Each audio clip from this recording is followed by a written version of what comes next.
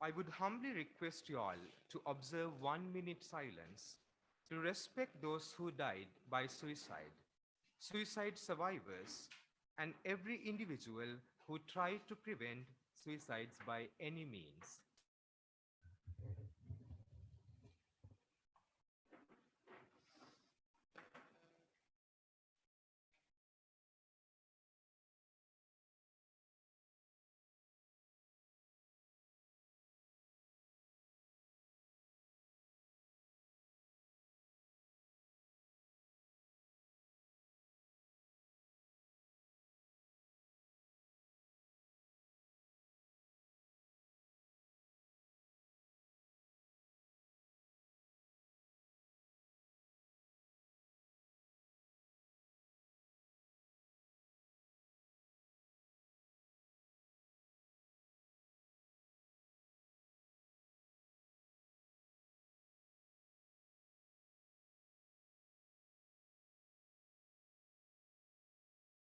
Thank you.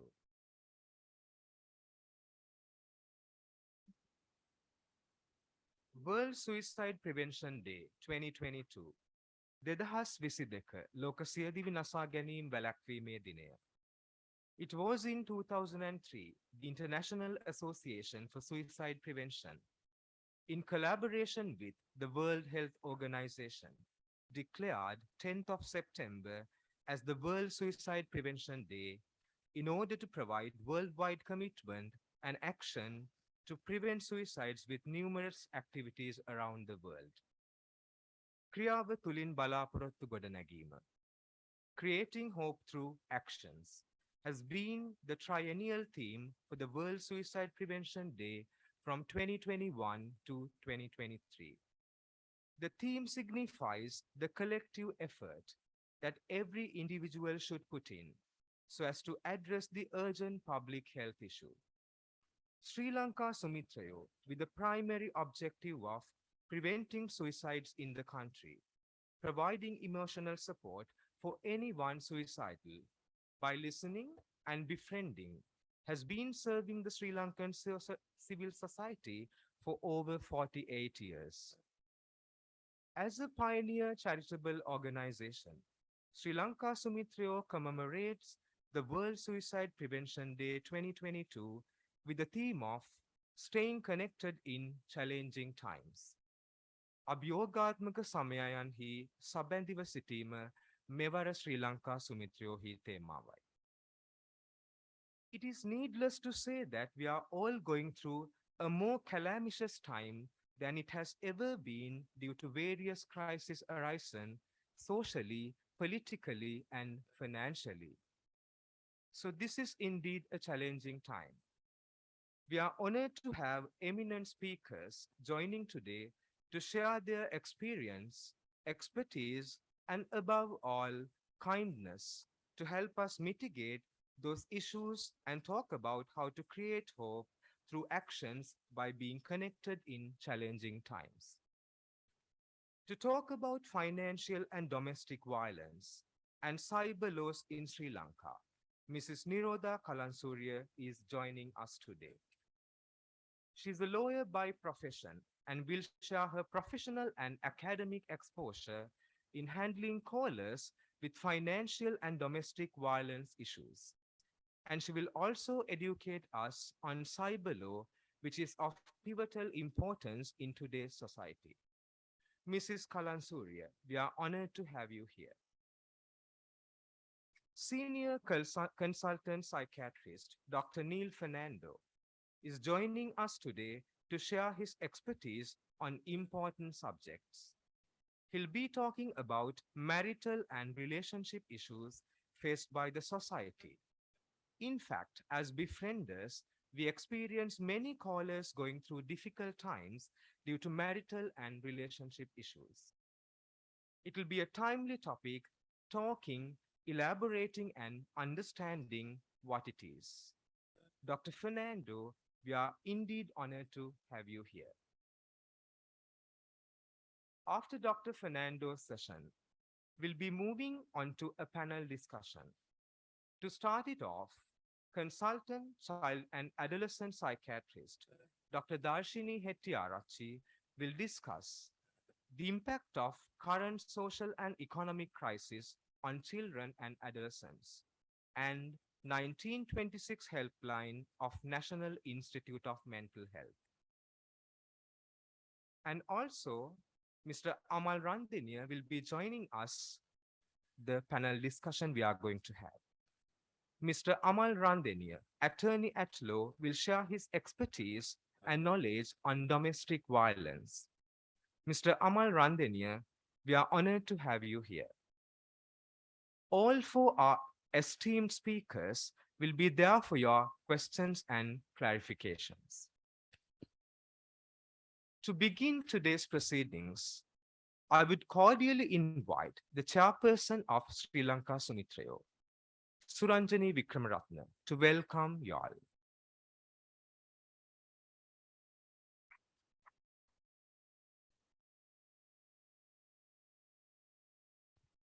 Thank you, Nalit. Distinguished gathering, media personnel, and fellow volunteers. An estimated 703 people a year take their own life around the world. For every suicide, there are likely 20 other people making a suicide attempt, and many more have serious thoughts of suicide.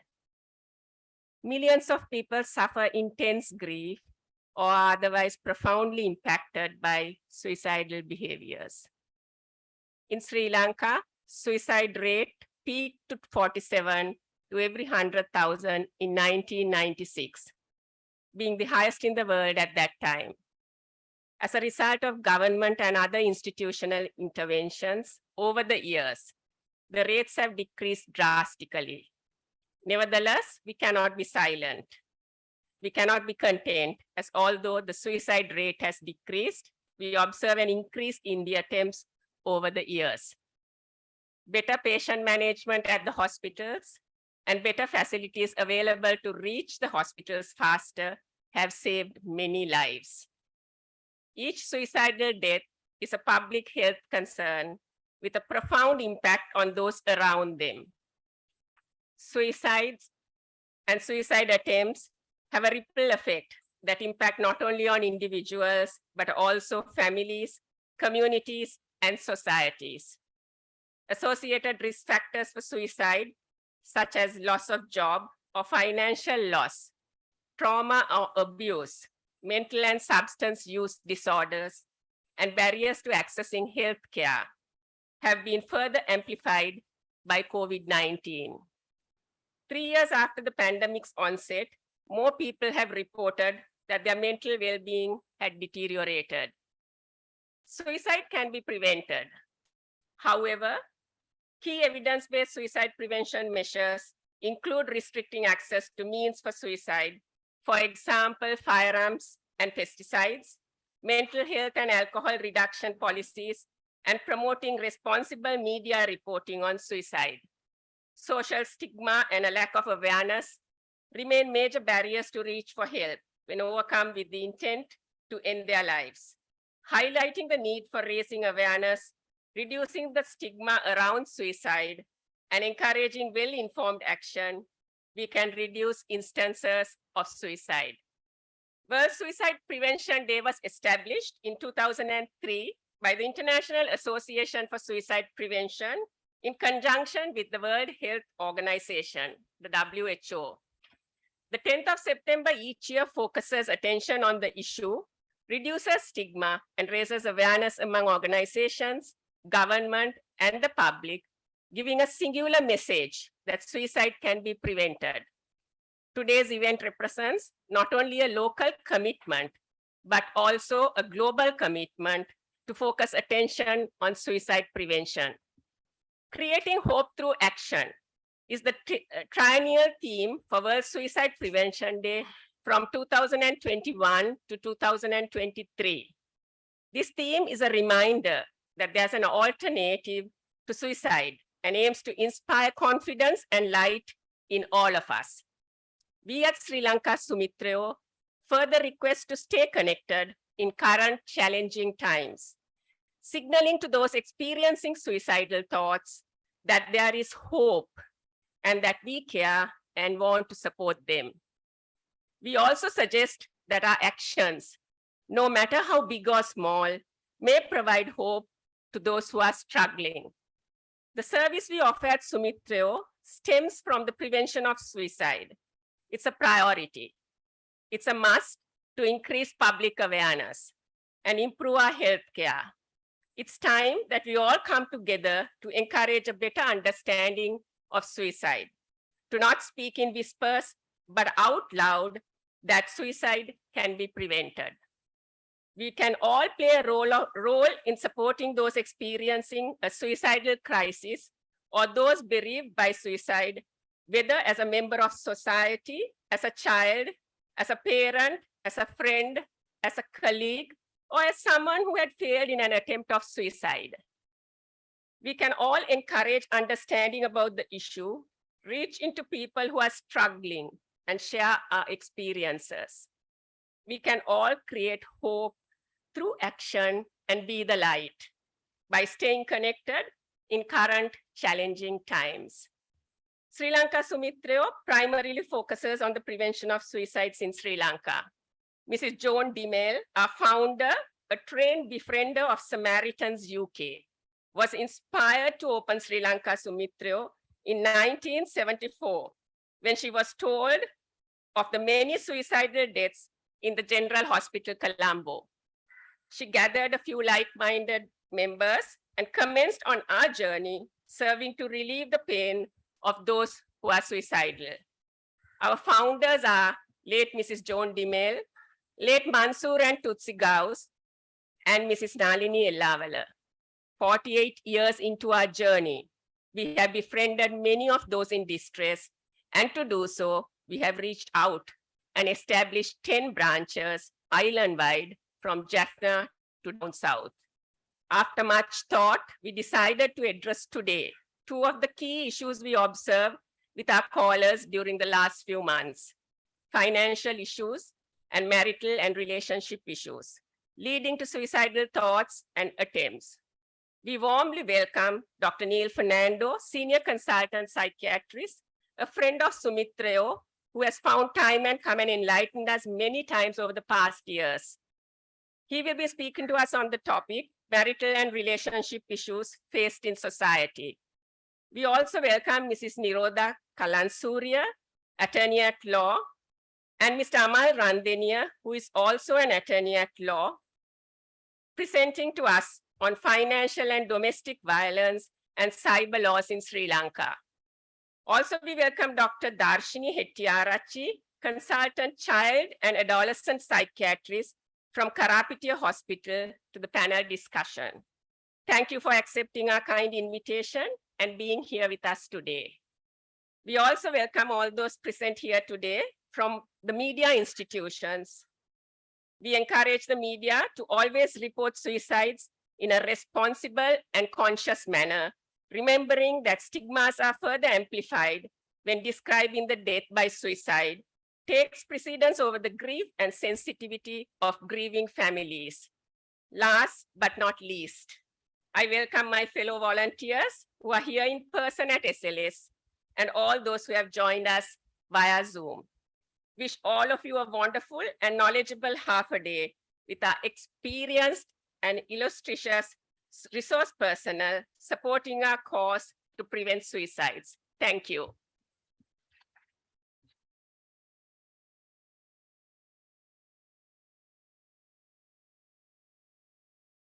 Thank you, Suranjani. As befrienders at Sri Lanka Sumitreo, recently we are experiencing many callers having suicidal thoughts due to their financial obligations. Say, for example, you haven't been able to pay back a loan that you borrowed. Does that mean you have to end your life or live in misery throughout your life?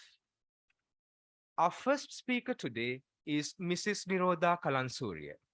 She has over 19 years of experience in the field of law with a Master of Law from the University of Colombo and currently reading for her PhD.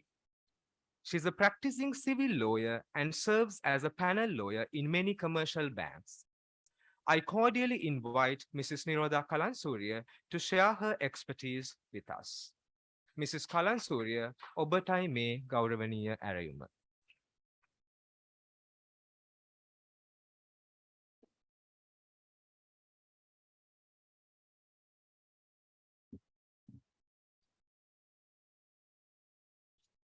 Very good morning to all of you. And first of all, I would like to thank Sumitra for giving me the opportunity, and especially Mrs. Dilpia Ratna, who is struggling to, get through to our phone numbers, and so inviting us for this event today, and to share the knowledge with you all. So today, as you all aware, is the World Suicide Prevention Day. So I thought we are the 4th place, according to the world statistics. But then I got to know with the chats with your chairperson that we are at the 14th level. So it's glad to hear that news.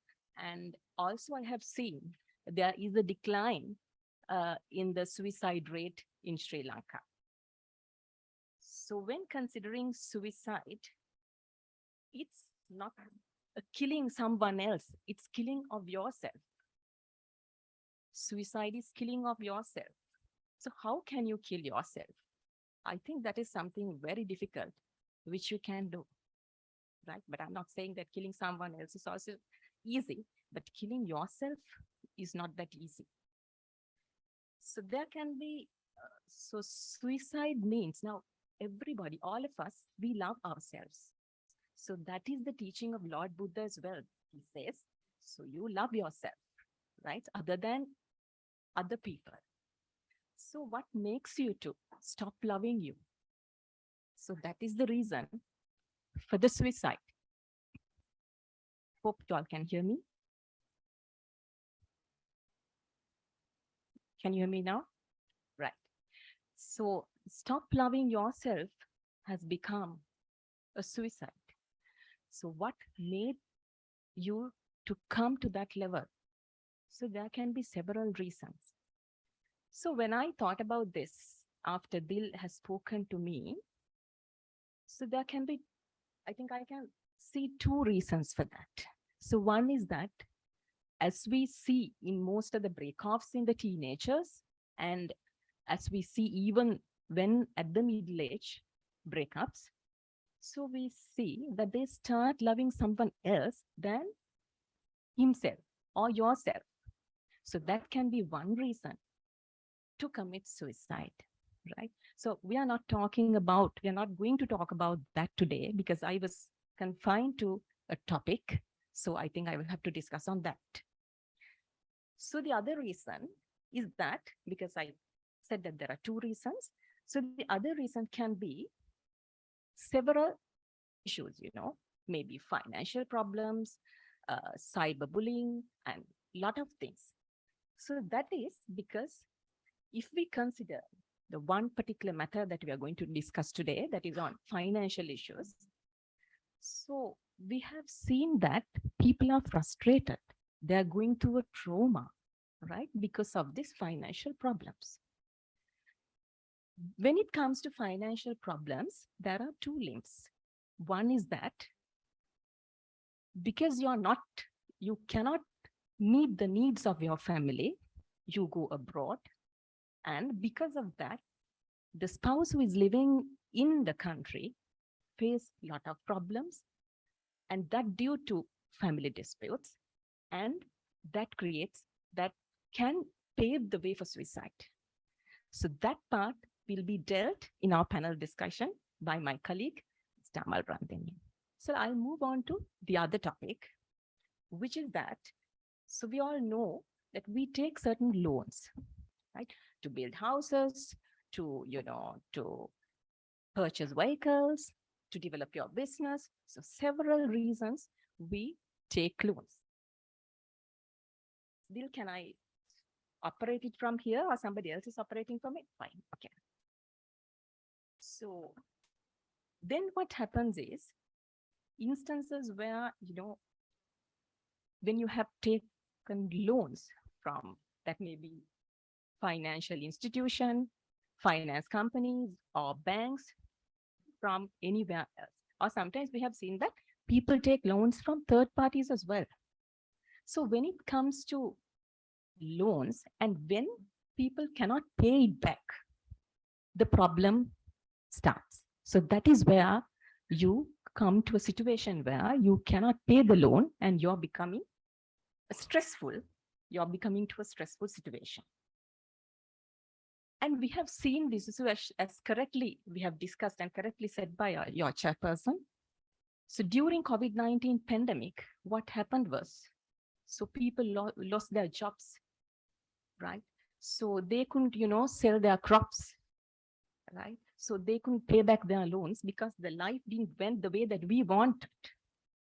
So because of that, we had faced several problems. So our friends, many of them had this situation, and therefore we couldn't pay back our loans. And then we have come to a position where we are stressed out because of that.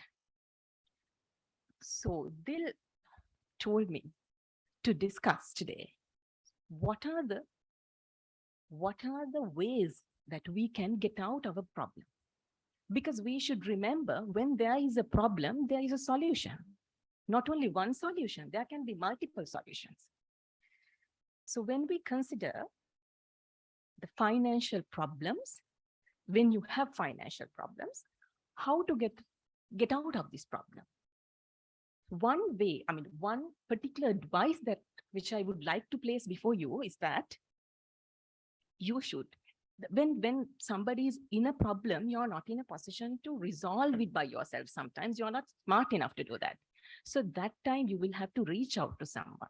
So some people think that reaching out for a person is a personality disorder. It's not like that. You will have to share your problems with somebody else. Sometimes you might need that. So you should be smart enough to tell somebody, to discuss with somebody your problem. Then you might be able to get a solution to get out of the problem. So this place is a place where you can discuss things, if I'm correct. And there can be other institutions as well, but this is a place which we knew from very beginning. So you all can, the people can discuss their problems after reaching out. Because many people think that is a weakness, but telling my own problem to someone else. So when we, I don't know, this goes according to the slides, goes according to the way my speech. And we have seen now the age limits. If you see who has the highest age limits who are committing suicide, it is actually the older people. I was also not aware when I went through because of the speech, actually, I had gone through it and I realized that is because the old people are the most suicidal attempted people, because they are suffering from certain illnesses. They have lost their children. They have lost their families. So because of that, they try to commit suicide. So I'm not going to talk about that range as well. I will discuss today about the middle range, because they are the ones who have financial problems. So middle-aged people who try to commit suicide have several reasons. One is, which we have discussed a little while ago, that is the financial issues. The other one is that they're taking certain risks which they should not take during that particular period, because generally the middle age starts from, I think, 35, right? So that age, we cannot take risks as young people. And the extramarital affairs is also can be another reason for these suicidal attempts. If you can.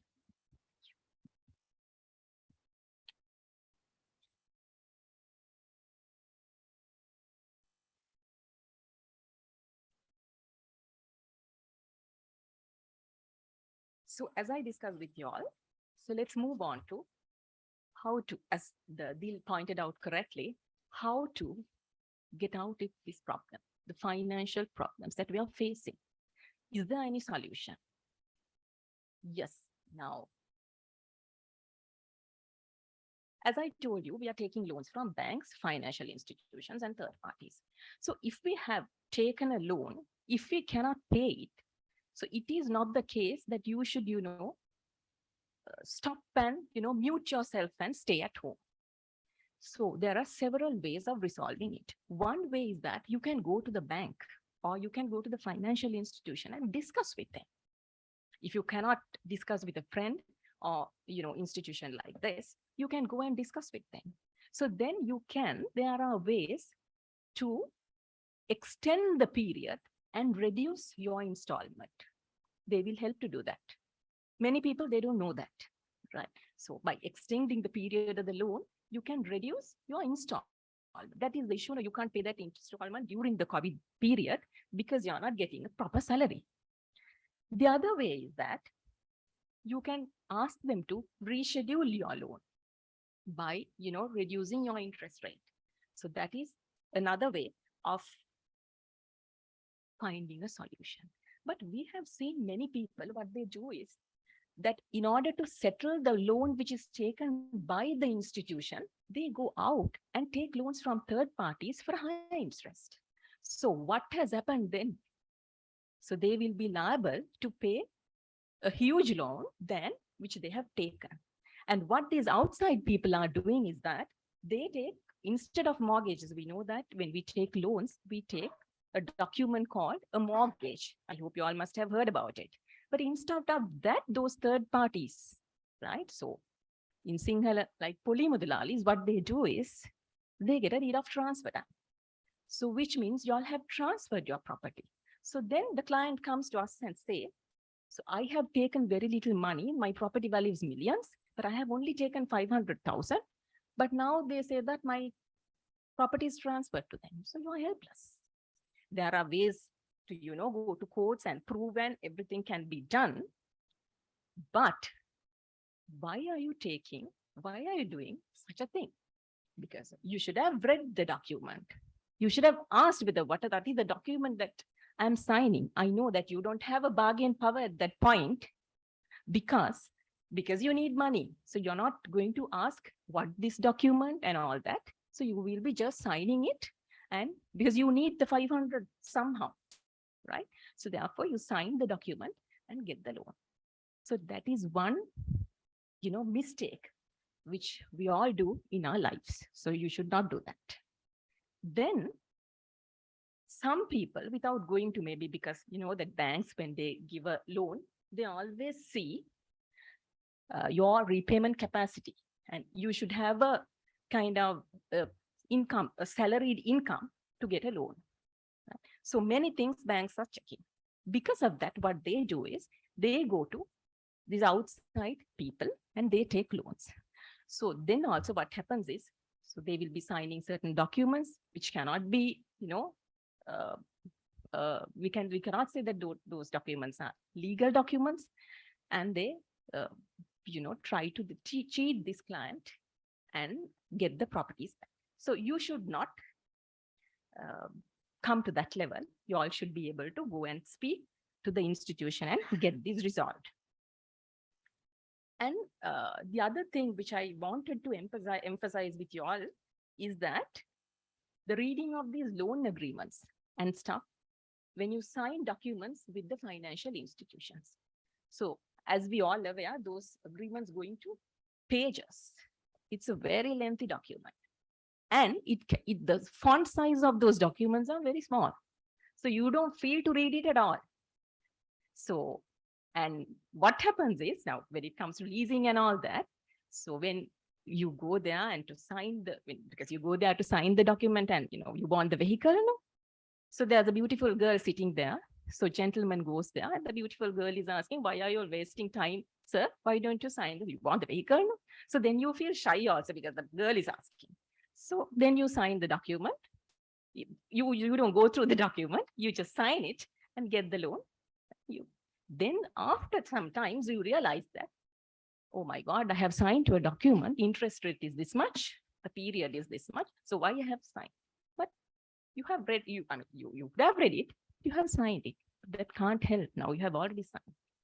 So you should be able to, you should if you cannot read that document, you have a right to ask a copy of that document in the language which you can read. If you can't read any language, you should be able to ask from the person, so read it for me, right? Show me where the interest rate, right? So that, because you are entitled for that right.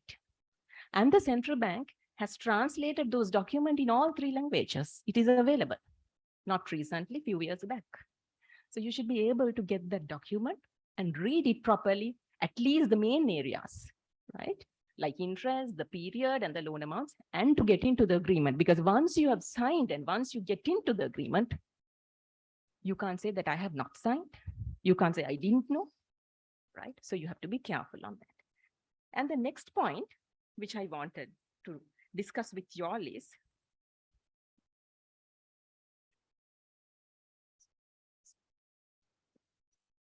that's fine, no? Fine, okay.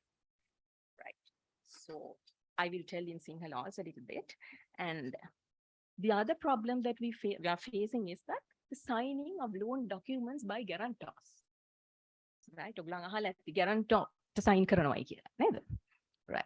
So because one of your friends asked, මම මේ loan එකක් ගන්න යනවා මට උදව්වක් විදියට sign කරලා දෙන්න පුළුවන්ද? So you can't say no because you're losing your friend. So what you do is sign. Luckily, because I was working in the financial sector like almost 12 years, and I was the head of legal at AMW thereafter. So what I have realized is that when the financial company, when you're an employee, you don't have to, you're restricted from signing as a guarantor. So people who are in the financial sector, they must be knowing you're restricted. You cannot sign as a guarantor when you are an employee. So that's a good thing for me, then I thought. So don't ever sign as a guarantor if you're not sure that your friend is going to repay the loan. So I met a client recently who has signed as a guarantor, a very good friend.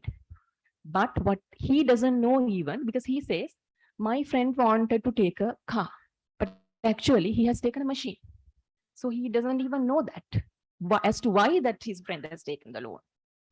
So see, you should, when as a guarantor, if you want to sign and if you're going to sign, if you're compelled to sign as a friend, what you have to do is you have to read the document. You have to ask from the person who is the officer of the institution for what is the purpose that this person is getting the loan, right? Then only sign as a guarantor. Guarantor become responsible from the day that letter of demand is received by him, because the principal borrower has not paid the loan. When you get the letter of demand, from that day onwards, you're liable, right? So there may be 2 guarantors. Then the loan can be divided to 2, right? But this happens if the principal debtor, principal borrower doesn't pay the loan. So from that day onwards, you're liable. Same as the principal borrower. Because then they comes to us and ask, so what can we do? Because we are just a guarantor. Can't help because you have signed, right? Because they don't understand the gravity of the guarantor.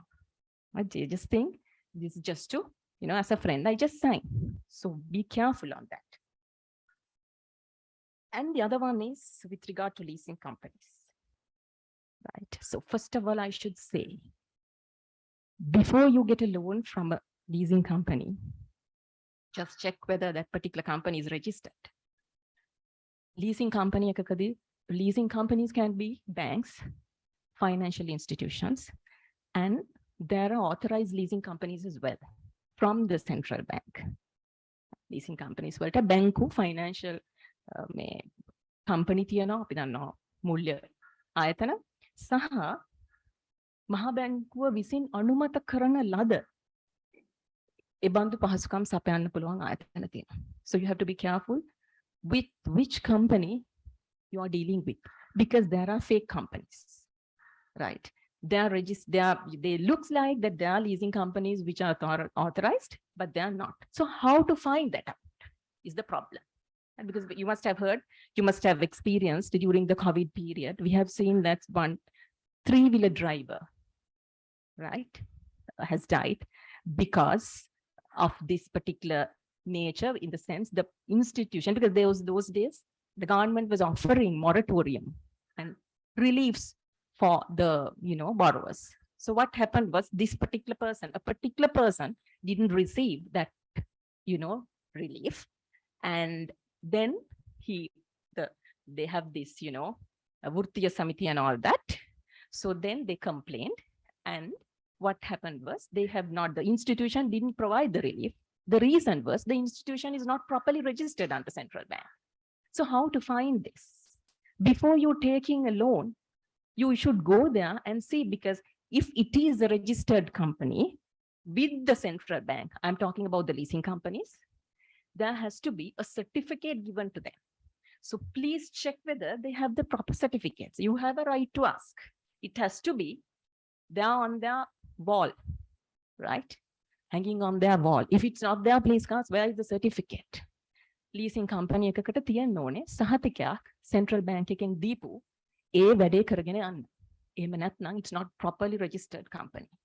So ඒ නිසා එහෙම එකක් තියෙනවද කියලා ඔයගලන්ට අහලා බලන්න අයිතියක් තියෙනවා. එහෙමනම් විතරක් ඔයගලන් එන්ට වෙන්න. Because if it is not a registered company, you're finished, right? So make sure you're checking that as well. Then with the leasing companies, the other problem that we are facing is the seizing of vehicles, right? So life is going to end because you have spent your money and you have taken the vehicle, but then the institution has come and they almost take your vehicle. They seize your vehicle.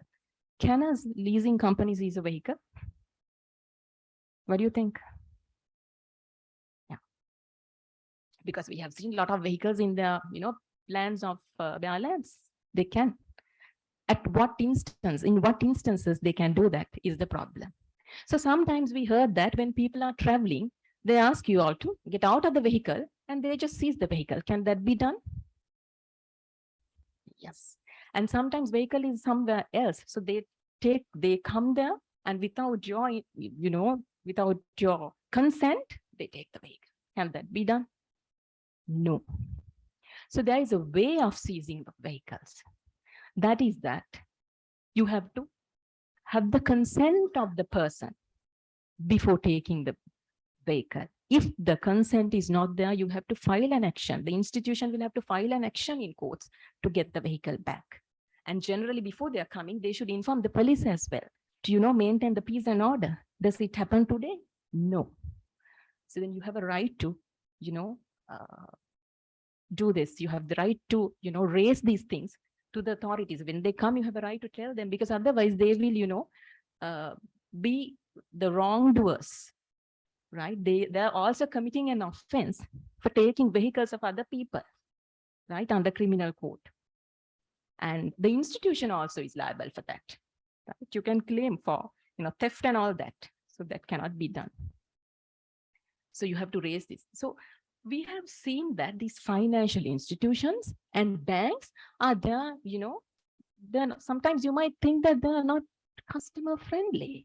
They're just only giving loans. Thereafter, no follow-up. Thereafter, they don't think about us. They say that bank is a hard, bank is helping, all those things are there.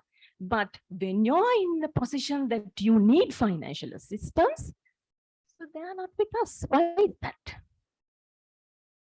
So the reason is this. If we take a loan, right? Because at particular moment, I also participated to a particular program. So they said, just say the reasons, or just educate the crowd not to pay the loans. So can you discuss something like that? Because that is more impressive. So they asked me whether I can do that. But then I said, I can tell the ways that you can get out of the problem, but I can't say that you don't have to pay a loan. Right? අපි අහලා තියෙනවා මේ අනන සුඛය කියලා එකක් නේද? බුදුරජාණන් වහන්සේ දේශනා කළා තියෙනවා මේක හරිම වැදගත්. ණය වලින් තොරව ජීවත් වෙන්න තියනවා නම් ඒක තමයි මේ ලෝකේ තියෙන උපරිම සතුට නේද? So if we have taken a loan, though, we have to pay, right? So the banks and financial institutions are they are very rigid. They don't see your need when you are not paid the loan. So why is that? But as I told you, always you have the ability to go and discuss, negotiate, and all these things. But why is that? They are so rigid. Have you all thought about that before? Because this financial sector is kind of, if one person collapse, if one bank collapse, whole banks will be collapsed.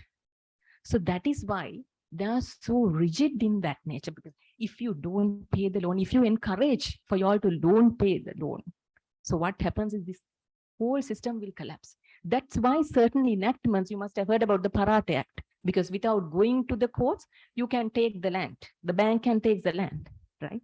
So you don't have to go to courts. It's extra courts procedure, right? So why all these was introduced is to establish the banking, just to avoid the collapse of the bank.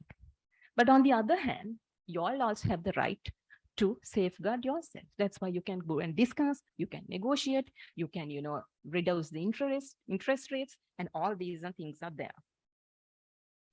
So when it comes to leasing, there's another problem which I want to, highlight with you all.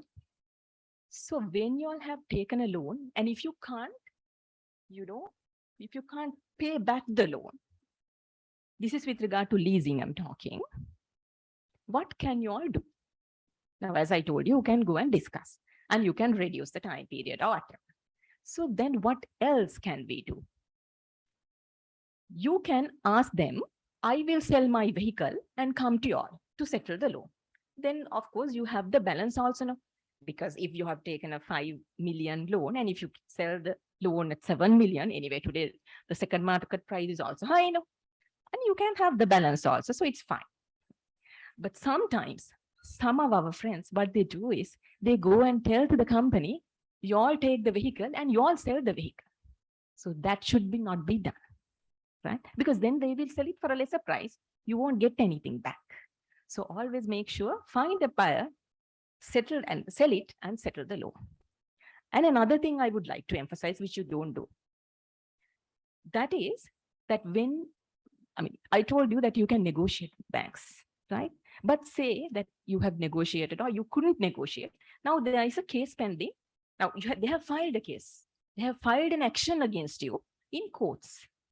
Now what can you do?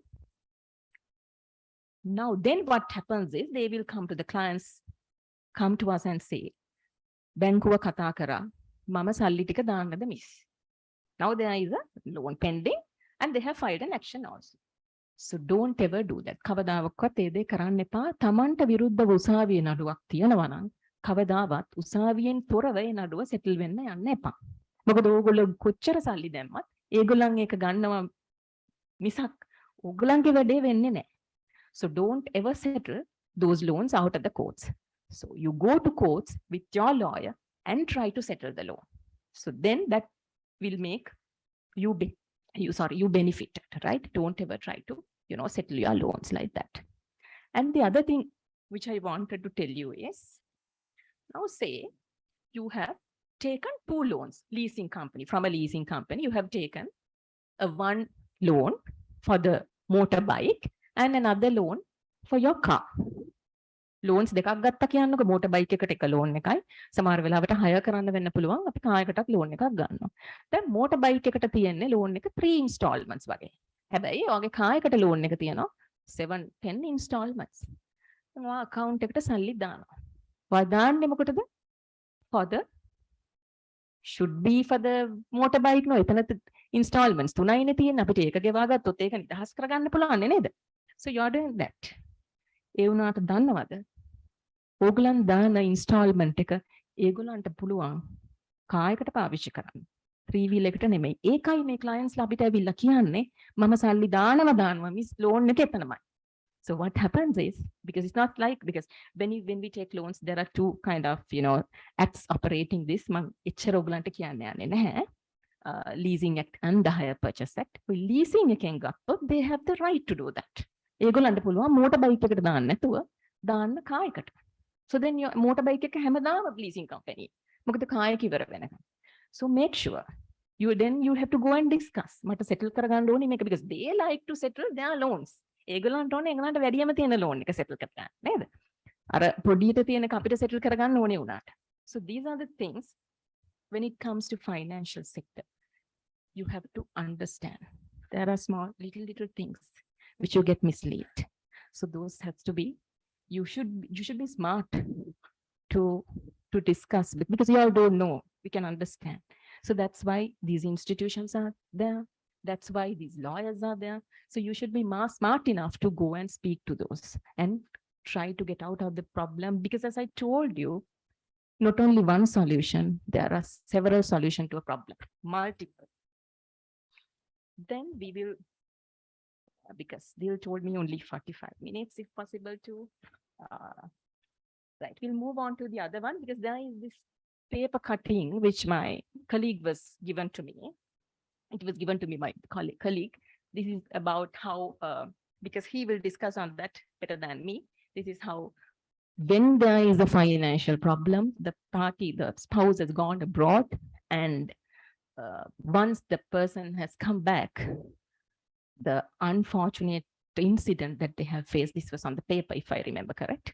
So he will deal with this matter. And we will move on to the next topic, which we have to discuss today, that is on domestic violence. Again, this topic will be, yeah.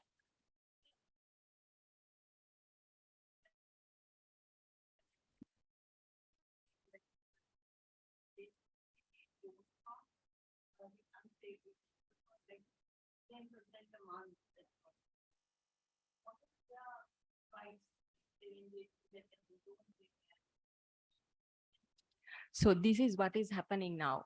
The good point that you have raised. So as I told you, the banks and financial institutions, they all make, check whether this person can pay and all that. But when you go outside, you can get a loan. You can get money, as she said, from anybody, right? So they don't check anything.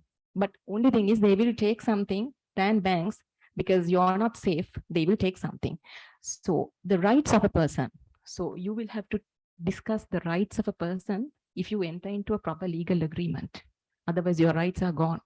So that's why I told you, enter with a proper body for an agreement. So with them, actually, they are helpless. But if there is a particular document to show that they have signed, we can do something, right? But they should have a document. The problem is sometimes they have just a piece of paper saying that they have taken a loan. So very sad. So if the situation is like that, we are at a problem, right? So we have to see the scenario to give a proper solution on that. When it comes to domestic violence, this is basically says what it is, and you all also know what it is, right? Which we are facing in our day-to-day life. Most of our friends at the house, you're, getting mentally and physically, frustrated. So again, my colleague will discuss this with you all. But with regard to domestic violence, the laws of the Sri Lanka gives you the power that you don't have to wait till it happens to you, right? So you don't have to wait somebody hit you. If you foresee that somebody is going to hit you, somebody is going to give you a mental trauma, somebody is going to torture you, you have a right to, speak to the lawyer and resolve your issue. So you don't have to wait till last moment until the offense is committed. So that is one thing that the Sri Lankan law has been developed into that level. And also, not only physical abuse, the emotional abuse is also there. And we have seen, than the physical abuse, the emotional abuse is very difficult to bear. Physical abuse is something that is not also easy, but something you can bear. And I don't know whether you're aware in other countries, when it comes to emotional abuse, I just thought to share with you all, when a person comes to office, a lady, because somebody was just telling this, but we were just discussing this, a lady, when a male person says you're beautiful today, is also an offense. It has become an offense, because how many of us within our offices tell you're beautiful, you're sexy and all that, but it's not correct. It's not legal in other countries, right? So that's an offense. So if that lady doesn't like, you're not entitled to comment, right? So, and emotional and physical abuse also is prohibited. And you know that this domestic violence is not confined to the house. it can be happen in outside also, and that is also the interpretation is so broad and can happen from your brother, mother, father, and it is so very broad. And we have seen that with the COVID-19 pandemic, the house has become the most dangerous place in the world. So people all, because of the travel brand restrictions and all that, so people were, confined to their house. So that was not the case. We used to go for our office and come back and had parties in the evening. All those were prohibited. So then, we got desperate. So the problems has arisen. And the other reason is that the economic crisis, because some people, they lost their jobs due to COVID-19. So that frustration also came into the house, and children was at home, right? So a lot of problems. So we will discuss that later. Then we will move on to the cyberbullying of the people. This is actually, I don't know whether you all have heard about it. Have you all heard about it, the word? The cyberbullying, yeah, which is new to Sri Lanka, not that new, but it was, increased. This is, of course, the sending text messages, photos and videos, the hatred speeches of a person, right? Through social media, the Facebook, Instagram, Twitter, so on and so forth, you name it. There are a number of social media, right? Chat rooms, right? So that is what is called cyberbullying. So there are, I think, laws in other countries than in Sri Lanka, but in Sri Lanka also, this is covered from Penal Code and Obscene Act, and several enactments were stated here, but just for your knowledge, and I don't have to. So it covers, I mean, the Sri Lankan legal system tries to cover, if I put it in that way, I think I'm correct, right? Tries to safeguard customers by using these enactments. But we don't have a specific law for cyberbullying. So the complaints and, lodging complaints all will happen according to the prevailing laws, though we don't have a specific laws, right? But if you are, because you know that we all must have seen. So the females are affected more than males, right? So cyberbullying, the nude photos and, videos will be posted, and all these things are there. So if you get to know that, so don't mute yourself, raise it. You should, complain. You have the right to complain to relevant authorities. The problem is, I mean, you have to talk to a lawyer, or else there are institutions like CERT, Women in Need. So those institutions also they do. But when it comes to CERT, the lacuna in the law is that it only provides to remove the post, and they can't do anything beyond that. So that is what we have to amend. The laws has to be amended in that way. But we can go on, we can complain according to available prevailing laws. So you don't have to mute yourself. You have to raise your issue and bring it to the relevant, authorities too. The problem of cyberbullying is once it is posted, not like general bullying, as I told you, you're beautiful when she comes to the office. That is a kind of a bullying according to other countries. But cyberbullying is different. Once it is posted, it can be seen to millions of people, right? So damages happen. Whatever the steps that you have taken, the damage has happened already. So that is why we need, the prevention and the implementation has to be, expedited. So there should be regulations for the platforms, authorities, how to, control these things. So that has to be amended, I would say. And it is a criminal offense. In some other countries in UK, cyberbullying is not a criminal offense.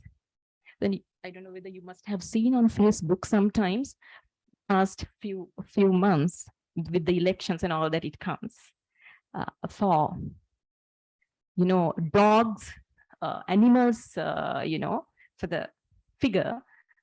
A person's face is fixed. I don't know whether you all have seen. So that is kind of a bullying to that person, right? That is also cyberbullying in a way. So, but we don't have any flaws, because that is the nature of that. So we have to live with it, kind of. Those has to be also amended. So now we have to discuss, if a person is cyberbullied, what are the things that we can do? That is what Dil wanted me to say. Because you might think my nude photo is released. Now I can't live anymore. I can't face people. I can't face my relations. Now everybody has known that I have gone that hotel and lived with, slept with that person. Maybe that's fault, but that is what is in the Facebook, right? So then what can we do? So immediately you can complain to those cert, you can say to remove it, and you can meet a lawyer and take necessary steps. So while I'm telling you what to do once it is happened, so shall we think what are the things that we can do before that, the prevention of that, right? So always, and this cyberbullying is not only limited to us now.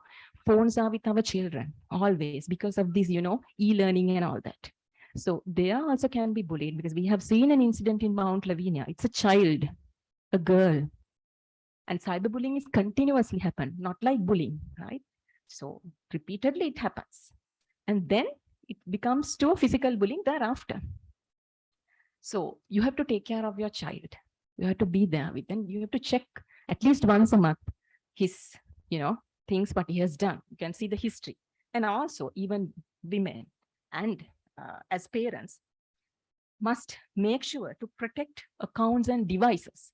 So there is passwords are there. So don't share passwords with anyone, even to your friends. Sometimes we give our passwords to friends because friendship is more than we think, right? So don't ever do that. You have to safeguard you have to keep it confidential. That's why the password is given. What is the point if you share it with others? Then use privacy tools and settings, right? So always, because there are settings there, you must be knowing it better than me, the technicality of it. So use that and keep personal stuff private, because email addresses, names, and phone numbers and all that don't share through these social media. So it gives the perpetrator to come to you, kind of an invitation, right? So don't share those things. And manage the location sharing. This is another point, right? Because you're on the location sharing.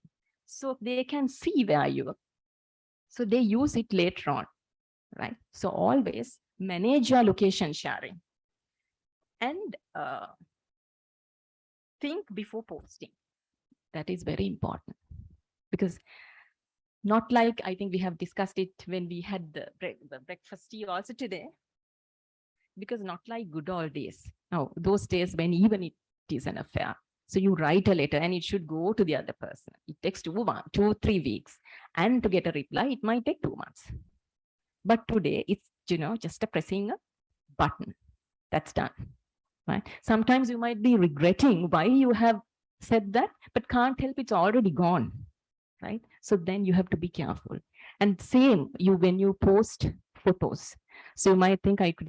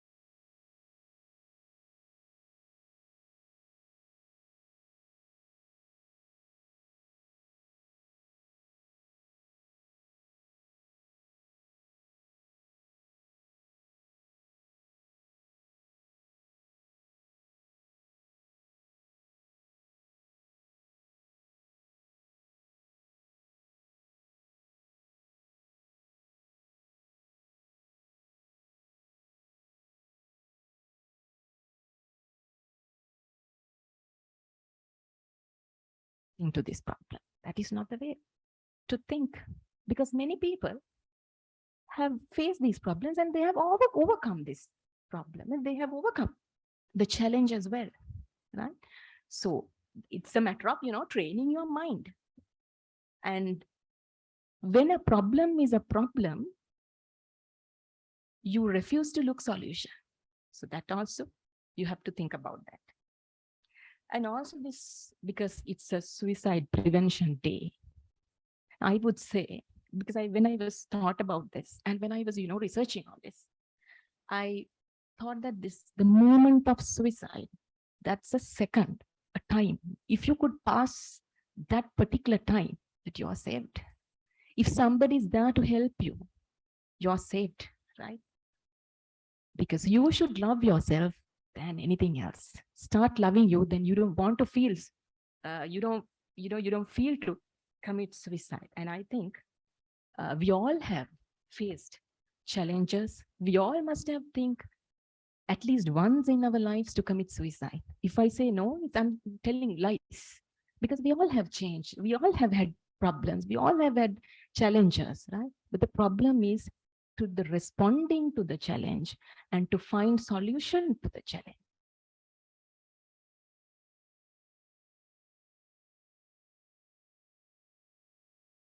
So that we should train our minds. And I think Sumitra is a good place. Thank you very much for listening. Good day, John.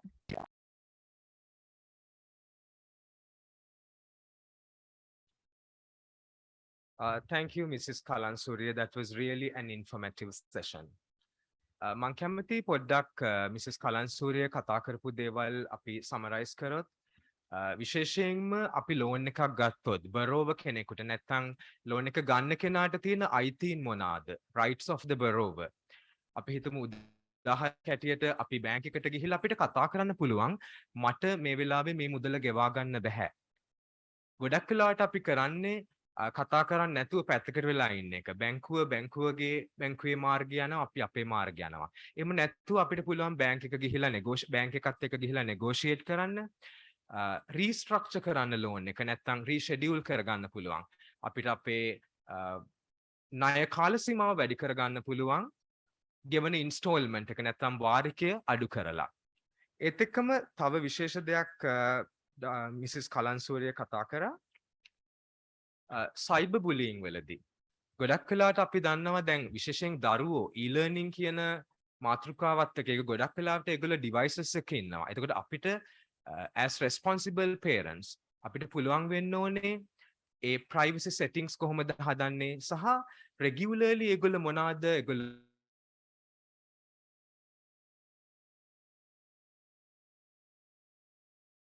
මොනවාද Google කරන්නේ history ඔක්කොම තියෙනවා. ඒ history එක delete කරත් ඒවා බලන්න පුළුවන් ක්‍රම තියෙනවා. මම හිතන්නේ අර awareness කියන එක තමයි විශේෂ දෙයක් අපි ගොඩක් news වලදී දකිනවා.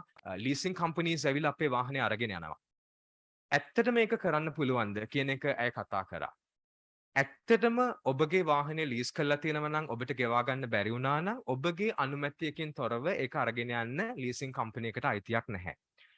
ඒ වෙලාවේදී අපිට පුළුවන් වෙන්න ඕනේ ඒගොල්ලොත් එක්ක කතා කරලා ඒ ලෝය කෙනෙක් එක්ක සම්බන්ධ කරගෙන ඒ සම්බන්ධ වැඩ කටයුතු කරගන්න. තව දෙයක් තමයි බැංකුව විසින් ඔබට නඩුවක් දාලා තියෙනවා නම් ලෝන් එක ගෙවා ගන්න බැරිව ඒ කාලය තුල කිසිම ගෙවීමක් නොකළ යුතුයි. මොකද ඒ කාලය තුල ඔබ කරන ගෙවීම් ඒ අය සමහරලාට interest of interest පොලිය වැල් පොලිය කියලා ඒගොල්ලෝගේ accounts වලට දාගන්න පුළුවන්. So ඒක නිසා මම හිතන්නේ that was really an informative session. Of course, we are going to have a panel discussion after the break, but I would like you all to ask if you have any questions, particularly from Mrs. Kalansurya. Ogolonta mukakhari vishesha deyak, both befrienders and our invitees and all the audience gathered here and media personnel. If you have any questions to ask Mrs. Kalansurya, it's time for you to ask your clarifications.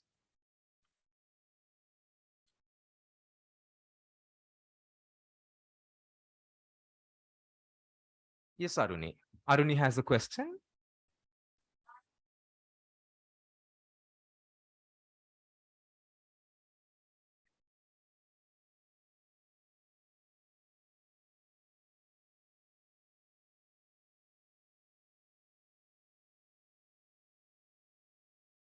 So to the question that you have raised, simply, there are certain areas in Sri Lanka, the laws are not developed, right?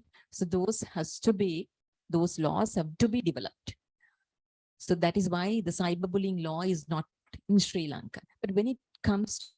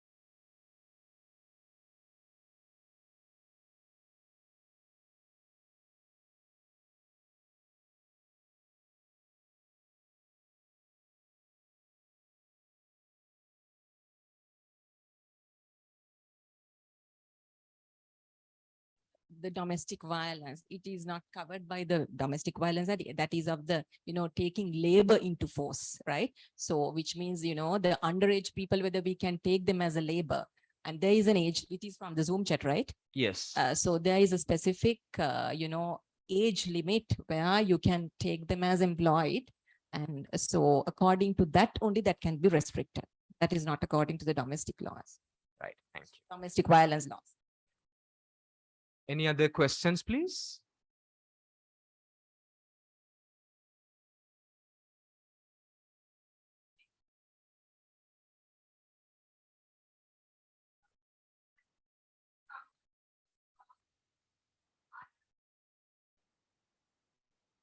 One is stalking, okay, right?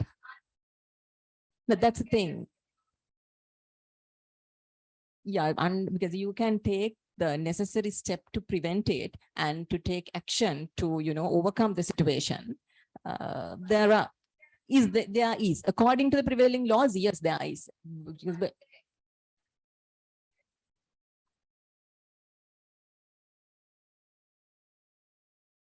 yes, can be done. I hope my colleague would have be able to. Not under the Domestic Violence Act. If it's happened within your house or the domestic premises, we can get a prevention order from the courts to prevent that stalking. And even in cyber world, there's a cyber stalking as well. But there's no standalone laws in Sri Lanka, as my colleague Nirodha just while told you. There's no standalone laws for these cyber stalking. But for the stalking at your domestic level, domestic houses, say just that's right. But then we have to use these penal code provisions and other laws that he's coming behind us, that trying to, there are laws, right? But the Domestic Violence Act is different. So I'll come to the discussion. I'll explain to you how we can use that act separately. I think Natalie has a question.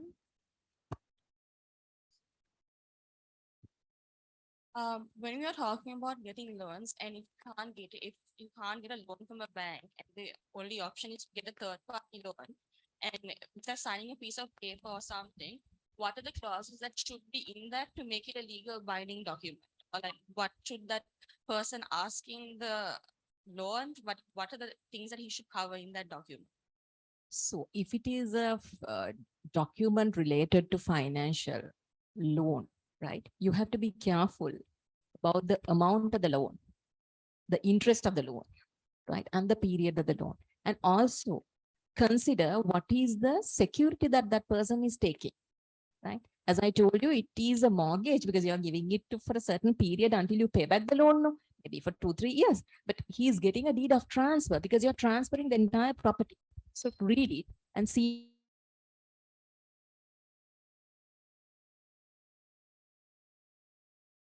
whether what type of a document that you're signing, right? So those are the things basically that you have to just see whether unfair, every agreement should have an exit clause. If you cannot do this, you should be able to leave out from the, agreement. So there has to be an exit clause because we can't stick into that agreement. No? So if we don't want to, we should be able to get out of it. So yeah, and the witnessing of documents, because there has to be witnesses. If the document is challenged by somebody, then we can get the witnesses to the courts and we will be able to prove it whether it is a genuine document or not, because sometimes they might do a fraudulent act as well, right? Thank you. Yes, we have another question.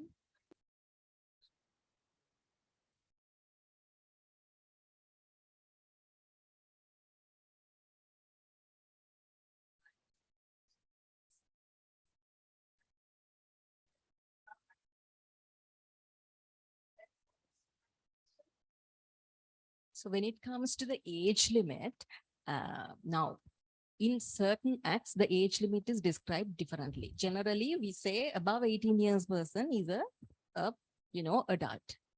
But when, as we discussed for, taking labor, children using for, employed and all that, there are certain for 16 years and all that. But this is also when it comes to the cyberbullying, but we don't have a specific law to describe even what is cyberbullying. But when it comes to cyberbullying, now, how can we differentiate a child?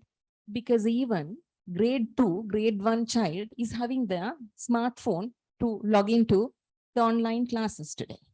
So actually we have discussed this matter because we cannot, confine to a certain age limit, because now even children, they're using this. Now they can be cyberbullied, right? So I don't know whether you have anything to.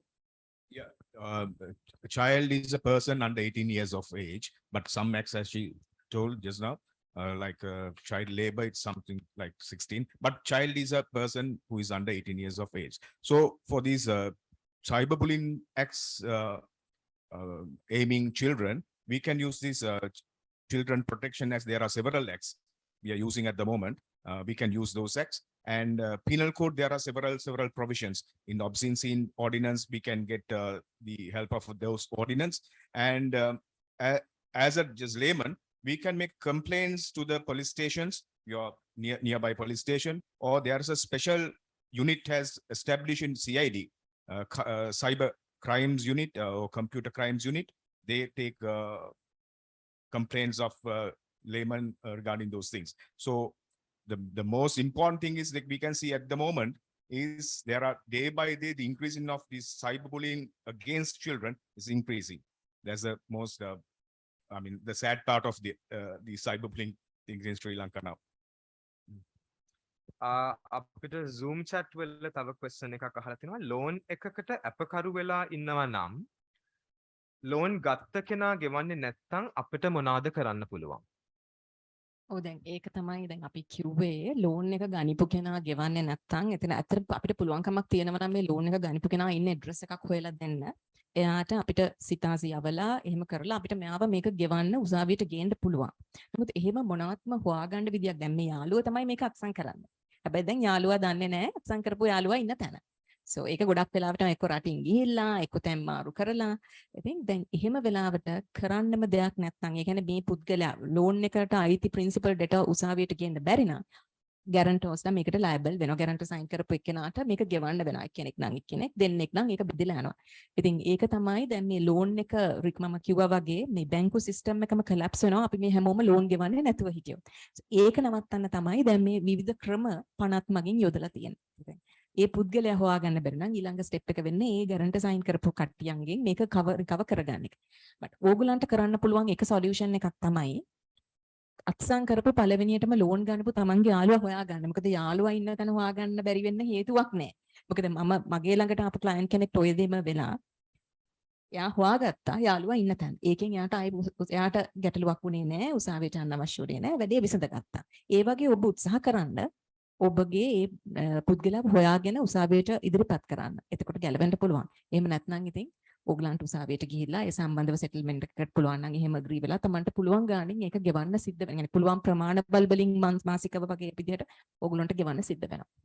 එතනදී යම්කිසි කාලයක් ගන්න පුළුවන්ද දැන් මට යාළුවව හොයාගන්න මට මාසයක් කල් දෙන්න මාස දෙකක් කල් දෙන්න එහෙම පුළුවන්ද නැත්නම් ඉමීඩියට්ලි අපි ගෙවන්න ඕනේද ඒක මෙහෙමයි දැන් උසාවියේ තියෙන ප්‍රොසීඩින්ග්ස් යන විදිහක්. එතකොට අපිට කියන්න පුළුවන් අපිට ටික කාලයක් ඉල්ලන්න පුළුවන්. අපිට දීර්ඝ දිනයක් ලබා දෙන්න කියලා ඉල්ලන්න පුළුවන්. නමුත් unnecessarily අපිට අනවශ්‍ය ලෙස ඒ නඩු උසාවිය දීර්ඝ කරන්න කියලා ඉල්ලන්න අමාරුයි. මොකද දැනටත් උසාවියේ නඩු ගොඩක් ගොඩ ගහිලා තියෙන මේ කාලයත් එක්ක.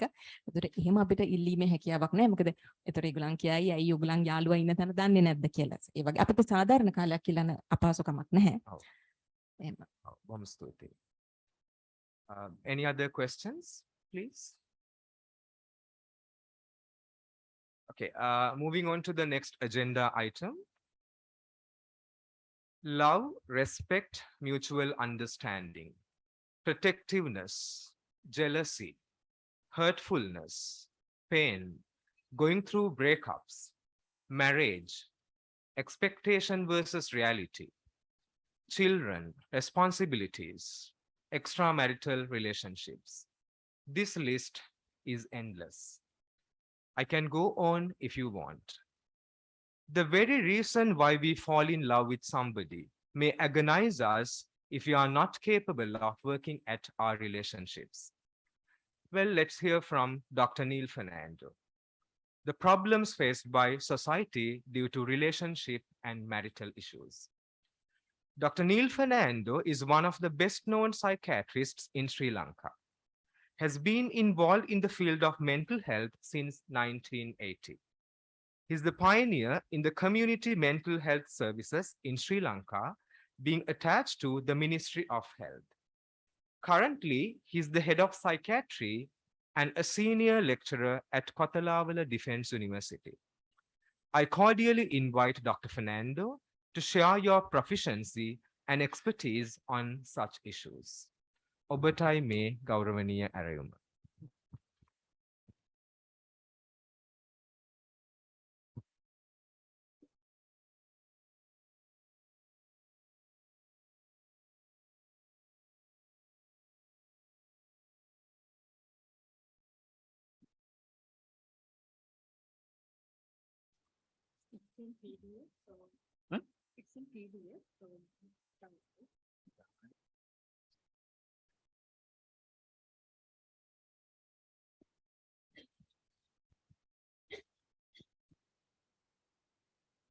මගේ ප්‍රසන්ටේෂන් එක ඉංග්‍රීසි වලින් තියෙන නිසා මම හිතුවා මේ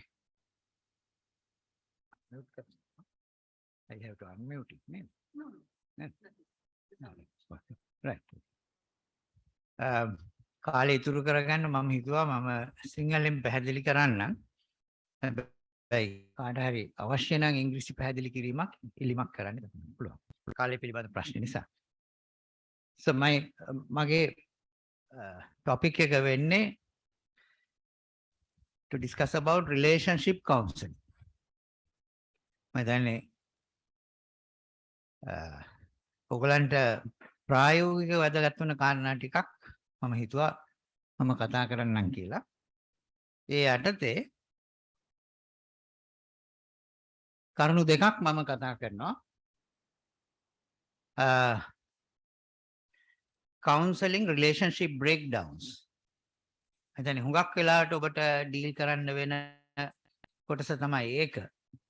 relationship එකක් බිඳ වැටුනම කොහොමද ඒ කෙනාට උදව් වෙන්නේ? උපදේශනේ තුලින් උදව් වෙන්නේ. මොනවද ගත හැකි පියවර? ප්‍රායෝගිකව ඒක තමයි පළවෙනි කොටස මගේ. දෙවෙනි කොටස තමයි promoting positive relationships. කොහොමද අපි යහපත් සම්බන්ධතා නැත්නම් සාධනීය සම්බන්ධතාවන් ප්‍රවර්ධනය කරන්න. මොනවද ඒකට ගත හැකි ක්‍රියාමාර්ග? ඉතින් අර දී ඇති කාලය නිසා මම එවැනි අවස්ථා දෙකක් ගැන අපි කතා කරමු. තව ඕනනම් ඩිස්කෂන් එකේදී අපිට ඒ පිළිබඳ වැඩි දුර කතා කරන්න පුළුවන්. අපි ඉස්සෙල්ලාම බලමු කොහොමද මේ රිලේෂන්ෂිප් බ්‍රේක්ඩවුන් එක උපදේශනය තුලින් අපි උදව් වෙන්නේ.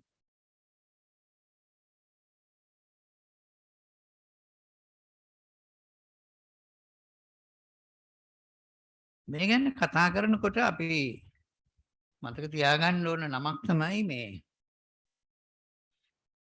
එලිසබෙත් කූබ්ලර් රොස් කියන මේ ඇත්තෙම මනෝවෛද්‍යවරියක් ස්විට්සර්ලන්තේ ඉපදිලා ඇමරිකාව විසින් පැහැරගත්ත මනෝවෛද්‍යවරියක්. ඉතින් මෙතුමිය තමයි මේ අංශය පිළිබඳ ඇත්තෙම මූලික අධ්‍යයනයක් කරේ. මේ උපදේශනය කරනකොට අපි මතක තියාගන්න ඕන එක වචනයක් තියෙනවා. ඉංග්‍රීසියෙන් අපි grief කියලා කියනවා. සිංහලෙන් මේකට අපි කියන්නේ වියෝදුක කියලා. වියෝදුක. වියෝදුකක් කියලා කියන්නේ අහිමිවීමක් නිසා ඇතිවන ප්‍රතික්‍රියාවක්. It's an involuntary reaction or a loss. එතකොට මේ අහිමිවීම වියෝදුක උපදේශනයේදී අපි මේ වියෝදුක පිළිබඳව අවබෝධයක් ඇතිව කටයුතු කළ යුතුයි. අන්න ඒ සඳහා තමයි මේ තැනැත්තිය මුල පිරුවේ. එතුමිය මේක හුඟක් කරේ මේ කැන්සර් පේෂන්ට්ස්ලා මුල් කරගෙනයි. නමුත් ඒක දැන් අපි දන්නවා ඕනෑම අහිමිවීමක් සඳහා ඒ මූලධර්ම පාවිච්චි කරන්න පුළුවන් කියලා. ඕනෑම අහිමිවීම. ඉතින් ඇය මේ කිව්වා අහිමිවීමක් සිදු වුණාම පුද්ගලයෙක් අධ්‍යයන 5ක් පසු කරනවා කියලා. ඒ අහිමිවීමේ ප්‍රතික්‍රියාවක් හැටියට. The 5 stages of grief. ඇතම එතුමිය මේ පොතකුත් ලිව්වා. ඒ පොතේ මුල් පිටුව තමයි මේ තියෙන්නේ on grief and grieving, finding the meaning of grief through the 5 stages of loss. Kubler-Ross.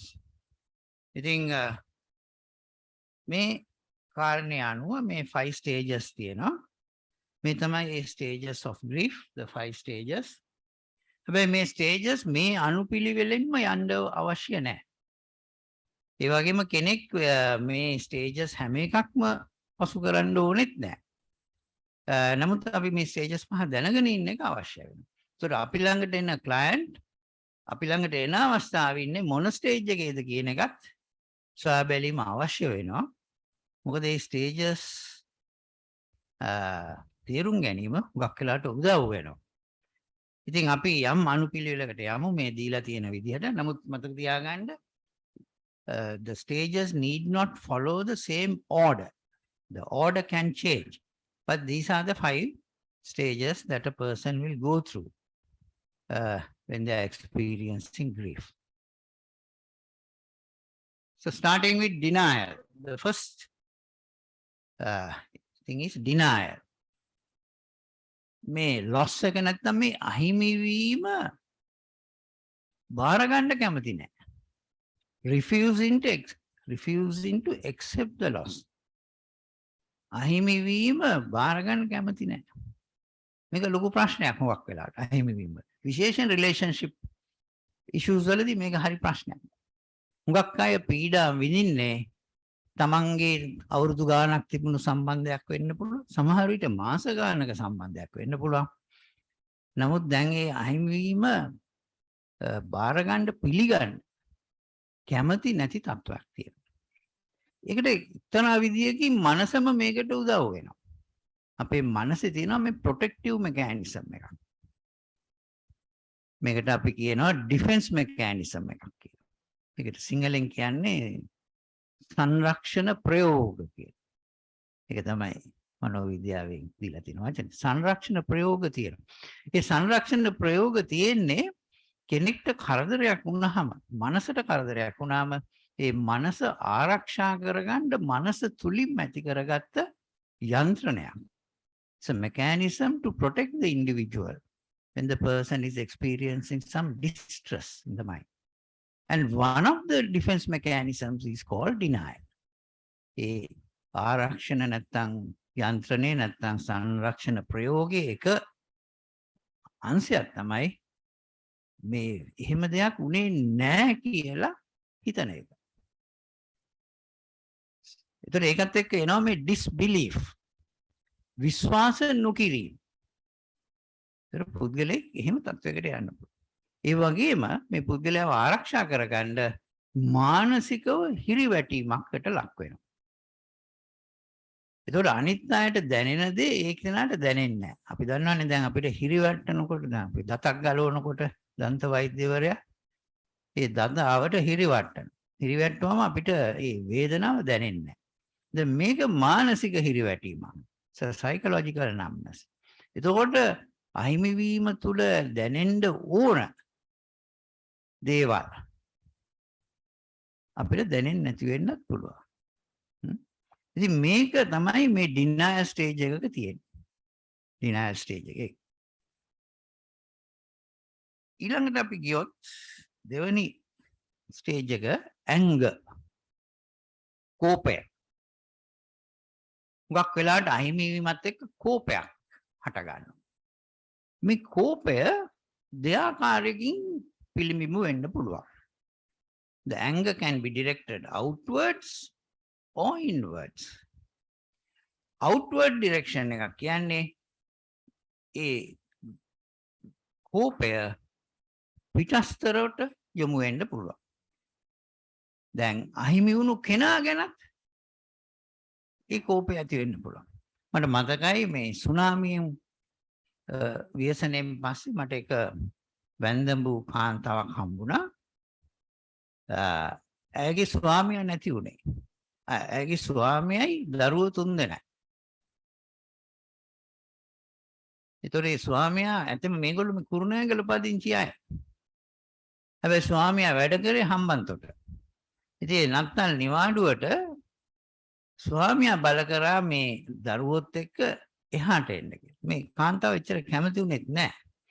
නමුත් ස්වාමියාගේ බල කිරීමට එදා හම්බන්තොටට ගියා.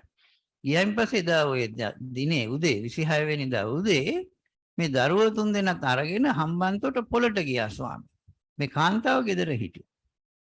ඒතකොට පොළේදී ඇති වෙච්චි ඔබ දන්නවා ඒ වතුර පාරට ඒ 3 දෙනාම 4 දෙනාම දරුවෝ 3 දෙනයි ස්වාමියයි ඔක්කොම වතුරට ගහගෙන ගියා. ඒගොල්ලන්ව හම්බුනේවත් නැහැ. දැන් මේ කාන්තාව මට ඊට පස්සේ මුණ ගැහෙනවා. දැන් ඇයට තිබුණේ හරි තද තරහක් තිබුණේ මට හම්බ වෙන අවස්ථාවේ. හැබැයි ඒ තරහ තිබුණේ කාටද? ඔබ හිතන්න. ස්වාමියාට. තමන්ගේම අහිමි වුණු ස්වාමියාටයි මේ තරහ පෙන්නේ. මොකද එයානේ මේ එන්න කිව්වේ හම්බන්තොටට යන්න අකමැත්ත පිට. ඉතින් එහෙම වෙන අවස්ථාවක් තියෙන්න පුළුවන්. Actually the anger can be directed at the loss itself. ඉතින් ওই relationship issues වලදී අපි මේක හුඟක් දකිනවා. ඒ අහිමි වුණු පුද්ගලයාට තරහක් පෙන්වන එක. දැන් ඒක සමහර විට out of control ගිහිල්ලා හානි කරන්නත් පුළුවන් අවස්ථා තියෙනවා. එහෙම අපි අහලා තියෙනවද? නේද? සමහරට මරාගෙන මැරෙනවා. දැන් තේරුම් ගන්න වෙනවා මේ යට තියෙන්නේ මොකක්ද කියන එක. මේ anger එක. ඒකත් එක ස්ටේජ් එකක් මේ grief එක. නේ. අහිමි වීම ප්‍රතික්‍රියාව. Or it can be the other way around. The anger can be directed inwards. ඒ කියන්නේ තමා වෙතම ඒ කෝපය යොමු කරන්න පුළුවන්. එවැනි අවස්ථාවලදී වෙන්නේ තමන්ටයි හානිය වෙන්නේ. තමන්ටයි හානි කරගන්න. දැන් අපි මේ කතා කරන අද දවස වැදගත් වෙනවා මේ පැත්තෙන්. තමන්ට හානියක්. Harming yourself because of the anger being directed towards you. Sometimes it can happen in both ways. දෙපැත්තටම තියෙන්න පුළුවන්. පිටටත් තියෙන්න පුළුවන්. අර මරාගෙන මැරෙන්නේ එතකොට තමයි. අනිත් කෙනාවත් හානි කළා තමනුත් හානි. මේ තමයි second stage. Third stage එක is what we call the bargaining stage. දැන් අහිමි වීමක් වුණාම හුඟක් වෙලාවට අපි බලනවා මේ අහිමි වීම මග හැරගන්න. මේකට කියනවා bargaining කියලා ඉංග්‍රීසියෙන්. සිංහලෙන් අපි මේකට කියන්නේ අයදීම. අයදීම. උදව් ඉල්ලීම තමයි මේ කරන්නේ. ඉතින් මේ උදව් ඉල්ලන ප්‍රධාන සෙක්ටර්ස් දෙකක් තියෙනවා මේ අහිමි වීම සම්බන්ධව. එකක් තමයි හෙල්ත් සෙක්ටර් එක. දැන් මේක හුඟක් වෙලාවට අහිමි වීම යම්කිසි සෞඛ්‍ය තත්වයකට සම්බන්ධ දෙයක් නෑ. හුඟක් වෙලාවට හෙල්ත් සෙක්ටර් එකේ උදව් ඉල්ලනවා. හෙල්ත් සෙක්ටර් කිව්වම දැන් මෙතන උපදේශන කාණ්ඩයත් මම සලකන්නේ හෙල්ත් සෙක්ටර් හැටියට. ඔබ මෙතන ඉන්න වොලන්ටියර්ස්ලාත් අපි සලකන්නේ හෙල්ත් සෙක්ටර් එකේ කොටසක්. You are part of the mental health sector. So that is where people may call you. දැන් ඔයගලන්ට එනවා නේම calls. එතකොට එන්නේ ඇයි කියන එක දැන් ඔබට තේරුම් ගන්න පුළුවන්. මොකද ඔබගෙන් තමයි දැන් මේ උදව් ඉල්ලන්නේ. අය දීමක් කරන්නේ. The second one is the religious sector. එතකොට ආගමික තියෙන බැඳීම උඩ හුඟක් වෙලාවට ආගමටත් පැත්තටත් මිනිස්සු නැඹුරු වෙන්න යනවා අහිමි වීමක් වුණා. ඒකත් අපි තේරුම් ගන්න. ඒකට ඒ සඳහා ඔබටත් යොමු කරන්න පුළුවන්. එයා කැමති නම් ඒ පැත්තට. හැබැයි මෙතන ඉන්ට්‍රෙස්ටිංම දේ තමයි මෙතන ආගම් ભેදයක් නැහැ.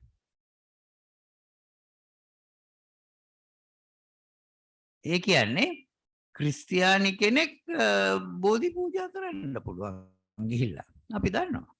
දැන් බෝධි පූජා ඒක බෞද්ධ ආගමික වතාවක් නේ. හැබැයි ඕන තරම් ක්‍රිස්තියානි අය බෞද්ධ අයත් එක්ක එකතු වෙලා බෝධි පූජා කරනවා. ඒ වගේම බෞද්ධ අය අපි දකිනවා පල්ලි වලට යනවා බාරහාර වෙනවා නැත්නම් ওই සුව මෙහෙයන් කියලා කියන ඒවට සහභාගී වෙනවා.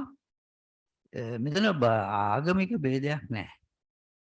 කරදරයකට වැටුනම ආගමික ભેදයක් නැහැ. ආගමික ભેද තියෙන්නේ හොඳට ඉන්නේ. එතනයි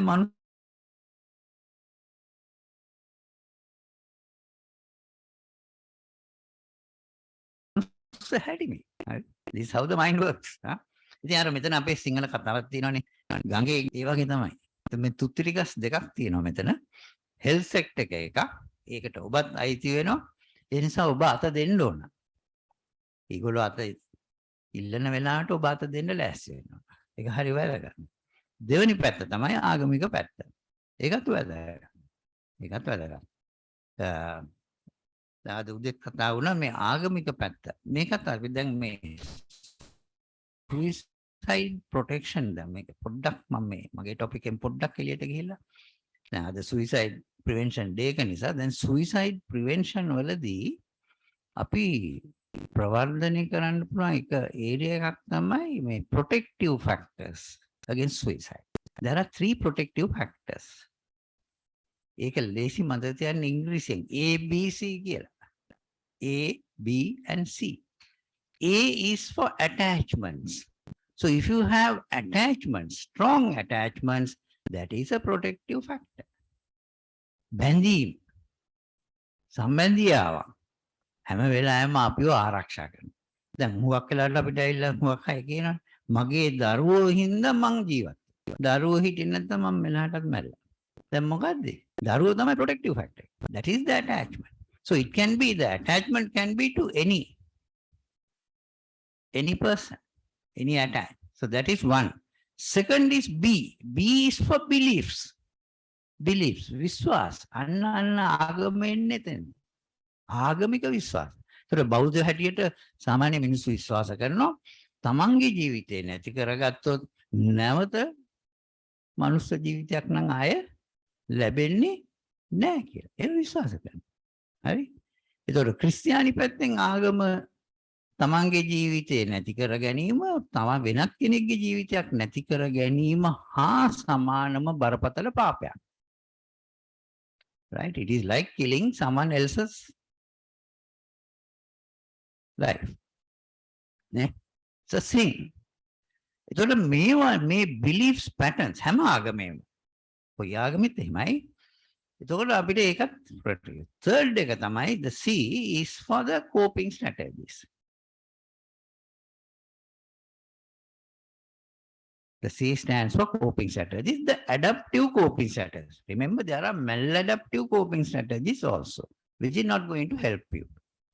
The adaptive coping strategies. Coping strategies which are adaptive. So talking to someone, sharing some your problems with a counselor, or even anyone is actually a adaptive coping strategy. Problem solving. ඒ යටතේ එනවා හුඟක් ඒවා. හරි. ඇත්තම coping strategy, adaptive coping strategies උත් දෙකකට බෙදන්න පුළුවන්. One is problem solving strategies, other one is emotion reduction strategies. Emotion reduction. චිත්ත වේග අඩු කර ගැනීම දැන් අහිමි වීම නිසා ඇතිවන චිත්ත වේග අඩු කර ගැනීම සඳහා ඒතර sharing එහෙම වෙන්නේ ඒකෙදි තමයි ඒවා වෙන්නේ. Right. Anyway. So ඒ නිසා මේ bargaining stage එක හරි වැදගත් and ඒකත් අපි හඳුනා ගැනීම අවශ්‍ය වෙනවා. ඊළඟට එනවා the fourth stage according to this 5 stage is the depression. දැන් මේ කියන්නේ දැන් මේ අහිමි වීමේ යථාර්ථය දැන් අවබෝධ වුණාම තමයි මේ තත්ත්වයට එන්නේ. Now you have to now you know that you have lost, and with the loss you get the depression. Which depression කියලා අපි depression එන්නේ. ඉතින් මේ ඔබ ගාවට එන client ගේ depression හඳුනා ගන්න ඕන. ඉතින් හැම counselor කෙනෙක්ම ටම පුළුවන් වෙන්න ඕන මේ depression එක හඳුනා ගන්න. එයාගේ මූණ බලලා හඳුනා ගන්න පුළුවන්. හුඟක් තියෙනවා දේවල් හඳුනා ගන්න. The vertical furrowing.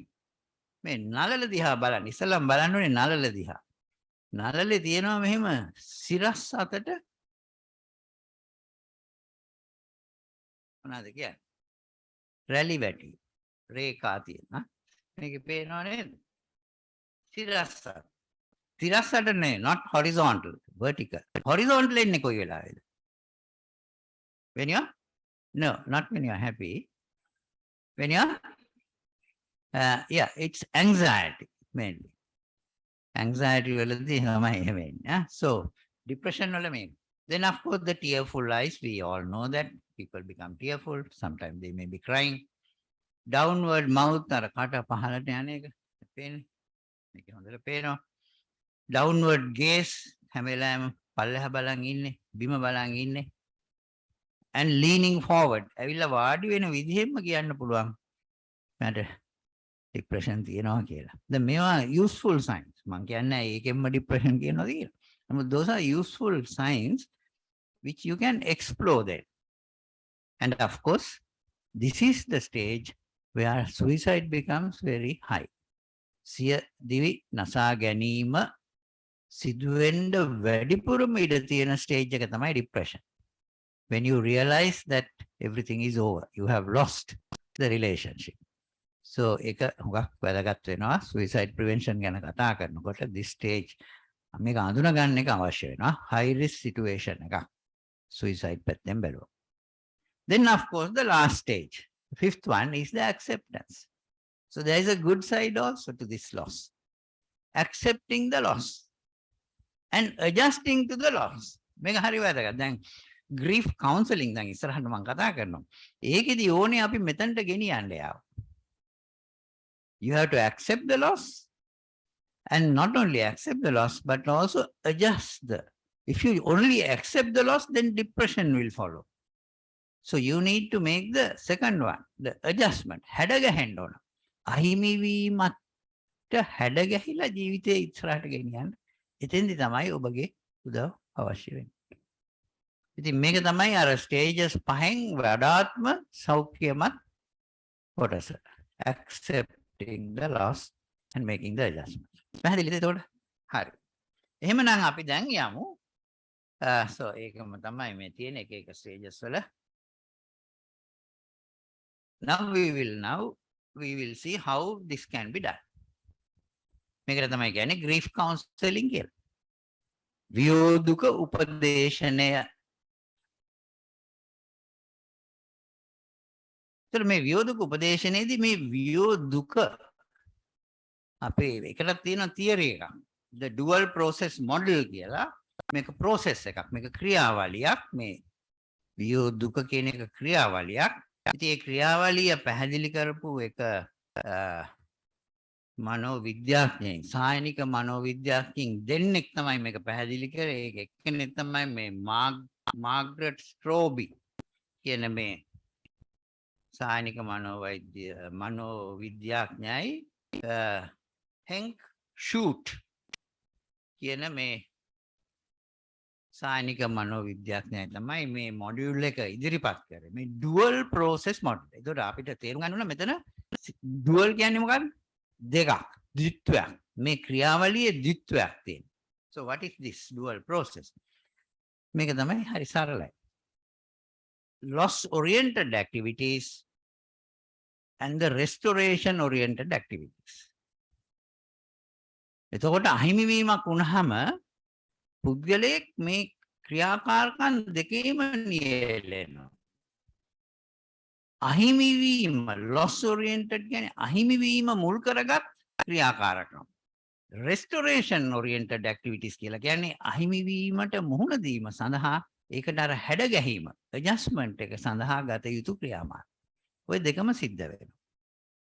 දැන් මොනවද loss oriented activities කියලා කියන්නේ?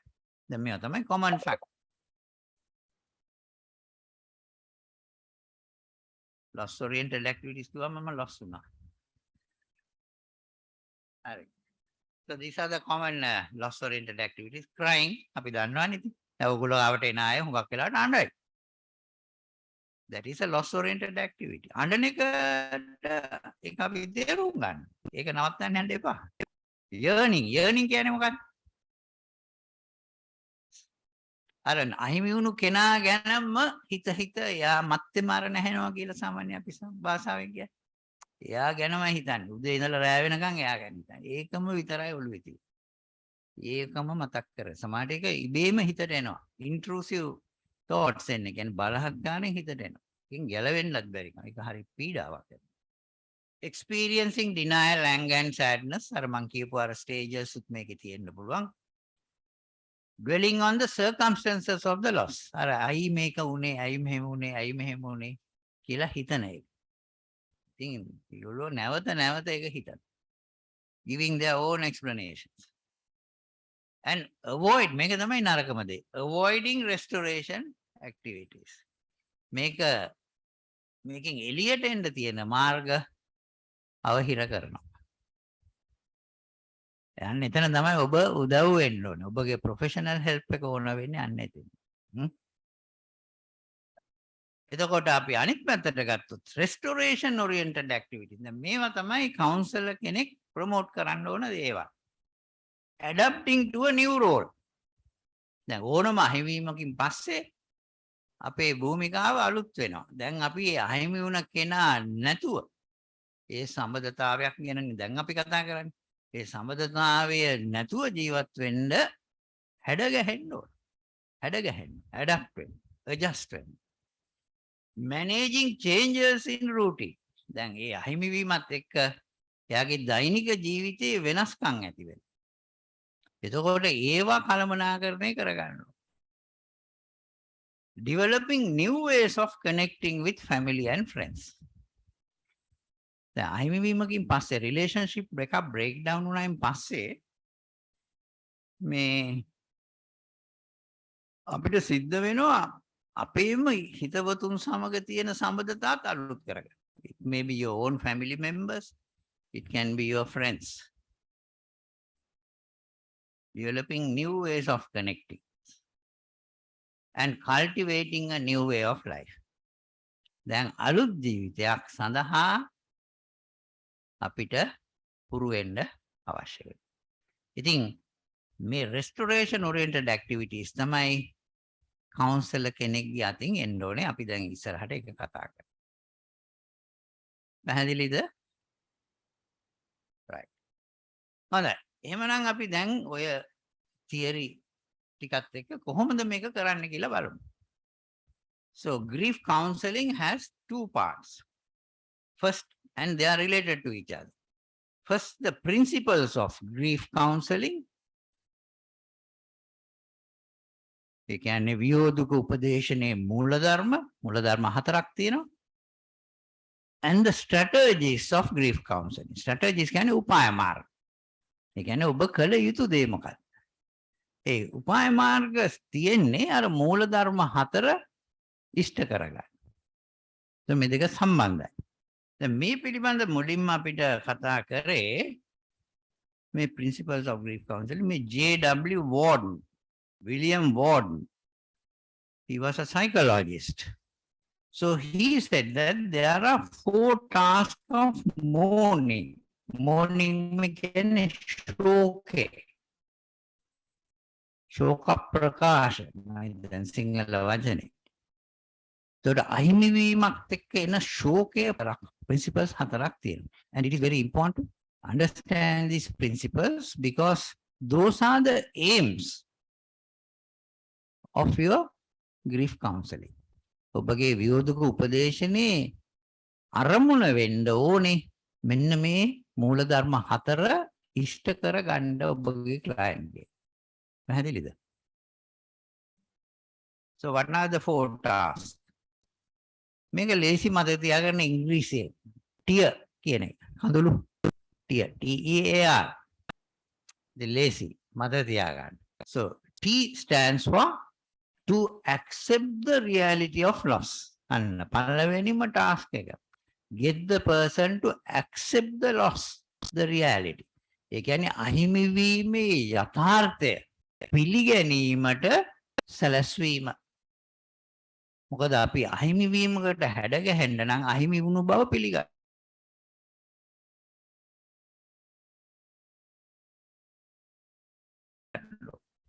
ඔගොල්ලෝ බැලුවද මේ ලංකාවේ චිත්‍රපටයක් හැදුවා මේ තේමාවල අවෝඩ් එකක් දිනපු අවෝඩ්ස් කීපයක් දිනපු පුරහඳ කළුවර මම හිතනවා හැම කවුන්සලර් කෙනෙක්ම බලන්න ඕන චිත්‍රපටය. ඒක ඉන්ටර්නෙට් එකේ තියෙනවා freely available. And even those who cannot understand Sinhala, you have the English subtitles because it's a film that was internationally it won an award. Prasanna Vitanaga's Purahanda Kaluvara. The story is that the father does not accept the son's loss. Son is killed in action during the war with the LTT. Son is killed and the body is brought to the house in a sealed coffin. And this father is a partially blind father. Right? So he wants to touch the body in order to, but he cannot touch the body because the coffin is sealed. So he doesn't accept. It's a beautiful story where all the other family members, they accept the loss and they overcome the grief, but this person doesn't accept the loss. And the grief process does not get going. So much so that at the 3 months almsgiving, you know, we have this 3 months almsgiving. This family is very, very poor. They can't even afford the almsgiving because they don't have financial. So, of course, when you have a loss like this, the government is giving compensation. So in that film, I'm telling the film, but I urge all of you to go and watch that film. It's in the internet. You can freely download and see the film. YouTube එකේ තියෙනවා. පුරහඳ කළුවර කියලා ගහුවම එනවා. එතකොට ග්‍රාම සේවක එනවා ගෙදරට තාත්තට කියලා මේක අසමකද the father has to sign the form in order to claim the compensation. කියනවානේ government ක්‍රමයක්. But the father refused to sign. Right? So anyway, ඉතින් එහාට මම කතාව කියන්නේ එතකොට I will spoil your enjoyment. But now that is not accepting the loss. So what you have to do as a counselor or a befriender, whatever the role that you are playing, is to get the person to accept the reality of the loss. අහිමි වීමේ යථාර්ථය පිළිගැනීමට සැලැස්වීම. කොහොමද ඒක කරන්න කියලා මම strategies වලදී කියන්න. දෙවැනි එක තමයි the E.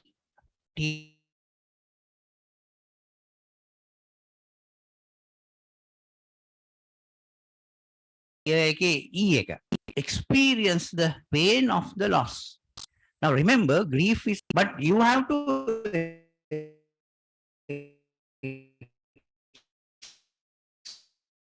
experience the pain in order to relieve the pain. Within the තුනී කරගන්න. අත්විඳින්න නැතුව වේදනාව තුනී කරගන්න බෑ. මේක අපි දැන් අපේ වෛද්‍ය විද්‍යාවේ තියෙනවා ඔය අහලා තිය ඇබ්සස් එකක් කියන. දන්නවනේ? විසර ගෙඩියක් කියලා අපි කියන්නේ හැරව ගෙඩියක් කියලා සමහර අයගේ. දැන් විසර ගෙඩියක ට්‍රීට්මන්ට් එක මොකක්ද? සර්ජිකල් ට්‍රීට්මන්ට් එකක් නෙදී. අපි වෛද්‍ය විද්‍යාව කියන්නේ incision and drainage. incision and drainage. කියන්නේ කපන්නත් ඕන විසර ගෙඩිය, මිරිකලා අරින්නත් ඕන. ඒක තමයි විසර ගෙඩිය සුව වෙන්නේ. හැබැයි කපන එකත් වේදනාවයි, මිරිකලා අරින එකත් වේදනාව. ඔය දෙකම වින්දොත් තමයි විසර ගෙඩියෙන් අපිට ගැලවෙන්න පුළුවන්. So I can similarly say that grief is a psychological abscess. නේද? මානසික විසර ගෙඩියක්. ඒකත් සුව වෙන්න නම් කපන්නත් ඕන, මිරිකලා අරින්නත් ඕන. අපි ස්ට්‍රැටජිස් වල මම කියන්නම් කොහොමද මේක කපන්නේ, කොහොමද මිරිකලා අරින්නේ. හැබැයි වේදනාව විඳින්න වෙනවා. වේදනාව විඳින්න වෙනවා. දැන් අතන අර තාත්තට උනේ පුරහඳ කළුවර ෆිල්ම් එකේ තාත්තට උනේ තාත්තා වේදනාව විඳේ නැහැ. ඇයි වේදනාව විඳින්නේ නැත්තේ? මරණේ යථාර්ථය පිළිගත්තේ නැති නිසා. එතකොට දැන් මෙතන දෙනවා තව එක important point එකක්. Pain is a emotion එක. Something you feel ne. Now this is a very important psychological method. How to deal with emotions. Any emotion. So pain is also an emotion, but there can be other emotions. There are two ways of dealing with it. Acknowledge and validate. That's the method. Acknowledge and validate, and which you have to do. දැන් ඕගොල්ලෝ ගාවට එන මිනිස්සයා දුකෙන් එන්නේ. දැන් හුඟක් මිනිස්සු මොකද කියන්නේ? අනේ ඌව ගණන් ගන්න එපා. ඔය මොන මූදේ ඉන්න එක මාළුවද? ඔහොමනේ කියන්නේ. එහෙම කියන්න එපා. That is not acknowledging. ඒක පුළුවන් ඉතින් වෙන මිනිස්සුන්ට කියන්න, but not a mental health professional. And you all are mental health professionals. You can't do that. You have to acknowledge. You have to acknowledge. Oh, මට තේරෙනවා ඔයා දුකෙන් ඉන්නේ. that එක කියන්න ඕන. ඔයාගේ මේ සම්බන්ධතාවය නැත්නම් මේ අවුරුද්දක් තිබ්බ සම්බන්ධතාවය, බොහොම කිට්ටුවෙන් තිබ්බ සම්බන්ධතාවය නැතිවීම නිසා ඔයා දුකෙන් ඉන්නේ. මට ඒක තේරෙනවා. එහෙමයි කියන්නේ. ඒක තමයි යාට ශක්තියක් වෙන්නේ. That is the first part, acknowledge. Then you must validate it. අන්න දෙක. You must validate it. මට තේරුම් ගන්න පුළුවන් ඇයි ඔයාට දුක තියෙන්නේ. මේ වගේ දෙයක් මටත් වුණා නම් මමත් ওই විදියට අත්විඳින්න පුළුවන්. Now you are validating it. අර ගණන් ගන්න එපා කියන්නේ නැහැ. එතකොට you are not validating it. ඕවා කවුද ගණන් ගන්නේ? ඕවා කොච්චර වෙලා තියෙනවද? මටත් ඕවාගේ ඒවා වෙලා තියෙනවා 5-6 සැරයක් විතර. ඕවා එහෙම කියන්න බෑ. එහෙම වෙලා ඇති ඕගොල්ලන්ට. ඒ වුණාට කියන්න බෑ. Then you are not acting in a professional way. Right? So that is the difference between a professional and a normal person, lay person. So here you have the professional. Acknowledge and validate. Please use this for all emotions, including මෙතන අපි කතා කරන්නේ pain. But it can be for any emotion. Acknowledge and validate the pain of loss. මෙතන තියෙන්නේ pain of loss. පැහැදිලිද? Right. Then the third one, the A, is to adjust to a new environment without your loved one. Then වෙනවා you have to adjust to a new situation. අහිමි වුණු කෙනා නැතුව ජීවත් වෙන්න, ඒ රිලේෂන්ෂිප් එක නැතුව ජීවත් වෙන්න අපිට හැඩ ගැහෙන්න වෙනවා. ඉතින් හැඩ ගැහෙන්න හුඟක් දේවල් කරන්න වෙනවා. ඒක තමයි third මේ principle එක. ඒක පැහැදිලි ඉතින්. And the last one is something that එක ටිකක් තේරුම් ගන්න ඕන. Reinvest in the new reality. Reinvest in the new reality. ඒක සරලව තියෙන්නේ මේ විදිහට. හැබැයි psychologically අපි කියන්නේ to internalize the loss and move on with life. Internalize the loss. ඒකත් එක්තරා විදිහක මේ psychological mechanism. Internalize කියලා කියන්නේ ඒ අහිමිවීම තේරුම් අරගෙන මට කරන්න පුළුවන් සිංහල පහසුම විදිහට මම කියන්න. අහිමිවීම තේරුම් අරගෙන හැබැයි තමන්ගේ ජීවිතේ ඉදිරියට ගෙනියන්න වෙනවා. තමන්ට අහිමි වුණා කියලා සියලු දේ නවත්තන්න බෑ. අහිමි වුණ දේ තේරුම් අරගෙන තමන්ගේ ජීවිතේ ඉස්සරහට ගෙන යන එක. ඒකට තමයි කියන්නේ. It is so that is ඒක තමයි කියන්නේ you have to reinvest that. දැන් මොකද දන්නවද අපේ වෙන්නේ relationship එකක් ඇති වුණාම you invest on that relationship. අපි සම්පූර්ණයෙන් ආයෝජනය කරනවානේ ඒ relationship එක. එහෙමනේ කියන්නේ. ඔයා නැත්නම් ඔයා තමයි මගේ පණ. එහෙමනේ අපි කියන්නේ. එතකොට ඔයා නැතුව මට ඉන්න බෑ. දැන් උනේ මොකද? දැන් relationship එක නැති වුණාම දැන් අර investment එක නැති වුණා අර. ඉස්සලා කිව්වා වගේ නේද අපි ගිහලා ඉන්වෙස්ට් කරනවා ලීසින් කම්පැනි එකට ඊට පස්සේ the leasing company fall bankrupted. Now you have lost your investment නේ එහෙම වෙනවනේ. ඒ වගේ දෙයක් මෙතනත් වෙන්නේ. You have psychologically invested on one person your entire life. Now you can't do anything without that person. එහෙම වෙනවා. So එතකොට තමයි ඉතින් suicide is an option කියලා එන්නේ. Of course there are alternatives. හැබැයි ඒ වෙලාවට ඒක සමහරට තේරෙන්නේ නැහැ, පේන්නේ නැහැ. So මෙතන කරන්න තියෙන්නේ you have to show the alternatives.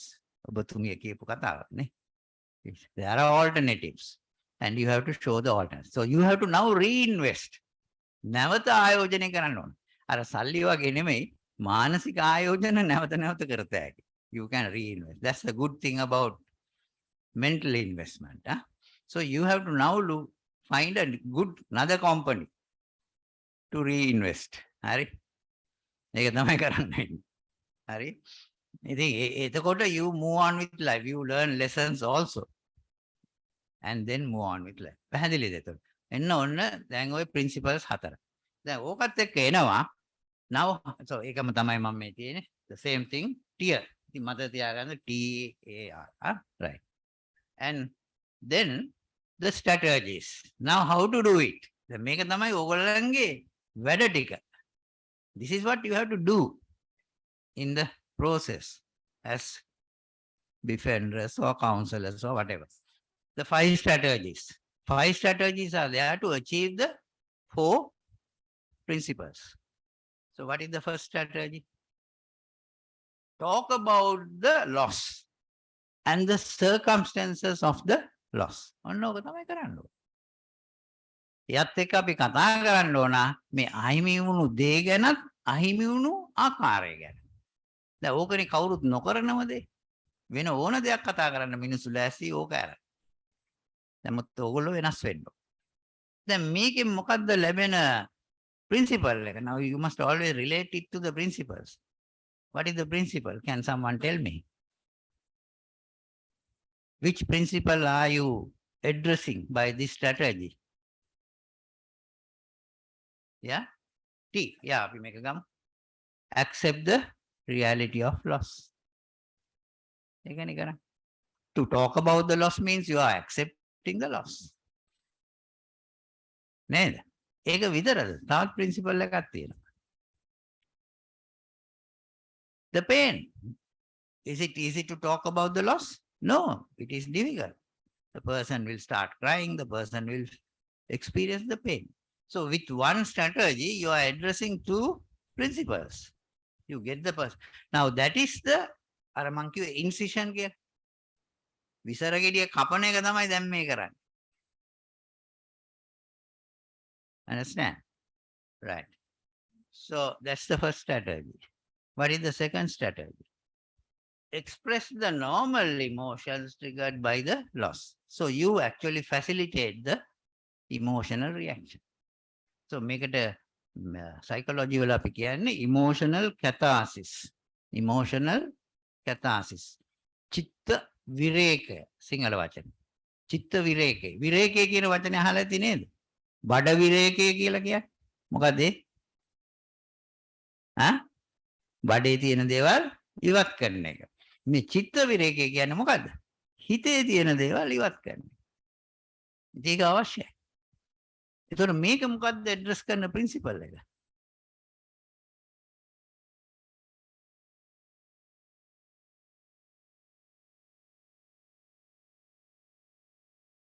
Experiencing the pain of the loss. Okay. Yes. So you facilitate it. Think අනන් ඉඩ දෙන්න ඕන.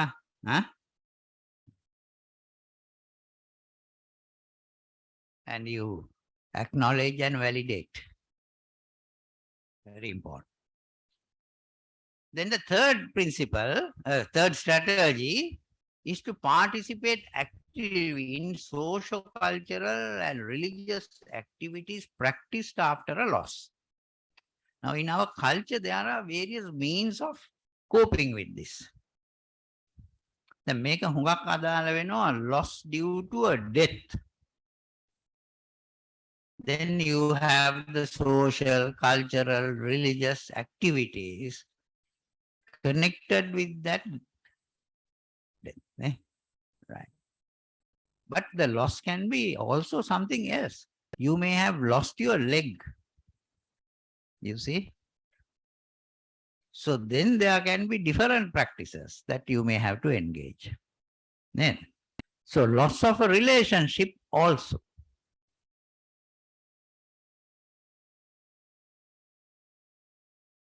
අර අපේ තිබුණා නේද සිංහල මේ ක්‍රම චාරිත්‍රයක් මේ සීනිගම දේවාලයට ගිහිල්ලා මොකද කරන්නේ පොල් දැන් නම් පොල් ගහන එක නෑ කවුරුත් නෑ පොල් ගහන හින්දා තව එකක් තිබ්බා ඈ මිරිස් සම්බර කොයි පැත්තට දමරන්නේ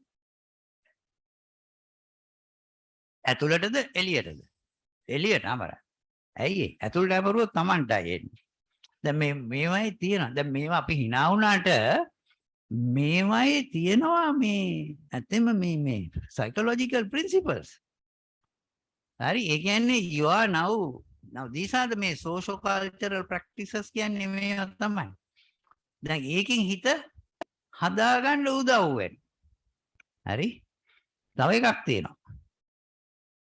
කටු ගහනවා කියලා නේද මේවා social culture මේවා මිනිස්සුන්ගේ හිත හදාගන්න තියෙන practices. ඒවා හරි වැරද්ද ඒවා නෙමෙයි අපිට ඕනේ. මේකේ culturally මේකේ තියෙන psychological side එකක්. තියෙන්නේ නා. ඔව්. ඉතින් ඒවා තමයි මම මේ කියන්නේ. If it is acceptable බලෙන් කරන්න බෑ. මේවා ඉතින් මිනිස්සු විශ්වාස කරන්න ඕනේ. නමුත් those are useful practices. ගිහිල්ලා මිනිස්සෙක්ගේ බෙල්ල කපනවට වඩා මිරිස් අඹරන එක හොඳයි. මං කියන්නේ. නේ නැත්නම් ඊට වඩා කරදරයක් නෙවෙන්නේ. Then the fourth one is of course with any loss you have practical problems. So you have to address that. So what is the strategy that is the principle that is involved? The A, adjusting to a new environment. So you have a lot of practical problems and the mental health professional or the counselor, has to help the person to solve the practical problems. And the last one is to engage in routine activities. That is the last principle. Reinvesting in the new reality. Right? පැහැදිලි නේද? So the principles 4යි strategies 5යි and how they are related to each other. පැහැදිලිද? Now I have finished the first part. Now I'll come to the second part. If there are questions, we can ask at the end or during the panel discussion. So the second part is about promoting positive relationships. ඒකේ මම දෙකක් I will discuss only two things. There are so many things, but because of the time factor, which is useful especially in marital relationships. But all relationships, it can be used, especially in marital. So the first one I will talk about is what we call this forgiveness. මේකට හොඳම සිංහල වචනේ මොකක්ද? සමාව දීම. එහෙමද? ඊට වඩා හොඳ වචනයක් නැද්ද? ඔව් අදහස ඒක තමයි. Forgiveness. You forgive. අර සිංහලෙන් කියනවානේ වැරදි කිරීම මනුස්ස ගතියක් සමාව දීම දේව ගතියක්. So that is something at a higher level. Actually that is true. So promoting forgiveness. So that can be something that will be useful. So it can be in relation to marital problems. දැන් මේක හරියට අවශ්‍ය වෙන එකක් තමයි ඔය extramarital relationships, adultery, අනියම් සම්බන්ධතා. දැන් ඕවාවලදී අපිට උදව් වෙන්න නම් මේකත් වැදගත් වෙනවා. දැන් මේකේ වරදියට තේරුම් ගන්න එපා. That's why 3 things to know about forgiveness. මේ සමාව දෙනවා කියන්නේ වැරද්ද උනේ නැහැ කියන එක නෙමෙයි. ඉතින් වැරද්දම තමයි. ඒතර කවුද මේ සමාව දෙන්න ඕනේ? වැරදි කරපු කෙනාද? නෑ. The victim. එහෙමයි වෙන්න ඕනේ. Right. Then, so 3 things that you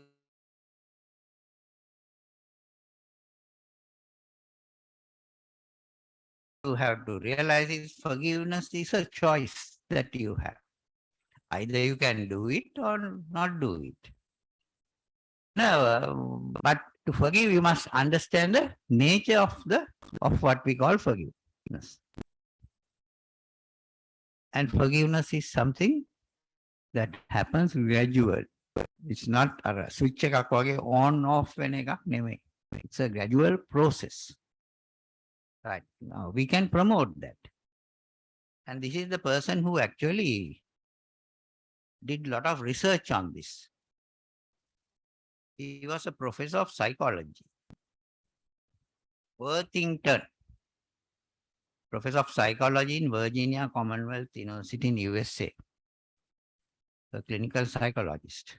So he proposed a model of forgiveness, and that model is called the REACH. Lesi mata තියාගන්න. So there are 5 things that are involved in forgiveness. So this is the REACH. R stands for recall the hurt. To forgive, you have to first recall. So that is what you get the person to do. If the person is agreeable, then you have to recall the event. මොකක්ද තමන්ට වෙච්චි හානිකර බලපෑම. Recall the hurt. Second, E is to empathize from the perpetrator's point of view. අපේ පැත්තෙන් නෙමෙයි. වරද සිදු වූ තැනැත්තාගේ පැත්තෙන් මේක තේරුම් ගන්න පුළුවන්කම තිබීම. ඇයි මට මෙහෙම එයා කරේ? ඇයි මට ඒ වැරද්ද එයා කරේ? එයාගේ පැත්තෙනුත් තියෙන්න පුළුවන් reasons. එහෙම තමයි. හරිද? මේක තමයි E එක. Third one is actually the gift of forgiveness. ඒක තමන්ගේ පැත්තෙන් දෙන තෑග්ගක්. Altruistic gift. ඒ කියන්නේ altruistic කියලා කියන්නේ මේ පරාර්ථකාමී බව.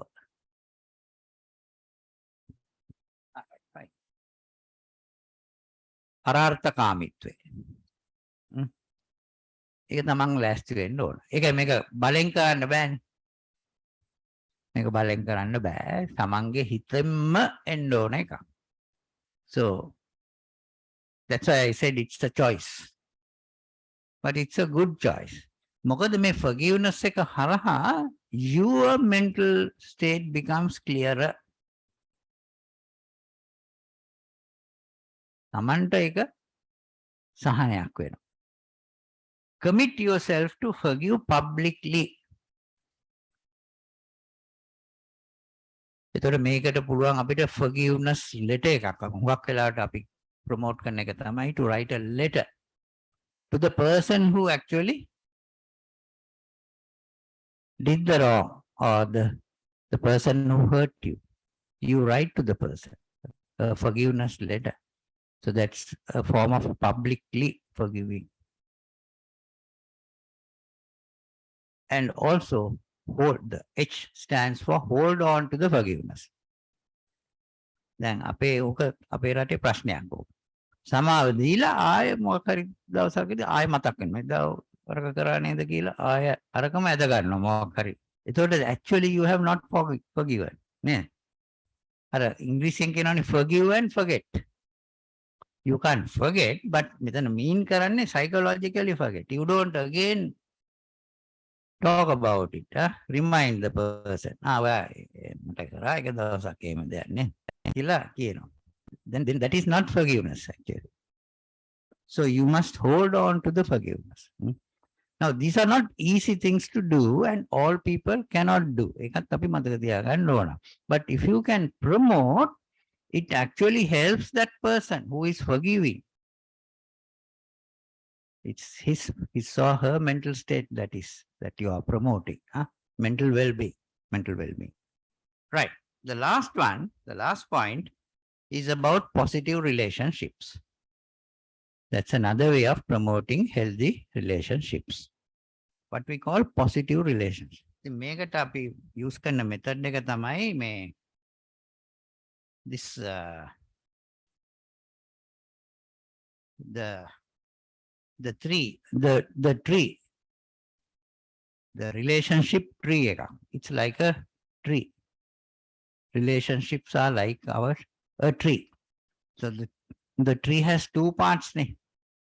The part that is under the earth and the part that is above the earth. මුල් සහ කඳ සහ අතු. So why it is important? Relationships are essential for your well-being because humans are essentially social beings. So positive relationships means positive health. So there are enough evidence to show that when you don't have positive relationship, your health is affected. And one way of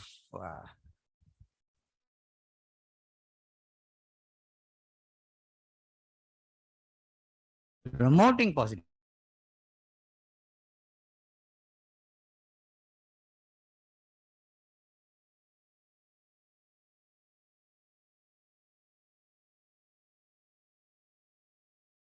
relationship is to learn කොට අපිට ලේසි ඒ කෙනාව තේරුම් ගන්න. And positive relationships allow you to share your distress.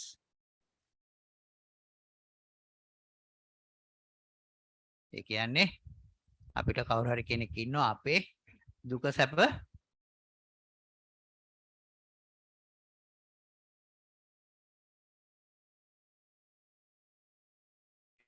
බෙදා ගන්න දුක සැප බෙදා ගන්න. ඒක තමයි උදව් වෙන්නේ. ඉතින් අපි සාමාන්‍යයෙන් can work out his or her own tree. ඕන විදිහට ඒක දාගන්න පුළුවන්. ඉතින් අපි ඉපදුන දවසේ ඉඳලා අද වෙනකන් අපිට මේ தത്വෙට එන්න උදව් වුණු relationships මොනවද? ඒ ගැන නැවත මෙනෙහි කරන්න. ඒ සමහර ඒවා මුල් හැටියට ගන්න පුළුවන්. දැන් අපේ parents ලා, අපේ teachers ලා. ඒවා තමයි අපේ මුල්. නේද? ඊළඟට අනිත් දේවල්. So to work out your, so it's an exercise that you have to do. So what are the relationships that I have experienced? The most optimistic and hopeful person whom I have met, the most creative person. ඒ විදිහට බලන්න පුළුවන්.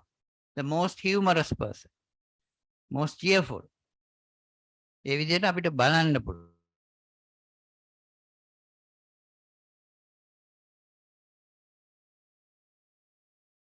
As person that I have met. So each people have actually helped you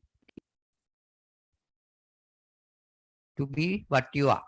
නේද? අපි හැමෝටම අපි තනියම ආපු අය නෙමෙයි වෙන අයගේ උදව් එක්ක අපි ආපු අය. ඒක අපි මතක තියාගන්න. ඉතින් ඒක තමයි මේකට තමයි කියන්නේ tree of positive relationship. So ඒ හැමෝම ඒක කරන්න පුරුදු වෙන්න ඕන. So that you feel that you are then connected to people. You are not alone. ඒක තමයි වැදගත්ම දේ. Right, I will stop there. Thank you.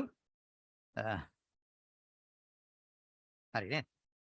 Okay, thank you. I think we can have questions and during the panel discussion.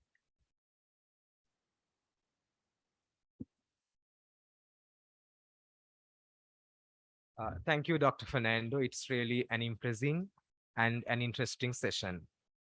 I suppose we have food for thought now after two speeches.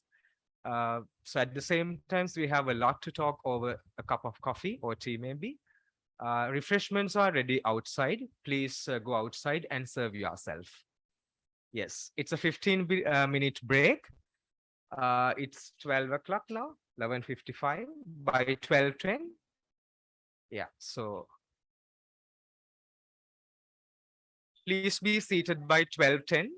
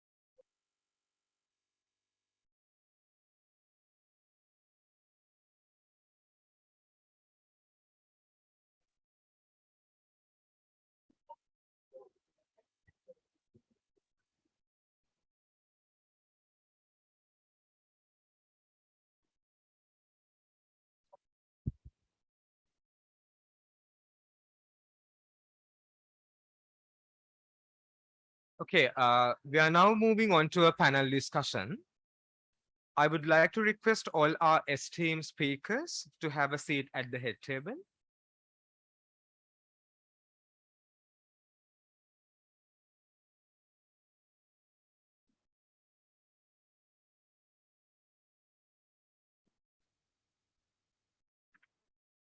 Perhaps children are the most vulnerable group out of all affected groups by current crisis. We know that their education, social life, and growth were interrupted by an unprecedented pandemic. On top of that, their parents' financial issues, domestic violence, and marital issues are affecting their mental health. So it's really important to have this discussion today. This is, in fact, an interactive session, so anybody can ask questions related to our topic, that is, impact of current social and economic crisis on children and adolescents, and 1926 helpline of National Institute of Mental Health. වර්තමාන සමාජ සහ ආර්ථික අර්බුදය දරුවන්ට සහ යෞවනයන් කෙරෙහි ඇති කරන බලපෑම සහ ජාතික මානසික සෞඛ්‍ය ආයතනයෙහි 1926 උපකාරක සේවාව පිළිබඳව කතා කරන්නට. Dr. Harshini Hettiarachchi, Consultant Child and Adolescent Psychiatrist, Ministry of Health, Sri Lanka. She has a special interest and extensive experience in managing child victims of trauma in both local and international contexts. She serves as a resource person in Sri Lankan setting, including Postgraduate Institute of Medicine, Family Health Bureau, Health Education Bureau, Regional Director of Health Services Office in Goa, Ministry of Indigenous Medicine and Ministry of Education. I cordially invite Dr. Darshini Hettiarachchi. ඔබටයි මේ ගෞරවනීය ආරාධනය.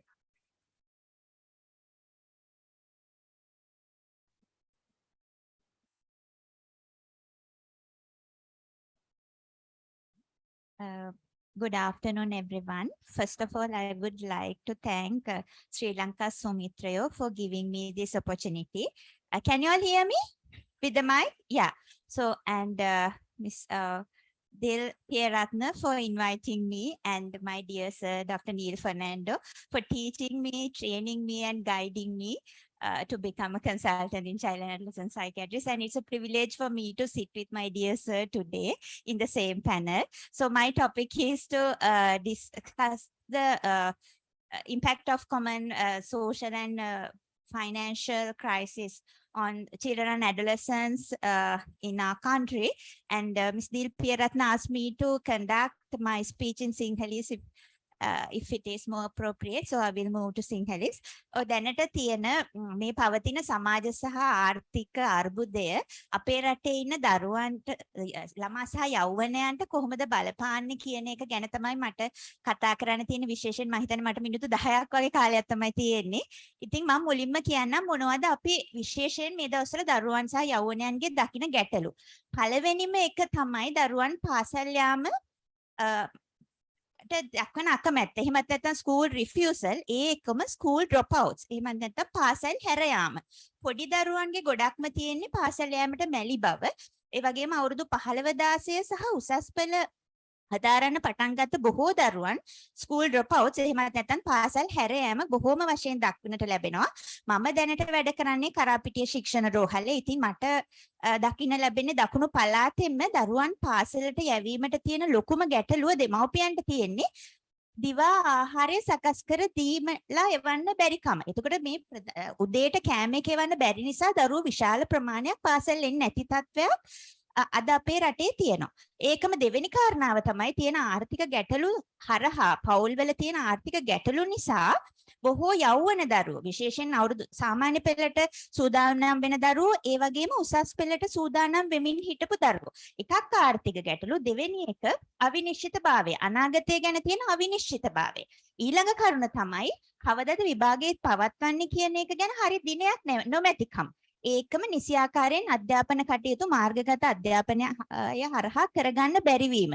මෙන්න මේ වගේ කටයුතු සාධක රාශියක් නිසා විශාල වශයෙන් වයස අවුරුදු 15 16 දරුවෝ සහ උසස් පෙළ දරුවෝ පාසල් හැර ගොසින් විකල්ප ආදායම් ලබා ගන්න ක්‍රමවලට විකල්ප රැකියාවලට යොමු වීමේ වැඩි ප්‍රවණතාවයක් දක්නට ලැබෙනවා. ඒක තමයි පළවෙනි ගැටලුව.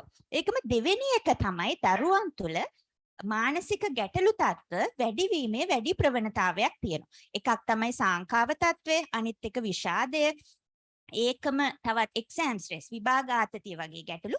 ඒකම සියදිවි හානි කර ගැනීමට උත්සාහ කර ගැනීමේ වැඩි ප්‍රවණතාවයක්. ඒ වගේම සෙල්ෆ් හාමින් කියලා අපි කියනවා ශාරීරික තුවාල කර ගැනීමේ අවස්ථා. මෙන්න මේවයි වැඩි වීමකුත් දක්නට ලැබෙනවා. ඉතින් මෙහිදී ගොඩක් දරුවෝ මේ සාංකා විෂාදයේ ලක්ෂණ වලට වඩා වෛද්‍යවරු වෙත පැමිණෙන්නේ සායනිකව පැහැදිලි කර නොහැකි කායික රෝග විදිහට. අපි කියනවා medically unexplained somatic symptoms කියලා. උදාහරණ විදිහට දැන් බඩේ කැක්කුමයි කියලා කියනවා. හැබැයි උනට බඩේ ස්කෑන් කරලා ලේ පරීක්ෂණ කළා මොනවයින්වත් හොයාගන්න ඇත්තටම මෙඩිකල් ප්‍රොබ්ලම් එකක් නැහැ. ඉතින් පස්සේ බැලුවම ඇත්තටම තියෙන මේ මානසික ගැටලු. ඉතින් ඒක ගොඩක් මානසික ගැටලු වැඩිවීමේ තත්ත්වයක් දරුවන්ගේ දක්නට ලැබෙනවා. තුන්වෙනි කාරණාව තමයි මේ මාර්ගගත අධ්‍යාපනය සහ තිරවලට දරුවන්ට වැඩි අවස්ථාවක් ලැබීම වැනි කාරණා නිසා ස්ක්‍රීන් ඇඩික්ෂන්. මේ ස්ක්‍රීන් ඇඩික්ෂන් එහෙමත් නැත්නම් තිරවලට ඇබ්බැහිවීම සහ අන්තර්ජාල ක්‍රීඩාවලට ඇබ්බැහිවීම අද දරුවන්ගේ විශාල ගැටලුවක් බවට පත් වෙලා තියෙනවා. ඒ තුන්වෙනි කාරණාව. හතරවෙනි එක තමයි මත්ද්‍රව්‍ය මත්පැන් භාවිතයේ වැඩිවීමක් සහ මත්ද්‍රව්‍ය මත්පැන් ප්‍රවාහනය වැනි මත්ද්‍රව්‍ය මත්පැන් වලට අදාළ කටයුතු වලට දරුවන් යොමු කර ගැනීමේ වැඩි ප්‍රවණතාවයක් මේ දවස්වල තියෙනවා. ඒකටත් අර එක හේතුවක් තමයි දරුවන් පාසල හැර ගිහිල්ලා විකල්ප ආදායම් මාර්ග හොයන්න යොමු වෙලා තියෙනවා. අධ්‍යාපනය ගැන විශේෂ ඒ කියන්නේ අනාගතය ගැන අවිනිශ්චිතභාවය මේ ඒකම දරුවන් හරියට පාසල් යන්නේ නැහැ, කරන්න දෙයක් නැහැ. මේ වගේ ගැටලු රාශියක් නිසා දරුවන් විශේෂයෙන් මත්ද්‍රව්‍ය මත්පැන් වලට ඇබ්බැහි වීමේ වැඩි ප්‍රවණතාවයක් මේ දවස්වල දක්නට ලැබෙනවා. ඒකම තමයි අපි දැන් උදේ ඉඳලා කතා කරපු ගෘහස්ත හිංසනයේ අත්විඳීමේ වැඩි ප්‍රවණතාවය. අනිත් එක තමයි ළමා හිංසනය.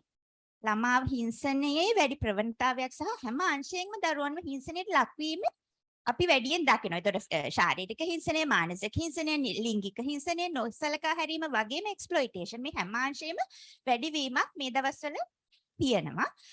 අනිත් එක තමයි ටීනේජ් ප්‍රෙග්නන්සිස්. අපි හිතනවට වඩා යෞවන දරුවන් ගැප් ගැනීමේ වැඩි බවක් තියෙනවා. ඒකට තර හේතුම සත්‍ය තමයි. කියන්නේ අධ්‍යාපනයක් නැහැ. මේ ගැටලු සියලුම සාධක එක්ක ඉක්මනින් සම්බන්ධතාවයක් පටන් ගන්නවා. මේ පුද්ගලයාත් එක්ක ලිංගික ක්‍රියාකාරකම් පටන් ගන්නවා. මේ විවිධ තත්ත්වත් එක්ක දරුවව ලිංගික හිංසනයට ලක්වීම හරහා විවිධ හේතුන් මත දරුවන්ව ටීනේජ් ප්‍රෙග්නන්සිස් වල වැඩිවීමක් දක්නට ලැබෙනවා. ඉතින් ඒවා තමයි ප්‍රධාන වශයෙන් මේ දවස්වල දකින්න ලැබෙන ගැටලු දරුවන්ගේ. ඉතින් මේවට හේතු ආයිත් කියනවා නම් විශේෂයෙන්ම මේ පවතින සමාජ ආර්ථික ගැටලු තත්ත්වය ඒකම දරුවන් වැඩි කාලයක් මාර්ගගත අධ්‍යාපනයේ රැඳීම ඒ හරහා අධ්‍යාපන කටයුතු වලට යෙදෙන්නට සිද්ධ වීම අනිත් කාරණා ඇහෙනව නේද පැහැදිලිව මම කියනවා පොඩම වේගෙන් කියන්නේ වෙලාව මදි නිසා හරි එතකොට ඊළඟ එක තමයි නිසි වැඩිහිටි අධීක්ෂණය නැතිකම මොකද දැන් මේ මාර්ගගත අධ්‍යාපනයේට ස්ක්‍රීන් එකක් එහෙමත් නැත්නම් මොකක් හරි ඩිවයිස් එකක් ළමයිට අරන් දීලා දෙමව්පියෝ හිතනවා අපි දන්නේ ළමයා මේක දන්නවා කියලා ඒකත් එක්ක දරුවා මේ අන්තර්ජාලය තුර අනාරක්ෂිත වීම ලොකු ගැටලුවක් නිසි වැඩිහිටි අධීක්ෂණය නොලැබීම අනිත් එක තමයි විශේෂයෙන් මේ සියලු ගැටලුත් එක්ක වැඩිහිටියන්ගේ මානසික ගැටලු තත්ත්වවල වැඩිවීමක් තියෙනවා. එතකොට වැඩිහිටියන්ගේ මානසික ගැටලු වැඩි වුණාම ඒක ඩිරෙක්ට්ලි සහ ඉන්ඩිරෙක්ට්ලි දෙවිදිහටම දරුවන්ට ලොකු බලපෑමක් වැඩි වෙනවා. ඒගොල්ලන්ගේ ගැටලු වැඩි වුණාම ගෘහස්ත හිංසනය වැඩි. එතකොට ඒ ප්‍රචණ්ඩත්වය වැඩි වෙනවා. මේ ඔක්කොම දරුවන්ට කියන්නේ ඩිරෙක්ට්ලි ඒ වගේම ඉන්ඩිරෙක්ට්ලි දෙවිදිහටම බලපානවා. අනිත් එක තමයි වැඩිහිටියන්ගේ මත්ද්‍රව්‍ය මත්පැන් භාවිතය වැඩිවීම. ඒකත් දරුවන්ට බලපානවා. ඉතින් මේ වගේ ගැටලු රාශියක් දරුවන්ට බලපාලා අපි හිතනවට වඩා ලොකු බලපෑමක් ළමුන්ට සහ නව යෞවනයන්ට මේ වෙනකොට බලපාලා තියෙනවා. විශේෂයෙන්ම මෙහෙම දැන් අපි මේ 3 වෙනි අවුරුද්දේ සමාජ සහ ආර්ථික ගැටලු ගැන කතා කරාට දරුවන්ට අධ්‍යාපනය නැති වෙලා අවුරුදු 3ක්. කොවිඩ් තත්ත්වයට එක්ක දරුවා අවුරුදු 2ක් අධ්‍යාපනය කරේ නෑ. එතකොට දැන් මේ 3 වෙනි අවුරුද්ද. එතකොට එක හදිසියෙ වෙච්ච දෙයක් නෙවෙයි. නිසියාකාරයේ අධ්‍යාපනය නිසි ආකාරයෙන් පැවතුනේ නැහැ අවුරුදු 3ක් තිස්සේ. ඒකම අවුරුදු 3ක් තිස්සේ දරුවන්ට නිසි ආකාරයේ කියන්නේ බාහිර ක්‍රියාකාරකම් වල යෙදෙන ළමා කාලය ගත කරගන්න සමවයස දරුවන්ව ඇසුරු කරන්න ඒගොල්ලන්ගේ මනෝ සමාජයේ කුසලතා දියුණු කරගන්න ලොකු සීමාවක් තිබුණා. මොකද කොවිඩ් එක අවුරුදු 2ක් ඒගොල්ලන්ගේ සමාජ සම්බන්ධතා සීමා වුණා. එදිනෙදා සාමාන්‍ය කටයුතු දරුවෙක් විදිහට කරගෙන යන තියෙන අවස්ථාව සීමා වුණා. ඒ සීමා වීම තමයි මේ 3 වෙනි අවුරුද්දේදී තව ටිකක් වැඩි උනේ. ඉතින් ඒ හැමදේම මම හිතන්නේ ගැන අපි දැනුවත් වෙනවා නම් වැදගත් වෙනවා. එතකොට කොහොමද ප්‍රසන්ට් වෙන්නේ? මම මේ කතා කරේ ගැටලු. නමුත් ළමයි ප්‍රසන්ට් වෙන්නේ එහෙම නෙවෙයි. ළමයි ගොඩක් වෙලාවට මම කිව්වා වගේ සායනිකව පැහැදිලි කරන්න බැරි කායික රෝග විදිහට ප්‍රසන්ට් වෙන්න පුළුවන්. සියදිවි සමහරක් වෙලාවට මේවා ඔක්කොම බරපතල වෙලා විෂාදයේ තත්වයක ඇවිල්ලා සියදිවි හානි කරගැනීමේ ලක්ෂණයක එක්ක සියදිවි හානි කරගැනීමට උත්සාහ කරලා අපි ළඟට එන්න පුළුවන්. එහෙමත් නැත්නම් සියදිවි හානි කරගන්න සිතුවිලිත් එක්ක එන්න පුළුවන්. ඒකම පාසල ඉස්කෝලේ යන්න බෑ කියන එකත් එක්ක එන්න පුළුවන්. තව කොටසක් ස්ක්‍රීන් ඇඩික්ෂන්. තිරයට තදින් බැහි වෙලා ඒකේ මුදව ගන්න දෙමව්පියෝ උත්සාහ කරනකොට ප්‍රචණ්ඩව හැසිරෙනවා, ගෙදර අයට ආවේගශීලීව හැසිරෙනවා, ගෙදර බඩු පොළවේ ගහනවා. ඒ වගේ ලක්ෂණ එක්ක එන්න පුළුවන්. ඒක එහෙමත් නැත්නම් මේ පුද්ගල සම්බන්ධතාවල ගැටලු විදිහට එන්න පුළුවන්. ගෙදර හරිම කලහකාරී ගෙදර ආවේගශීලී විදිහට හැසිරෙනවා මේ දරුවෝ අන්න ඒ විදිහට ඕගලන් ගාවට එන්න පුළුවන්. ඒ වගේ විවිධ විදිවලට දරුවෝ එන්න පුළුවන්. ඉතින් ඒව තමයි ගැටලු මම හිතන්නේ ඒව මැනේජ් කරන විදිහ කතා කරන්න මගේ වෙලාව ඉවරයි මිනිත්තු 10යි තියෙන්නේ. ඉතින් මම ඊළඟට කතා කරන්නම් මේ වගේ දරුවන්ට වැඩිහිටියන්ට සහාය දක්වන්න ජාතික මානසික සෞඛ්‍ය විද්‍යායතනයෙන් දුරකථන සේවාවක් පවත්වාගෙන යනවා. එතනදී අපි ගාව සර්විසස් 3ක් තියෙනවා. එකක් තමයි 19226 කියන voice helpline එක. එහෙමත් නැත්නම් කතා කරන්න පුළුවන් helpline එකක් තියෙනවා 19226. ඒක දවසේ පැය 24ම දවස් 7ම ක්‍රියාත්මකයි. එතකොට ඒක විශේෂයෙන් පුහුණු වෙච්ච හෙදි නිලධාරීන් තමයි මෙතන වැඩ කරන්නේ. එතකොට පැය 24ම දවස් 7ම ඔයගලන්ට එන අයගෙන් තවත් ගැටලු තියෙනවා නම් මෙතනට යොමු කරන්න පුළුවන් මෙතනට කතා කරන්න කියලා. ජාතික මානසික සෞඛ්‍ය විද්‍යායතනයෙන් පවත්වාගෙන යන හෙල්ප්ලයින් එක 19226. ඒකම දෙවෙනි සේවාව තමයි 19226 SMS හෙල්ප්ලයින් එක. ඒකට 19226 කියන අංකය හරහා SMS වලිනුත් කතා ඒගොල්ලන්ගෙන් සර්විස් එක ගන්න පුළුවන්. හැබැයි ඒක පවතින්නේ 8 ඉඳලා 4 වෙනකන් විතරයි. දැන් මේ ළඟදී Airtel සමාගමත් එක්ක එකතු වෙලා WhatsApp helpline එකක් පටන් ගත්තා. ඒකේ අංකය තමයි 075 555 ආයිත් 19226. එතකොට අර අගාංකෙට එතකොට 075 555 19226. මොකද මේ WhatsApp සර්විස් එක පටන් ගන්න ප්‍රධානම හේතුව තමයි ඇඩොලසන්ට් නව යෞවනයෝ කතා කරලා ගැටලු කියනවට වඩා එයාලා විශේෂයෙන් ඩිවයිසස් වල ඉන්නේ අනිත් එක ඒගොල්ලෝ chat කරන්න type කරන තමයි ගොඩක් කැමති. ඉතින් ඒක නිසා ඒගොල්ලන්ට වඩාත්ම ගැළපෙන සේවාව විදිහට අපි දැක්කේ මේ WhatsApp helpline එක මේ ළඟදි තමයි ඒක පටන් ගත්තේ. දැන් ඒ සේවාවත් විවෘතයි. ඒ ටික තමයි මම හිතන්නේ මගේ කාලය ඇතුළතදී මට කතා කරන්න පුළුවන් වෙන්නේ. ඉතින් බොහොම ස්තුතියි ඔබ සැමට. ගැටලු තියෙනවා නම් ඩිස්කෂන් එකේදී අහන්න පුළුවන්. Thank you, Dr. හෙට්ටිආරච්චි. මං හිතන්නේ ඩොක්ටර් කතා කරා අර සයිබර් අවකාශය තුළ දරුවන් අනාරක්ෂිත වීම සහ එතකොට අපි වැඩිහිටියෝ සම්බන්ධ වැඩිහිටියෝ හැටියට ඒ සම්බන්ධයෙන් තියෙන ලෝස් මොනවාද? මං හිතන්නේ මිසිස් කලන්සූරියත් ඒ ගැන කතා කරා. අපිට මිස්ටර් අමල් රන්දිනිය මහත්මයාගෙනුත් ඒ සම්බන්ධව දැනගන්න පුළුවන්. So our next eminent speaker, Mr. Amal Randiniya. Mr. Amal Randiniya has specialized in criminal law and customs law, has followed the diploma in forensic medicine and science in Faculty of Medicine at the University of Colombo, has also obtained masters in law in international business law from the Staffordshire University, UK. Mr. Randiniya, floor is yours. Thank you, Rani. මම මගේ කතාව කොටස් දෙකකට කරන්න. එක තමයි domestic violence සම්බන්ධයෙන් අපිට තියෙන අත්දැකීම් එක, උසාවියේදී අපි දකින දේවල් එක, සහ දෙක මේ කියපු සයිබර් බුලින් පැත්තෙන් සහ මේ සයිබර් අවකාශය තුල සිදුවන නිරන්තරයෙන් සිදුවන කාරණාත් එක්ක අපි කොහොමද how we are going to deal with that. එතකොට ඩොමෙස්ටික් වයලන්ස් ගැන ඒකේ යම් කොටසක් නිරෝධ කලන්සුරි මහත්මිය කතා කරා. ඒකෙදී කතා කරා මේ ගෘහස්ථය ඇතුලේ සිදුවන වයලන්ස් නැත්නම් ඒ මේ මොන හරි අපි ප්‍රචණ්ඩ ක්‍රියා තමයි අපි මේ ඩොමෙස්ටික් වයලන්ස් පනත යටතේ අපි කතා කරන්නේ. එතකොට මේ පනතේ තියෙනවා අවසානයේම කාවද මේ ගෘහස්ථ ප්‍රචණ්ඩත්වයේ පනත යටතට වැටෙන්නේ කියලා. මොකද ඒක වැදගත් වෙනවා අපිට අර ඉස්සෙල්ලා අහපු ප්‍රශ්නයකටත් උත්තරය එතන තියෙනවා. ඒකේ තියෙනවා පීඩාවටපත් තැනැත්තාගේ. එතකොට මේකේ යම්කිසි පුද්ගලෙක් ඉන්නවා, වික්ටිම් කෙනෙක් ඉන්නවා මේකේ. එය පීඩාවටපත් කරන තැනැත්තෙක් ඉන්නවා. ඒ පීඩාවටපත් තැනැත්තාගේ කලත්‍රයගේ හස්බන්ඩ් or wife වෙන්වීමට පෙර සිටි කලත්‍රය මේ දෙන්නත් සෙපරේට් වෙලා සෙපරේට් වුණත් ඒ දෙන්නත් මේක ඇතුළට වැටෙනවා. ඊළඟට සහවාසය දෙන සහකරු. දැන් සමහර අය කසාද බැඳලා නැහැ. නමුත් එක ගෙදර ලිවිං ටුගෙදර්. එවැනි අවස්ථාවකලත් මේ පනත යටතට වැටෙන්න පුළුවන්. ඊට පස්සේ පීඩාවටපත් තැනැත්තාගේ කලත්‍රයගේ හෝ කලින් සිට තැනැත්තාගේ පියා, මව, ආච්චි, සීයා, බාප්පා, සුළු මව, ඊළඟට පුතා, දුව, මුණුබුරා, මිනිබිරිය, සුළු පුතා, සුළු දියණිය. කියන්නේ අපේ ඊළඟ මැරේජ් එකකින් එන දරුවෝ. සහෝදරය, සහෝදරිය, අර්ධ සහෝදරයා, දෙමව්පියන්ගේ සහෝදර සහෝදරයන්, අපේ මාමලා බාප්පලා, ඊළඟට සහෝදර සහෝදරියගේ ළමයි, දෙමව්පිය සහෝදරගේ ළමයි. මේ අදහස් වෙන්නේ මේ ගෙයක් ඇතුලේ ඉන්න මේ ඇතුලේදී සිදුවන කට්ටියකින් වෙන හානිය තමයි මේ පනත යටදී වළක්වලා තියෙන්නේ. ගෙයක් ඇතුලේ. හැබැයි ඒ අත්‍යවශ්‍යයෙන්ම ගේ ඇතුලෙම සිදු යුතු නෑ. ගෙයින් එළිය වෙන්න පුළුවන්. නමුත් අර කියන ලද රිලේෂන්ෂිප්ස් වලට තමයි මේ පනත බලපාන්නේ. එතකොට අර අපේ ප්‍රශ්නයක් ආ මුලින් බොයිෆ්‍රෙන්ඩ් ඇන්ඩ් ගර්ල්ෆ්‍රෙන්ඩ් අතර තියෙන ප්‍රශ්නයකට මේ පනත ගන්න පුළුවන්ද? එතකොට මේකෙන් පැහැදිලි වෙනවා ඔවුන් මේ ගෘහස්ථ ප්‍රචණ්ඩත්වයේ පනත යටතට ඔවුන් වැටෙන්නේ නැහැ කියලා. ඒ ගැන කරන්න වෙනම අපේ දණ්ඩ නීති සංග්‍රහය හරි වෙන පනත් වල තියෙන provisions, we can use those provisions to act against them. එතකොට මේ පනතේ වැදගත් දෙයක් තියෙනවා.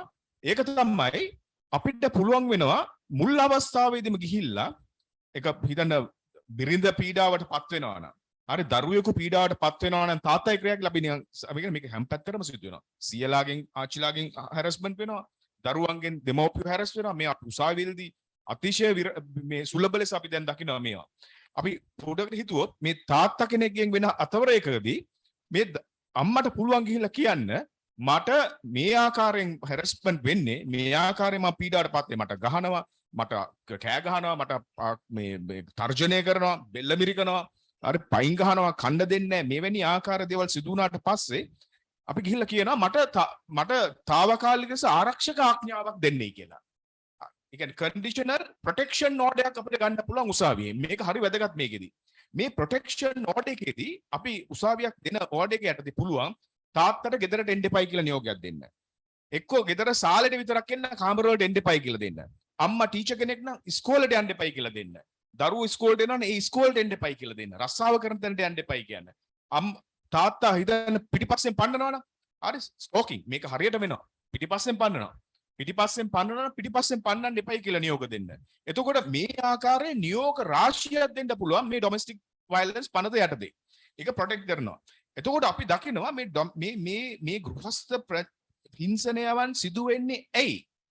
මේ තත්වලට අම්මලා තාත්තලා සියලා පත් වෙන්නේ ඇයි? ඒක තමයි අද අපි කතා කරන මාතෘකාවට යන්නේ. ඒ හේතු හින්දා තමයි අපි දකිනවා මේ ගෘහස්ථය ඇතුළේ සිදුවන සියදිවි නසා ගැනීම යම් ප්‍රමාණයකට වැඩිවීමක් තියෙනවා. ඒකට මේ වකවානු තුල අපි දකින මුල්ම කාරණය තමයි මේ මූල්‍යමය නැත්නම් ආර්ථික ප්‍රශ්න මිනිසුන් මුණ පාන. රට බංකොලොත් වෙලා තියෙනවා. ආර්ථික වශයෙන් දැඩි පීඩනයක් ලක් වෙලා තියෙනවා. මෙවැනි අවස්ථාවක ඒක හැම පුද්ගලයෙකුට දැනෙනවා. කවුල් පහක් ගත්තොත් ඒකෙන් 3ක් දෙකක් මගේ යුනයිටඩ් නේෂන් රිපෝට් එක තියෙනවා. එක වේලක් දැන් මිස් කරන තත්ත්වයටපත් වෙලා තියෙනවා. ඒතකොට දරුවෝ ඉන්න ගෙදරක මේක කොහොමද මේ ප්‍රශ්නෙට උත්තර දෙන්නේ අම්මා තාත්තා. ඔවුන් ඉතාමත් මේ මානසිකව ඇද වැටෙන තත්ත්වයට උන්පත් වෙනවා. ඒකේ ප්‍රතිඵලයක් විදියට අපි දක්වනවා උසාවි වලට එනවා දරුවන්ට පහර දෙනවා. මොකද ඉතාමත්ම ලේසි තැන තමයි තමන්ගේ ආවේගය දරුවන් පිටින් යවන එක. ඒක තමයි මේ උසාවි වලට මේ දරුවෝ සම්බන්ධ ප්‍රශ්න ගොඩක් අපි දකින්නේ. එක්කෝ බිරිඳ පිටින් යවන එක. බිරිඳ පිටින් ය නැත්තම් තමයි ගෙදර ඉන්න වෙන නෑ කෙනෙක් ඉන්නවා නම් දුර්වල කෙනෙක් ඔවුන්ට එලව පහර දීමේ තත්වයක් තියෙනවා. ඒක ෆිසිකල් සහ ගොඩක් වෙලාවට මේක වර්බල් ඩැමේජ් එකක් තමයි කරන්නේ. ඒ වයලන්ස් එක ගොඩක් වර්බල්. ඒ කියන්නේ අසභ්‍ය වචනද, ඒ කියන්නේ හිත රිදෙන වචනද, එකින් දිකට සිදුවන උද්වේගකර බැනවැදීම් කියලා තමයි ඒක පනතේ දක්වන්නේ. උද්වේගකර බැනවැදීම්. ඒ බැනවැදීම් ඔබ දන්නවා සමහරවිට ඉවසන් ඉන්න බෑ ඒ බනන විදිය. එවැනි ඒවා වලින් සියලු දේවල් ආරක්ෂා කරනවා. එතකොට මේ වලට මුහුණ දෙන තැනැත්තෙකුට, දරුවෙකුට, ගැහැණියෙකුට නැත්නම් තාත්තා කෙනෙකුට උනත් අපි දකිනවා තාත්තලාටත් මේවා දෙනවා. ඒවල් ඇතුලේ විශේෂයෙන් වයසක අම්මලාට තාත්තලාට මේවා සිදු වෙනවා. මේගොල්ලන්ට මේක දරා ගන්න බැරි වුණාම ගොඩක් අඩුයි ගෘහස්ත ප්‍රචණ්ඩත්වය පනත යටතේ නීතියේ සරණ හොයාගෙන එන පිරිස. හරිම අඩුයි. පොලිසියකට යන්නේ නැහැ. මොකද අපේ අර තියෙනවානේ අපේ සංස්කෘතිය තුළ ගෙදර තියෙන ප්‍රශ්න ගෙදර විසඳගත යුතුයි ගිනි පිටට දෙන්න හොඳ නැහැ. හරි බතයි දෙනකන් විතරයි මේ ඔක්කොම. ඒ හින්දා අපි එළියට එන්නේ නැහැ මේ ප්‍රශ්න අරගෙන. අපි ගෘහස්ථය ඇතුලේ මේවා තියාගන්නවා. එතකොට වෙන්නේ අර මානසික පීඩනය එන්න වැඩි වෙලා මේක දරා ගන්න බැරි තැනකදී අර කුපුරායක් සිදු වෙන්න පුළුවන්. ඒක අපි දකිනවා. ගෘහස්ථ ප්‍රචණ්ඩත්වයටදී. ඊළඟට වෙන හානිය තමයි ඊළඟට තවත් හානියක් වෙනවා. මේ ප්‍රශ්නේ අරගෙන මොවුන් දුවලා එන්නේ පොලිසියට. පොලිසිය හැම පොලිසියකම තියෙන කාන්තා ළමාංශ නැත්නම් වෙන අංශ තියෙනවා. මේ පොලිසියට තමයි ප්‍රශ්නේ අරන් දුවගෙන එන්නේ. දුවගෙන ආපුවම පොලිසිය පුරුදු වෙලා නැහැ අර අපේ නීල් ප්‍රනාන්දු දොස්තර මහත්තයා කියපු ආකාරයට ග්‍රීෆ් ඇනලිසිස් එකක් කරන්න, ඒ කවුන්සලින් එකක් කරන්න ඔවුන් පුරුදු වෙලා නැහැ. ඔවුන්ට තියෙන්නේ මේ ආපු ප්‍රශ්නයක් විසඳන්න. දැන් හිතන්න මේ කාන්තා ළමා කාර්යාලය ඇතුළට මේ ප්‍රශ්න ඇවිල්ලා ඒ කාන්තා පොලිස් නිලධාරියන් ඒ කියන්නේ කිසිම මේ ඉමෝෂන්ලෙස් ඒ කියන්නේ අපි එහෙම නිලධාරීන් දකින්න හරිම අඩුයි. මේ ප්‍රශ්න ඇතුළට ගිහිල්ලා ඒගොල්ලෝ මේ ප්‍රශ්න වැඩි කරන දේවල් තමයි ඒගොල්ලෝ කරන්නේ. ඊයේ පෙරේද මට උදාහරණ ඕන තරම් දෙන්න පුළුවන්. ඒ අතරතුර තව සිදුවීමක් වෙනවා. බොහොම උසස් නිලධාරීන් අර කාන්තාවක් වෙනවනම් විශේෂයෙන්ම ඔවුන් දන්නවා ගෙදර ප්‍රශ්නයක් හින්දා ඉන්නේ මේ කාන්තාව. ඒ කාන්තාවගේ ටෙලිෆෝන් නම්බර් එක අරිල්ලගෙන හරි ගෙදර ඇඩ්‍රස් එක අරන් ඔවුන්ගේ පිටිපස්සෙන් යන්න පටන් ගන්නවා. මේ වර්තමානයේ අපි දකින ලොකුම අරුබුදයක් බවට පත් වෙලා තියෙනවා ඒක. පොලිසිය මම උසස් පොලිස් නිලධාරීන් පවා දැනුවත් කරා. ඔවුන් ට්‍රේන් කරලා මේක කියන්නේ කියලා. හරි ඒක නිසා කාන්තාව යන්නේ නැහැ පොලිස් ස්ථාන. අපිට යවා ගන්නත් බෑ පොලිස් ස්ථානයකට කාන්තාවක්. අපි යවන්නේ නැහැ තනියම. හැමතිස්සෙම නීතිඥ මහත්මයෙක් එක්ක මගේ කනිෂ්ඨ නීතිඥයෙක් යවන්න අපි පුරුදු වෙලා තියෙනවා. ඒ ප්‍රශ්نين ගැලවෙන්න. දැන් එක ප්‍රශ්නයකින් ගැලවෙන්න ගිහිල්ලා තව ප්‍රශ්න ගොඩක් ඔළුවේ දා ගන්නවා කාන්තාව. එතකොට මේ ප්‍රශ්න එන්න වැඩි කර ගන්නවා.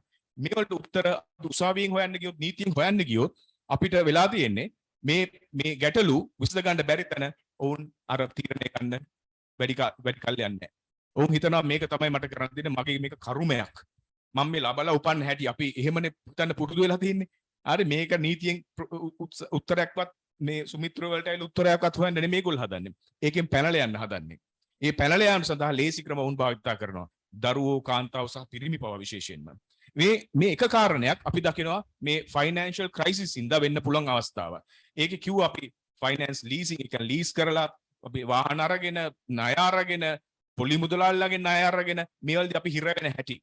මොකද අතිශයම කනගාටුදායක මම දන්නවා මුදිතා ඔබ බැංකු සමග වැඩ කරා like නිරෝධ ඔබ දන්නවා මේ අපේ මට මතකයි අපි නීති සංගමයේ තිබිච්ච එක රැස්වීමකදී ඒවකට හිටපු ලංකා බැංකුවේ සභාපතිතුමා ජනාධිපති රසික් සරුක් මහත්තයා ඇවිල්ලා කියනවා මේ බැංකු හැම කාර්තුවෙම කියන අපි බිලියන 3යි බිලියන 4යි මේ පළවෙනි කාර්තුවේ ලාභය after taxation this is the profit that we gained එහෙම කියනවා මේවා blood money මෙයා blood එහෙමම කිව්වා මට තාම මතකයි blood money එයා එහෙම කියන්නේ එක රීසන් එකක් තිබ්බා හොඳ ක්‍රමයෙන් හම්බ කරනවා තමයි බැංකුව ඒක නෙමෙයි කියන්න ගියේ මේ ණය ගත්ත මිනිසුන්ගේ මේ ලීස් ගත්ත මිනිසුන්ව කොච්චර හිර කරනවද කියන එක කොච්චර හිර කර දැන් මගේ රේද මගේ නඩුවක් තිබ්බා ඒ වාහනයක් ගන්න ණය අරගෙන ගෙවා ගන්න බැරි වෙනවා මොකද තිබිච්ච කොරෝනා සහ මේ ප්‍රශ්න හැමුවේ වැටෙනවා එතකොට මේ ණය ආකාර සොයා කරගැනීමේ ක්‍රමයක් තියෙනවා DMR නඩුවක් දාලා ඒ කියන්නේ money recovery මුදල් නැවත ලබා ගැනීමේ නඩු කරයක් දාලා කරන්න පුළුවන්කම තියෙද්දි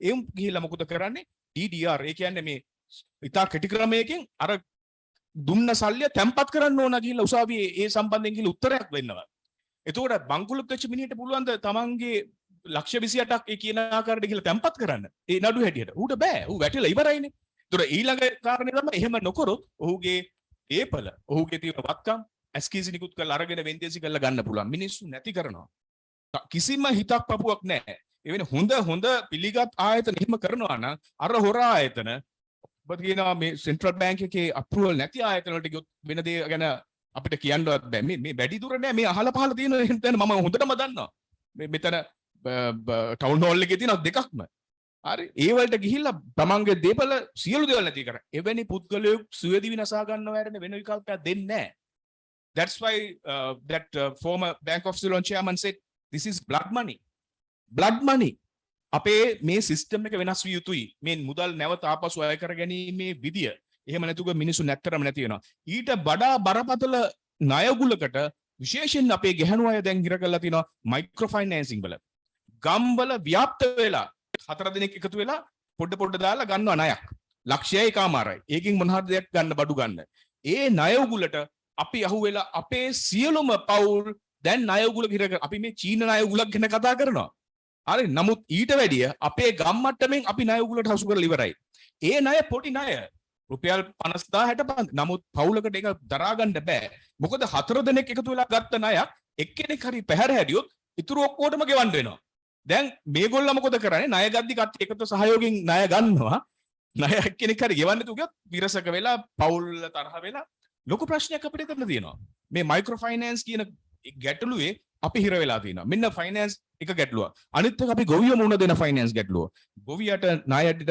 පෝර ටික දෙනවා තෙල් බෙහෙත් ටික දෙනවා සියලු දේවල් දෙනවා පෝර නැති වුණාට දැන් අපි දෙන වෙලාවේ සියලු දේවල් අපිට දුන්නේ ණයට දීලා කුණු කොල්ලට ලබා ගන්න උන්ගේ අස්වැන්න එතකොට ගොවියා හැමදාම ණය උගුලක හිර කරන්නේ ඒ ණය සර්කල් ඉට්ස් අ සර්කල් ඇක්චුअली ඒ ණය උගුල හිර කරපු ගොවියා ඒක බලපානවා අපේ බී ගොවියටද අපගේ තේ දළු නෙලන කුඩා ගොවියටද මේ හැම ගොවියෙක්ම මේ ණය උගුල හිර කර ගන්නවා අපි ඒක නිසා දකිනවා තක්කාලි අස්වැන්න හානි වුණාම ගොවියා වහබීලා අර ඉතුරු වෙච්ච මැසි තෙල් ටික බීලා සියදී විනාශ කරනවා ණය උගුල හිර කර. ඒක නිසා ෆයිනෑන්ෂල් ක්‍රයිසිස් එක අපේ මේ ප්‍රචණ්ඩත්වය ඇති වෙන්න, ගෙවල් ඇතුළේ ප්‍රචණ්ඩත්වය ඇති වෙන්න සහ සියදී විනාශ ගැනීම සම්බන්ධයෙන් ඉතාමත්ම තීරණාත්මක බවට පත් වෙලා තියෙනවා මේ ඇතුළ තුලදී. ඊළඟට කාරණේ තමයි මා දකිනවා මේ පිටරට යාම අම්මලා අපි බහුතරයක් කාන්තාවෝ මැදපෙරදිගට අපි යවලා තියෙනවා ගෘහ සේවිකාවන් හැටියට. විශේෂයෙන් අනුරාධපුර පොළොන්නරු දිස්ත්‍රික්කවල ළමා අපචාර වැඩි වීමට එකම හේතුව හැටියට දැන් දක්වලා තියෙන්නේ මේ අම්මලා ගිහිල්ලා අනාරක්ෂිත වෙච්ච දරුවෝ. ඒක තමයි මෙතන සමාජයේ කඩාවැටීම් තියෙනවා. ඒතර අපි දැක්ක අර දාපු අපේ වීඩියෝ ප්‍රසන්ටේෂන් එකේ තිබ්බා බිරිඳ අකමැත්තෙන් දුබායි ගිහිල්ලා ඒ දුක් ගෙදර ආවට පස්සේ සැමියා බෙල්ල කපනවා. කපලා ඔහුත් සියදී විනාශ ගන්නවා. මේ ප්‍රශ්න යන විදිය. අපි මේක කළමනාකරණය කරන්නේ නැහැ. අපි ඔවුන් එවන ඩොලර් බිලියන 3 ගැන තමයි අපේ අදහස තියෙන්නේ. අපි මේ රට බංකොලොත් කරගෙන අපි කියනවා ඩොලර් බිලියන 3ක් වෙන නිසා අපි එතනින් එහාට ඒගොල්ලන්ව මේ පවුල ආරක්ෂා කරගන්නේ මේ උත්සාහයක නැහැ අපි. අන්න ගෘහස්ත ප්‍රචණ්ඩත්වය වැඩි. අනිත් එක එවන සල්ලි වලින් ගොඩක් වෙලාවට අපි දකින පිරිමි මත්ද්‍රව්‍ය සහ මත්පැන් වලට ඇබ්බැහි වෙලා. ඒක ඊළඟ ප්‍රශ්නේ තමයි ගෘහස්ත ප්‍රචණ්ඩත්වය වැඩි වීම ගෙදරවල තියෙන ලොකුම ප්‍රශ්නේ මම දකින්නේ ඒකයි. ඒක අපේ ලංකාව තුල මත්පැන් සංස්කෘතියක් තියෙන අමුතු සංස්කෘතියක් මේක ඇතුලේ. අපි ලෝකයේ මත්පැන් පරිභෝජනය අතරින් අංක 4ට ඉන්නේ. අංක 4ට. ඒ කියන්නේ දැන් රුසියාව අංක 1ට ඉන්න එක හිතන්න පුළුවන්. සීත රටවල් මේ මිනිස්සු වොඩ්කා බොන්නේ ඇයි කියන එක. නමුත් එහෙම කිසිම දෙයක් නැතුව අපි මේ කසිප්පු බොන ප්‍රමාණය. හරි මේ ගොවියෝ බොන්නේ. වැඩිපුරම කහට ගස් දිගිලිය හරි අපි කැබිති ගොල්ලෑ උසාවියේ හරි අම්බන්තොට ගියාම වැඩිපුරම තියෙන්නේ හොරාරක්කු නඩු. සමහර අය නගිනවා මේ ගැහැණු මේ එකම 20 වෙනි වතාවට නගින නඩුවට අරක්කු පෙරලා වුණයි කියලා. එතකොට බලන්න ඒක ෆැමිලි බිස්නස් එකකුත් වෙලා අනිත් අයත් බොනවා මේ තමා හම්බ කරන සිළු දේ වෙනස් කරනවා. ඔබ දන්නවා බිව්වට පස්සේ වෙන තත්ත්වය මොකද කියලා. ඊට වැඩිය භයානක තත්ත්වයක් දැන් නගරබද වෙනවා. දරුවෝ අයිස් වලට බැහැවිලා. අයිස් ඉතාම ලේසියෙන් පහසුවෙන් ගන්න පුළුවන්. අයිස් කියන්නේ හෙරොයින් වලටත් වැඩි හෙරොයින් කියන්නේ අඩුතරෙන් පොපි මලෙන් ගන්න එකක් කියන්නකො. අයිස් තනිකර කෘත්‍රිම දෙයක්. ඒකෙන් අර නර්ව් සිස්ටම් එක ෆාස්ට් කරලා ඩබල් ඊට පස්සේ ඒක මරලා දානවා. ඒ දරුවන්ගේ අපිට ඊට පස්සේ වැඩක් නැති වෙනවා. ඒ දරුවෝ ගෙවල් වල සල්ලි ඉල්ලලා අයිස් මේ මත්ද්‍රව්‍ය ගන්න කරන හානිය තාත්තලා සහ පුතාලා ඩොමෙස්ටික් වයලන්ස් ඉතාමත්ම වැඩි වීමට හේතුවක් වෙලා තියෙනවා. ඒවල ගොදුරු බවට පත් වෙන්නේ අනිත් දරුවෝ සහ විශේෂයෙන්ම අම්මලා ගේ ඇතුළ තුල. ඔවුන්ට වෙන එකක් නැති වෙනවා. ඒවලට උත්තර නැතුව ගියොත් සියදී නසා ගැනීම හැරෙන්න. ඊළඟ එක තමයි මට අනිත් එක තමයි මම කතා කළ යුතු මා නීතිඥයෙක් හැටියට දකිනවා මේ පර්සනැලිටි ඩිසෝඩර්ස් ඉඳන් විශේෂයෙන් අපි දකිනවා මේ මානසික තත්ත්වම් මත අපි දන්නවා සියදී නසා ගන්නවයි කියලා. ඒ අපි හිතන බයිපෝලා හරි වෙන ශ්‍රිසොෆේනියා වගේ ලෙඩක් හින්දා අපි මානසික ලෙඩ කියන්න පුළුවන්. නමුත් මා කියන්නේ ඒව නෙමෙයි. මේ කියන ඒවා තමන්ගේ පර්සනැලිටි එක ඩිසෝඩර්. මම උදාහරණයක් හැටියට ගියොත් narcissistic personality disorder. දැන් අපි දකිනවා සමහර නළුවෝ කිව්වොත් ඔබට මතක් වෙයි. උන් තමන්ට මේ center of the attraction තමන්ට ඉතාමත්ම මේ අනිත් අයගේ කැමැත්ත ගැනීම සඳහා ඕන දෙයක් කරන අය ඉන්න පුළුවන්. ඇඳුම් අඩුවෙන් අදිනවා වෙන්න පුළුවන්. චූටි ජංගි කුට්ටියක් ගන්න පාරේ විදිනවා වෙන්න පුළුවන්. නැත්තම් ටීවී එකට මොන හරි කතාවක් කියන්න පුළුවන්. මේ attraction එක ගන්න මොන හරිද ඒකේ හානිය තියෙන්නේ එයාට. ඒකේ තියෙන හානිය එයාට. නමුත් ওই narcissistic personality නැත්තම් psychopathලා වගේ අය ආවම අපිට හරියට හම්බෙනවා අපේ consultation වලදී එවැනි පුද්ගලයෝ. ඒ වගේ පුද්ගලයොත් එක්ක ජීවිතයක් ගෙවුවට පස්සේ ඒක ගොදුරු වෙන තැන තව ඒ වික්ටිම්ට ගන්න දෙයක් නැතුව යනවා. ඌව නැතිම කරලා දානවා. ඒක ගෑනු පිරිමි දෙපාර්ශ්වයටම තියෙනවා. මගේ මම කන්නගාටු වෙනවා අපිට ඇත්තට අපිට ඒ ස්ටඩි එකක් අපිට ප්‍රමාණවත් මදි වෛද්‍යතුමනි අපි උසාවියේදී අපිට දකින්නේ වලට. අපි අන්න ඒ වගේ දේවල්. මොකද ඒ වගේ තැනෙකට යම් කිසි පුද්ගලයෙක් හම්බුනාට පස්සේ දැන් අපිට මේ කණ්ඩ බොන්න ආහාර ඔක්සිජන් වතුරෝන වගේ ඒ තැනැත්තට තැනැත්තිට ඕන අනිත් එක්කෙනාගේ පේන් එක දුක වේදනාව අවශ්‍ය වෙනවා ජීවත් වෙන්න. ඒකට එක්කෙනෙක්ව සිලෙක්ට් කරගන්නවා. ඒක සමාගේ බිරිඳ නැත්නම් තමාගේ ස්වාමි පුරුෂයා නැත්නම් තමාගේ ගර්ල්ෆ්‍රෙන්ඩ් හරි බොයිෆ්‍රෙන්ඩ් නැත්නම් තමාගේ දරුවෙක් වෙන්න පුළුවන්. හරි වැඩ කරන තැන එක පුද්ගලයෙක් තෝරගන්නවා. ඒකට කියන අපි මේ සප්ලයි එක ගැනීම සඳහා කරන්නේ අර කියලා පේන් එක. ඒ පේන් එක ගැනීම සඳහා ඔවුන් නොකරන දෙයක් නැහැ. සමහර එක වෙලාවකට ආදරෙන් ළඟට ගන්නවා. සමහර ලාකට ඌව එලවල දානවා. හරි මේම කාලයක් තුල කරාට පස්සේ වික්ටිම් ඒකේ ඇබියුස් වෙලා ඇයට ඔහුට තේරුම් ගන්න බැරිව යනවා මට මොකද වෙන්නේ කියලා. ඒකේ ප්‍රතිඵලය තමයි අපිට එන දික්කසාද සහ ඩොමෙස්ටික් වයලන්ස් ප්‍රශ්න අතරින් අපේ එන සේවාදායකයන් අතරින් අපි දකිනවා බහුතරයක් ඔය මොකක් හරි පර්සනල් ඩිසෝඩර් එකක ඉන්න අය තමයි ඇත්තටම එන්නේ. මද්ද්‍රව්‍ය හා ඒවට සම්බන්ධ වෙනට වඩා අපිට එන්නේ එවැනි පුද්ගලයෝ තමයි අපිට එන්නේ. මොකද අර ප්‍රශ්නේ ඒගොල්ලෝ ගෙවල් ඇතුළේම විසඳගෙන ගහගෙන මරාගෙන ඒක එහෙම විසඳ ගන්නවා ඔවුන්ගේම ක්‍රමයට. මේ ප්‍රශ්නෙට විසඳුම් දෙන්න බෑ. මොකද මේක ගැන තමාගේ බිරිඳ මෙවැනි පුද්ගලයෙක් කියලා ස්වාමි පුරුෂයා දන්නේ මේ දිගින් දිගටම මේකට ගොදුරු වෙලා ඔහුව නැති කරනවා. ඔහුගේ රස්සාව නැති කරලා, නෑයෝ නැති කරලා, ඔහුව තැනට කොටු කරලා ඒ වේදනාව තමයි අපිට ඇවිල්ලා මේ අඬ කියන්නේ. හරි අපි නීතිඥ හැටියට මම හිතන්නේ අපිටත් ඕන දැන් මේ ග්‍රීෆ් කවුන්සලින් කොහොමද කරන්න කියලා ඉගෙන ගන්න. මොකද මේ ආකාරයෙන් පුද්ගලයෝ මේ සමාජය තුල ඉතාමත්ම වැඩි වෙලා තියෙනවා. මෑත කාලේ වැඩි වෙන්න එකම හේතුවක් තමයි අපිට මේ සෝෂල් මීඩියා ප්ලැට්ෆෝම්ස් වල ඒගොල්ලෝ දාන්න සෙල්ලම්. විශේෂයෙන් Facebook එක. බලන්න Facebook එකේ ලයික් දාගන්නේ තමන්ව වෙනම කතාවක් නේ පෙන්නන්නේ. තමන්ගේ සාමාන්‍ය නෙමෙයිනේ. වෙනම ඇක්ටිං පැත්තක්නේ පෙන්නන්නේ. හොඳට ඇඳලා ඉන්නවා. මේ ලයික්ස් මගේ ජ්‍යෙෂ්ඨ නීතිඥයෝ ඉන්නවා. තමන්ට වැටෙන ලයික්ස් ප්‍රමාණය කවුන්ට් කරන අය. ඒ වැලිඩේෂන් එක උගලගේ ජීවිතේට ඕන වෙලා තියෙනවා. මේක ඇබ්බැහිවීම. මේ ඇබ්බැහිවීමේ නරකත්වය තමයි අර කියන පර්සනැලිටි ඩිසෝඩර්ස් තත්ත්වවල වැඩි වෙනවා. එහිදී වෙන්නේ ඒක වෙන කෙනෙක්ව තමයි ගොදුරු බවට පත් කරගන්නේ. ඒ ගොදුරු වෙච්ච අය තමයි අද උසාවිවල අපි දකින්නේ. ඒ පුද්ගලයන්ට හරිය හමං විදියට අපි උපදේශනයක් දුන්නේ නැත්නම් හරි විදියට නඩුවකින්වත් අපි අයින් වෙන්න ඉඩ දුන්නේ නැත්නම් වෙන ක්‍රමයක් නැහැ සියදිවි නසා ගන්න වැරෙන්න. ළඟටම එනවා සියදිවි නසා ගන්නම තමයි උන් හදන්නේ. උන් තමා කරන තමන්ගේ ස්වාමි පුරුෂයා තමාට මෙහෙම කරේ ඇයි? මම ආදරය කරපු මගේ මේ පෙම්වතිය මට මෙහෙම කරේ ඇයි? ඒක තමයි ඒගොල්ලන්ට තියෙන ප්‍රශ්නේ. නමුත් ඒගොල්ලෝ දන්නේ නැහැ මේක ඩිසෝඩර් එකක් කියලා. ඒ කියන්නේ අපි ඉගෙනගෙනත් නැහැ. අපි දන්නෙත් නැහැ. ඒක ඊළඟට තියෙන බැලුවත්ම ගැටලුව. ඒක නිසා ඔය මම දකිනවා ඩොමෙස්ටික් වයලන්ස් ඇතුළත මේක ඇතුලේ තියෙන මේ ප්‍රශ්න අපිට පනතක් තියෙනවා. අපිට ඒක විසඳගන්න ක්‍රම තියෙනවා. නමුත් මේ ක්‍රම හරියට කරගත්තේ නැතුව ගියොත් අපිට බරපතල ලෙස ගැටලුවට මුහුණ පානවා සියදිවි රසා ගැනීම දක්වා. දෙවෙනි කාරණය සයිබර් බුලින් ගැන අපි කතා කරා. මොකද සයිබර් අවකාශයේ සිදුවන හානිය. මේවා ඔය දැන් මම කියන ඩොමෙස්ටික් වයලන්ස් වලට සම්බන්ධ දේවල් සයිබර් අවකාශය තුල දැන් බහුල වශයෙන් සිදුවෙන අපි දකිනවා. ඒක විශේෂයෙන්ම තරුණ පිරිසද මොවුන් අර වෛද්‍යතුමිය කිව්වාගේ උන් අතර ගිහිලා තියෙන මේ ස්මාර්ට්ෆෝන් එක පහුගිය කාලේදී අපි පරිස්සමෙන් අපේ අතේ තියන් හිටපෙක උන් අතර ගිහිල්ලා. මගේ එක නඩුවක තියෙනවා. මේක එක දැරියක් අවුරුදු 14යි. ඒ දැරිය මේ ඔය සයිබර් අවකාශය තුලදී අඳුර ගන්නා එක පිරිමි දරුවෙක් අවුරුදු 19යි. හොරෙන් ගේ ඇතුළට ගෙන්න ගන්නවා. ඔවුන්ගේ පළවෙනි ලිංගික හැසිරීම ඒ පිරිමි දරුවා මේ රෙකෝඩ් කර ගන්නවා. අපිට ඒ දර්ශන උසාවියකවත් තියන්න බෑ. පොලිසියක් බාරේ තියන්න බෑ. අපි දන්න පොලිසිය අතරින් අරන් ගිහලා ඔවුන් විකුණුනා කියලා YouTube නාලිකාවලට. ඒවා නඩුකාරයාගේ සේෆ් එකේ තියෙන්නේ අපි දීලා. නමුත් ගැටලුව දැරියට ඒ දරුවට නෙමෙයි. ඒගොල්ලෝ වෙනම ප්‍රශ්නයක ඒගොල්ලෝ ඉන්න. නමුත් උන් ආදරයෙන් වෙලිලා ප්‍රශ්න නැති තියෙන්නේ. නමුත් අපේ නීතිය අවුරුදු 16ට අඩුව ගැහැණු දැරිවිගේ කැමැත්තවත් අපි අදාළ කරගන්නේ නැහැ මෙවැනි ක්‍රියාවකට. තියෙන්නේ අම්මට සහ අම්මගේ ලොකු අම්මට අක්කට. ඔවුන් දෙදෙනා මේක උන්ට දරා ගන්න බෑ. මගේ ගේ ඇතුළේදී මා පච්චර පරිස්සම් කරපු දියණියට මෙහෙම දෙයක් වුණාය. ඇය මෙහෙම දෙයක් කරයි කියලා. ඔවුන් දෙන්නයි සියවි දිනසා ගන්න හදන්නේ. તો අපිට ප්‍රශ්නේ තියෙන්නේ නඩුවේදී අම්මයි සහ ලොකු අම්මව කොහොමද මේ ගැටලුවට මුහුණ දෙන්න විදිහට හදාගන්නේ කියලා. අර මා කියලාද අර නාසිස්ටික් බිහේවියර් එක තියෙන තරුණිය මගේ ඒ තරුණිය ඔහුගේ ස්වාමි පුරුෂයා ඔහු එක අවස්ථාවකදී ඇය කියනවා ඇයගේ ඇඳුම් සම්පූර්ණයෙන්ම නිරුවත් කරනවා පාරේදී. කරලා එයා ඔහුගේ වාහනේදී බැහැලා ගිහිල්ලා ගේට් අර අපිටන අර ඈත තියෙන උන්ගේ ගෙදර ගේට්ටුව අරින්න කියනවා මේ ගිහිල්ලා නිරුවතින්. ඇය මෙහෙම ලැජ්ජාවෙන් යන්නේ. අඬනවා. ඒක තමයි නාසිස්ටික් ඇබියුස් එකේ හැටි.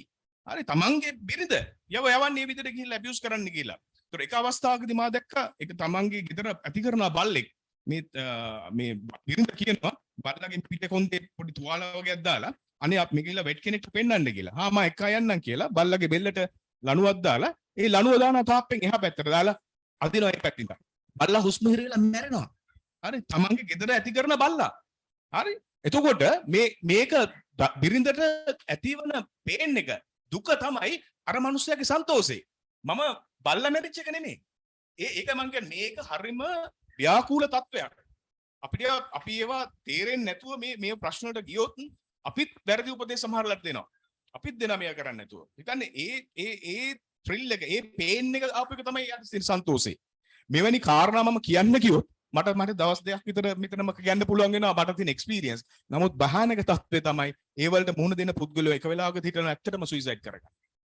සිය දිවි නසා ගැනීමෙන් හැර වෙන විකල්පයක් නැත කියන තැනට ඒගොල්ලෝ එනවා. ඒගොල්ලෝ හිතන නීතියෙන් පිළිසරණක් අපිට නැහැයි කියලා. අපිට සමාජයෙන් පිළිසරණක් නැහැයි කියලා. ඒක එක වෙලාවකදී අර ඇංග කියන ස්ටේජ් එකේ තියෙන කේන්තියෙන් සමහරලාට එනවා මුකුත් කරගන්න බැරි අවස්ථාවකදී එනවා. එක ස්ටේජස් වලදී වුන් අපිට එනවා මේ කාරණා හින්දා. ඒතරයි නැවත වතාවක් මම එතනින් ගියොත් සයිබර් බුලින් පැත්තට සයිබර් බුලින් වලදී අපිට ලංකාවේ කනගාටුයි කියන්න we don't have standalone laws for cyber bullying yet. අපිට දැනට අපි කරන්නේ මෙවැනි කාරණාවක් අපිට තියෙනවා කම්පියුටර් ක්‍රයිම්ස් 50ක් තියෙනවා ඇක්ට් එකක් තියෙනවා. ඒක තියෙන්නේ වෙනම ආකාරයක තියෙන ලොකු පරිමාණයේ තියෙන වරදවල් වලට ඒක තියෙන්නේ. එතකොට අපි දැනට මොකෝ කරන්නේ? දැනට ඔය තර්ජනය කිරීම, අපහාස කිරීම, මොකද අපහාස කිරීමෙත් සාපරාධී අපහාසය කියන ක්‍රිමිනල් ඇස්පෙක්ට් එක නැති කර 1994 දී අපි හිටපු ජනාධිපතිවරයා. එතකොට ඒ කෑල්ල නෑ දැන් අපේ. එතකොට අපිට මේවැනි දේවල් වෙනකොට දැන් අපි කිව්වා සයිබර් ස්ටෝකින්. සයිබර් අවකාශය තුල පස්සෙන් පන්නනවා ගහනවා ඉවරන්නේ නෑ. අර එක මගේ සමහරලාට අම්මලා තාත්තලාම දාන ෆොටෝස් මේ අරගෙන මේ දරුවන්ගේ දැරිවියන්ගේ ට්‍රිප්ස් ගිහිලා දානේවා. ඒගොල්ලෝ ඒව ගලවලා අරගෙන ඒවලට බෙල්ලට වෙනවාහි කරලා අර දරුවන්ට එවනවා මෙන්න මේ අනුව කටයුතු කරන්න කියලා. ඒතර මේවැනි දේවල් අපි වළක්ව ගන්නේ කොහොමද? ඒව කරන්න අපිට තියෙන මම කිව්වේ CID එකේ කම්පියුටර් ක්‍රයිම්ස් ඩිවිෂන් එකක් තියෙනවා. ඒගොල්ලෝ හොඳටම දැනුවත් ඒ සම්බන්ධයෙන්. හැම පොලිසියකටම ගන්න පුළුවන්. ශ්‍රී ලංකා සර්ට් ආයතනයට කිව්වා ගන්න පුළුවන්. එතනින් අර අපිට රිපෝට් කරන්න පුළුවන්. Google නම් Facebook නම් ඒවා අපිට රිපෝට් කරන්න පුළුවන්. නමුත් රිපෝට් කිරීමෙන් විතරක් මේවා වලින් අපිට ප්‍රයෝජනයක් තියනවද කියන ප්‍රශ්නේ තමයි තියෙන්නේ. වෙන්න තියෙන හානිය වෙලා ඉවරයි අපි ගොඩක් වෙලාට. ඒ වගේ අවස්ථාවකදී අසරණ වෙන්න දරුවෝ සහ දෙමව්පියෝ සමහරලාට සීදී විනාශ ගැනීම සහ එවැනි තත්කිරීම් වලට යනවා. උන් ගලව ගන්න අපිට අමාරු වෙනවා ඒක හින්දා අපිට ඒක නිසා අත්‍යවශ්‍යම නීති අවශ්‍යයි සයිබර් බුලින් සහ සයිබර් ස්ටෝකින් ඊට පස්සේ මොකද මේ කාර්යද ළමයින්ගේ අතට ෆෝන් ආපු හින්දා ඒගොල්ලන්ට පුළුවන් දැන් සයිබර් අවකාශයේ ළමයිකෝ තනි කරන්න. ඒක අපි දකිනවා දැන් හිතන්න WhatsApp group එකක් අපි ළමයි 10 දෙනෙක් අතර තියෙනවා කියන්නේ අපේ දරුවක් ඉන්නවා කියන්නේ මොවුන් දැන් කරන්නේ ඒ WhatsApp group එකෙන් දරුවන් අයින් කරලා දානවා. අර 9 දෙනා එකතු වෙලා. එතකොට දැන් මේගොල්ලන්ට හම්බෙන්න ක්‍රමයේ තියෙන එකම ක්‍රමය ඒක දැන්. ඇයි ෆිසිකලි හම්බෙන්නේ නැහැ මේ තියෙන ප්‍රශ්නත් එක්ක. එතකොට තමන්ව WhatsApp group එකෙන් අයින් කිරීම ඒක සයිබර් බුලින්. ඒක දරුවන්ට බලපානවා දැන් අපිට ඒක තේරෙන්නේ නැහැ. නමුත් දැන් දරුවෙකුට තමන්ව WhatsApp group එකෙන් අයින් කරනවා කියන එක මානසිකව කඩා වැටෙන්නට හොඳම හේතුවක්. ඒ අලුත් දේවල් මේවා. ඒකයි මම කියන්නේ මේවා නිරන්තරයෙන්ම අපි මේ දැනුම යවත් කාලින කරගත යුතු වෙන්නේ ඒකයි. මේ new trends එනවා. මේ ප්‍රශ්නය පිටරටවල බරපතල තියෙනවා. ඇමරිකාවේ, කැනඩාවේ, UK, සිංගප්පූරු, even ඕස්ට්‍රේලියා, කැනඩා. නමුත් මේ වලට ඒගොල්ලෝ උත්තර හොයනවා. කැනඩා ඒගොල්ලන්ට විශේෂ පනත් තියෙනවා. ෆීචි වල තියෙන විශේෂ පනත් ගෙනල්ලා. So we also have to enact some of those provisions to our penal code and මේ අර මොකද්ද අලුත් පනත් ගෙනල්ලා මේ වැඩේ කරන්න වෙනවා. ඒක නිසා ඔය කාරණා ටික තමයි මගේ අඳුන්වාදීමේදී කියුවේ. ඊටු මම ප්‍රශ්න උත්තර එනකොට මම ඒකට උත්තර දෙන්න. වැදගත්ම කාරණේ තමයි මේ එන දේවල් මේ සයිබර් අවකාශයේ ඒවා වෙන හානිදායක දේවල් ගෘහස්ත ප්‍රචණ්ඩත්වය ඒවා අපිට වළක්වා ගැනීම සඳහා ක්‍රම තියෙනවා. නමුත් ඒ ක්‍රම ලේසි නැහැ ගොඩක් වෙලාවට ඒ වලින්ම ගන්න මේ මොනවාද අපි කියන දේ හිතන්න අපේ උසාවියකට ගිහිල්ලා ජජ් කෙනෙක්ට කියලා අපිට ගෘහස්තේ මෙහෙම වෙනවා කියලා අපිට ආරක්ෂක නියෝගයක් ගන්න මොන හරි හේතුවක් නිසා ලංකාවේ ලේසි නැහැ. ඒකට එක හේතුවක් තියෙනවා. සමහරවිට බොරු කියාගෙන එනවා හිතන්න අනිත් පාර්ශවයේ. මට ගහනවා මට මේව කරනවා තනිකර බොරු කියාගෙන එනවා. බිරිඳක් ඇත්තටම තමාගේ සැමියාව අල්ලලා ගෙදරට නොගෙන්න සහ එක්ක හිරකූඩුවට දැමීමේ එකම අභිලාෂයෙන් බොරු කියන බිරිඳවරුත් ඕන තරම් ඉන්නවා. ඒක නිසා අපේ ලේසි නෑ මේ නියෝගයක් ගන්න. ඒතර ඒවත් අපි කතා කරලා කොහොම හරි විසඳ ගැනීමේ තැනකට අපි ගෙන ආයුතු වෙනවා. Thank you. Thank you, Mr. Randaniya. We got a couple of questions. How do we deal with sexually abused children? If any of you would like to answer. Yeah. Maybe in both perspectives, maybe in legal perspective as well as sexual medical. abuse කියපු ගමන් අපි බලන්න ඕන දරුවෙක් කියන්නේ අවුරුදු 18ට අඩු දරුවෙක්. අපේ නීතියේ 18ට අඩු දරුවන් සහ 16ට අඩු දරුවන් කියලා මේ sexually abuse වෙන කාරණේදී වෙන් කරගන්නවා අපි. එතකොට 16ට අඩු දැරිවියක් හෝ දරුවෙක් තමන්ගේ ඔහුගේ හෝ ඇයගේ කැමැත්ත තිබ්බද කියන එක එතනදී අදාළ වෙන්නේ නැහැ. මොකද රේප් කියන වරද වෙන්න නම් ඒ තැනැත්තාගේ කැමැත්තෙන් තොරව කියන එක තමයි අපි නීතියේදී බලන්නේ. කැමැත්තෙන් තොරව ස්ත්‍රී දූෂණයක් කියන කාරණේදී රේප් කියන කාරණේදී. නමුත් දරුවෝ සම්බන්ධයේදී ඒක 16ට අඩු නම් කැමැත්ත තිබ්බද නැද්ද කියන එක අදාළ නැත. ඒක grave sexual abuse කියන කාරණේ දක්වා යන්න පුළුවනි. ඊළඟට ඔතන ප්‍රශ්නයක් ඇති වෙලා තියෙනවා දැනට ඒක අපේ නීතියේ තියෙන එක it's a gray area of law අවුරුදු 16 සහ 18ට දරුවෝ. මොකද 18න් පල්ලෙහා කසාද බඳින්න බෑනේ අපේ. නමුත් නීතිය කියනවා ඔවුන්ට කැමැත්ත ඇතුව එහෙනම් 16ට අඩු නම් කැමැත්ත තිබ්බත් ඒක රේප් වෙන්නේ 16 18 කැමැත්ත ඇතුව ලිංගිකව එක්ුණාට කමක් නැහැ කියන මතයක් දෙනවා නීතිය අනුව එම් බැලුවොත්. ඒක it's a gray area of law. හැබැයි කසාද බඳින්න බෑ. කසාද බඳින්න බෑ but sexually දෙන්නට එකට ඉන්න පුළුවන්. එහෙම එකක් තියෙනවා. හරි එතකොට අපි නීතිය මොකද කරන්නේ ඉස්සෙල්ලා බලන්නේ ඒ දරුවාගේ හෝ දැරිවියගේ වයස බලලා ඔවුන් ඒ පුද්ගලයන්ව ඇරෙස්ට් කරනවා ඔවුන් ඉදිරිපත් කරනවා මහේස්ත්‍රාත් අධිකරණයේදී ඔවුන්ට අප දෙනව නැද්ද කියන කාරණා තමයි ඊළඟට සලකා බලන්නේ විශේෂයෙන්ම දැරිවියන් අධිකරණ වෛද්‍යවරයෙක් වෙන පරීක්ෂණ සඳහා එහිදී තමයි සියලු දේවල් අපි හොයාගන්නේ ඒ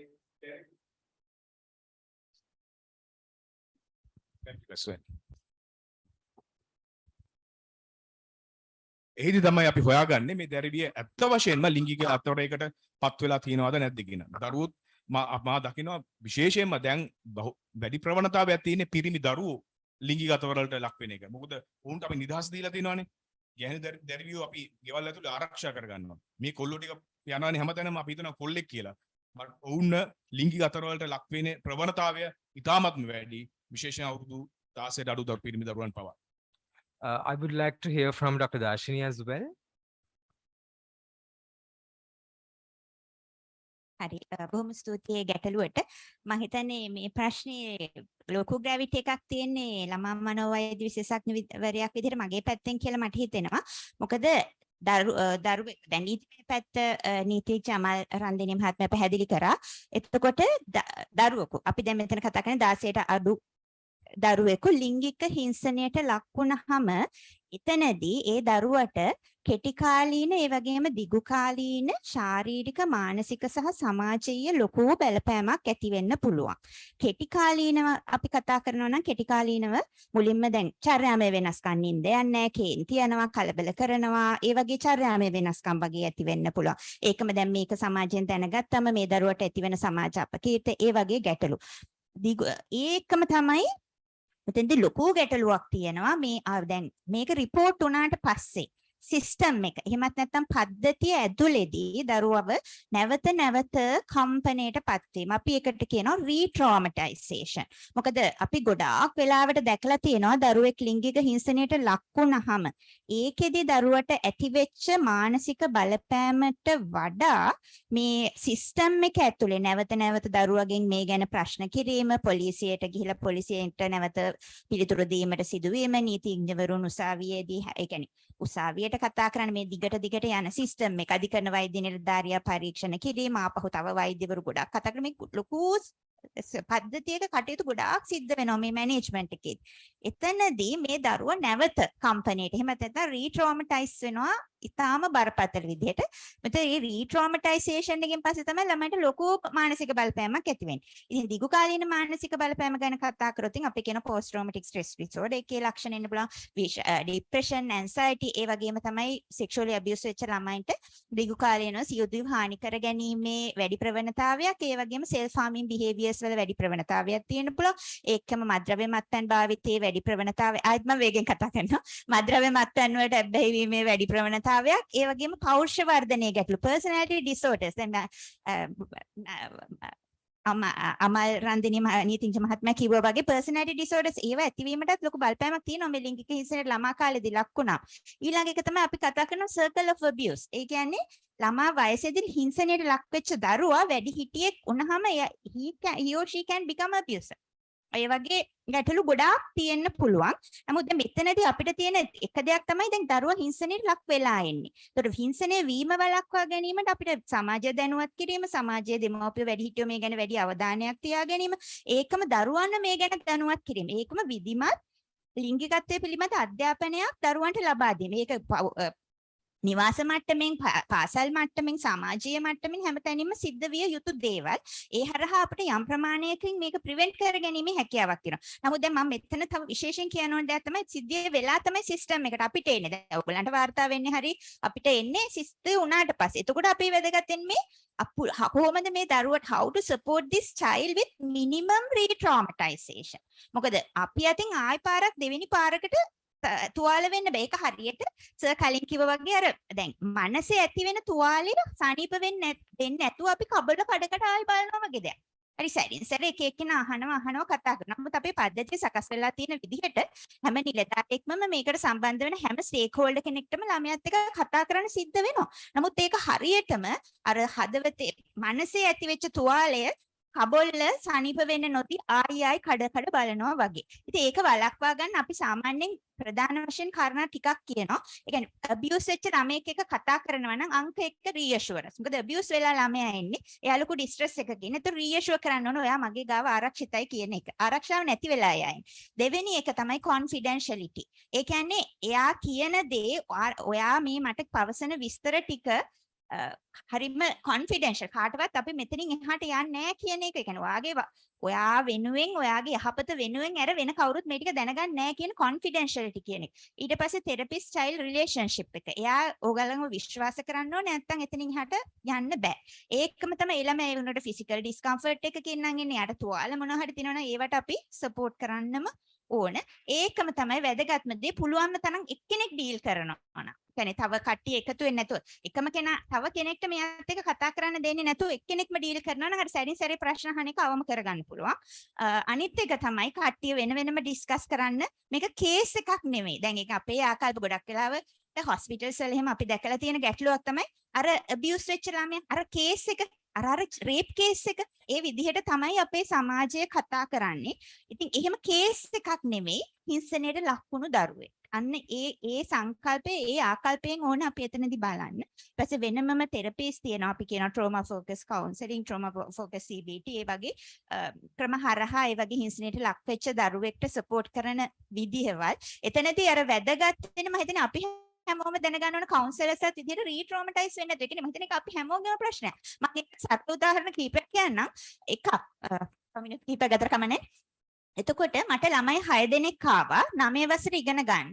ඒ දරුවෝ 6 දෙනාම ඉස්කෝලේ සයන්ස් ටීචර් ලිංගික හිංසනයට ලක් කරලා. ඒතකොට ස්පර්ශයක් පොඩි සිද්ධීන් තමයි සිද්ධ වෙලා තියෙන්නේ. මේ කවුරුත් කියලා නැහැ. 6 වෙනි දරුවා ඇතුළට ලැබ් එකට ගත්ත වෙලේ ස්පර්ශ කරන්න හැදුවම මේ ළමයා ඒ දොර හොඳ වාසනාවට දොර වහන්න බෑ. දොර අරගෙන දුවලා ඇවිල්ලා වෙන පන්තියේ මිස් කෙනෙක්ට කියලා. කිව්වහම මේ ටීචර් 119 කතා කරාට පස්සේ කොහොම හරි ළමයි 6 දෙනෙක්ම මෙහෙම වුණා කියන එක එතනදී දැනගෙන. හොඳම දේ සිද්ධ වුණේ පොලිස් ජීප් එක පොලිසිය නිල ඇඳුමෙන්ම ගිහිල්ලා මොකද දැන් තියෙනවා National Guidelines of Managing Victims of Child Abuse in Sri Lanka කියලා වෙනම එකක්. ඒකේ පැහැදිලිවම තියෙනවා කිසිම නිලධාරියෙක් යුනිෆෝම් එකකින් යන්න එපා කියන එක. නමුත් ඒක ගයිඩ්ලයින් එකක් විතරයි. ඒක කැබිනට් එකක එහෙම මොකුත් නෙවෙයි. එතකොට අර ඒක පිළිගන්නවද නැද්ද කියන එක නිලධාරියට වෙනස් වෙනවා. මේගොල්ලෝ යුනිෆෝම් ඇඳගෙන ලස්සනට අර ගෙවල් හයට ගිහලා ගොඩක් ඈත දුෂ්කර පළාතක ගම ගෙවල් හයට ගිහලා අර ගෑන් ළමයි 6 දෙනාව නගගෙන මේ නීතිඥ මහත්තයා කිව්ව විදිහට අධිකරණ වෛද්‍ය නිලධාරියා ගාවට ගෙනාවා. අධිකරණ වෛද්‍ය නිලධාරියා බැලුවා මොකුත් පේන ඉන්ජරි ෆිසිකල් ඩැමේජ් එකක් නැහැ ටචින් වගේ දේවල් නේ තිබ්බේ. එතකොට මට යොමු කරා. දැන් මට කොහොම හරි පොඩි වේටින් ලිස්ට් එකක් තිබෙච්ච නිසා මම සතියක් විතර පහුවෙලා තමයි මේ දරුවෝ ටික මට බලන්න පුළුවන් වුණේ. ඒ වෙනකොට මේ ළමයි 6 දෙනාගෙන් 3 දෙනෙකුට විෂාදයේ ලක්ෂණ තිබුණා. ඒ කියන්නේ සති දෙකක්වත් ලක්ෂණ තිබුණොත් තමයි අපි විෂාදය එහෙම නැත්නම් ડિප්‍රෙෂන් ඩයග්නෝස් කරන්නේ. නමුත් විෂාදයේ ලක්ෂණ සියදිවි හනාගෙන කරගෙන සිටුයි. ඇයි මේ ජීප් එකේ නගන් ආපු එකට ඒ ගමේ සමාජයෙන් දරුවන්ට දක්වපු රියැක්ෂන් එක. දැන් ඒක නෑ මේ සිද්ධිය නෙමෙයි යාළට තියෙන ප්‍රශ්නේ. ඒකට සමාජයෙන් ප්‍රතිචාර දක්වපු විදිය. එතකොට දැන් එක දරුවෙක් එයාගේ අම්මා පුංචි කාලේ මැරිලා තාත්තා ගහෙන් වැටිලා මේ පැරලයිස් වෙලා. එතකොට එයාගේ නැන්දා විවාහ නොවි මේ දරුවව හදාගෙන ඉඳලා තියෙනවා. එයා අඬනවා අනේ නෝනා මග මේ ඇහැක් වගේ බලාගත්ත දරුවට දැන් කතන්දරයක් හැදුණා. ගමේ ලින්ද ළඟට you may not have this experience since I'm working at Gaul I have all these experiences with very rural remote people. එතකොට ගඟේ ලින්දේ තමයි මේ රෙදි හොදන්නේ කට්ටිය. දැන් ලින්දට යන්න විදිහක් නැහැ. මොකද ලින්දට ගියාම අහනවලු දැන් අනාථ වෙලාද? දැන් මොකක් හරි වෙලාද කියලා. මේ normal vocabulary what we the people use. හරිද? ඉතින් ඊට පස්සේ ඉතින් අර දැන් ඒ ළමයාට ඇත්තටම දෙයක් වෙලත් නැහැ. ඒ උනාට දැන් ඒ අර සිද්ධිය ඒ විදිහට ගියේ. එතකොට ඔහොම ගිහිල්ලා මට දරුවෝ 3 දෙනෙක්ට විෂාදයට ට්‍රීට් කරන්න ඕන. හිතන්න එතකොට සම්පූර්ණ සමාජයෙන් ඇති කරපු ගැටලුව. මෙතනදී එතකොට ප්‍රශ්න දෙකක් තියෙනවා. මේ දරුවෝ ඊළඟ පාර මොන විදිහේ හිංසනයකට ලක් වුණත් ආයි වාර්තා කරන්නේ. එකපාරක් මට මෙච්චර දෙයක් වුණා මං ආයි වාර්තා කරන්න යන්නේ නැහැ. ඒක ඒ දරුවෝ විතරක් නෙවෙයි ඒ ගමේ ඉන්න වෙන දරුවොත් උනත් මොනවා හරි දෙයක් වුණොත් ආයි ඒගොල්ලෝ වාර්තා කරන්න යන්නේ නැහැ. ඉතින් මෙන්න මේ වගේ සමාජයේ ඇතිවෙන දේවල් හරියටම බලපානවා. සමාජයෙන් මේක දිහා බලන විදිහ හරියටම බලපානවා. ඊළඟට මට තව දෙයක් කියනවා. ටීනේජ් ප්‍රෙග්නන්සි එකක් වුණාම දැන් නීතිඥතුමා පැහැදිලිවම කිව්වා 16ට අඩු දරුවෙක් අපි කියන්නේ කන්සෙන්ට් එක වැඩක් නැහැ. යාලට කැපැසිටි එකක් නැහැ to give consent to have sex. එතකොට අවුරුදු 14ක 15ක ළමයි pregnant වුණාම after victimization of sexual abuse she is a real victim. ඒ වුණාට මේ pregnancy එකේදී ගමම බලන්නේ මේ ළමයා මේ ළමයා වරදකාරයෙක් විදිහට ආපහු ඉස්කෝලේ යවනවා කියන එක. දැන් අපි හැම වෙලේම කතා කරන්නේ ළමයෙක් අවුරුදු 8 compulsory education 16 වෙනකම් අනිවාර්යෙන් ඉස්කෝලේ යන්න. ඒතකොට 14 දී pregnant වුණාට ඒ ළමයාව ඉපදිච්ච බබාව වෙන කාට හරි බාර දීලා අපි එතනින්ද උත්සාහ කරන කොහොම හරි මේ ළමයා අවුරුදු 16 වෙනකම් පාසල් යවාගෙන යාගේ normal life එක.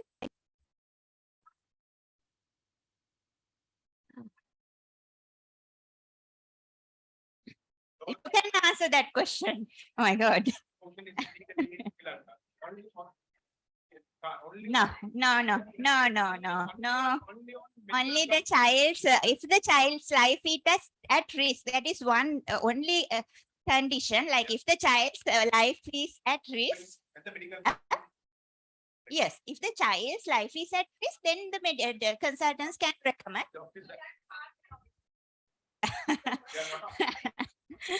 Things cannot be done over the night.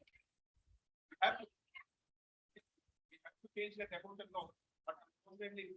happening. Hari, tava- Various religious, Oh.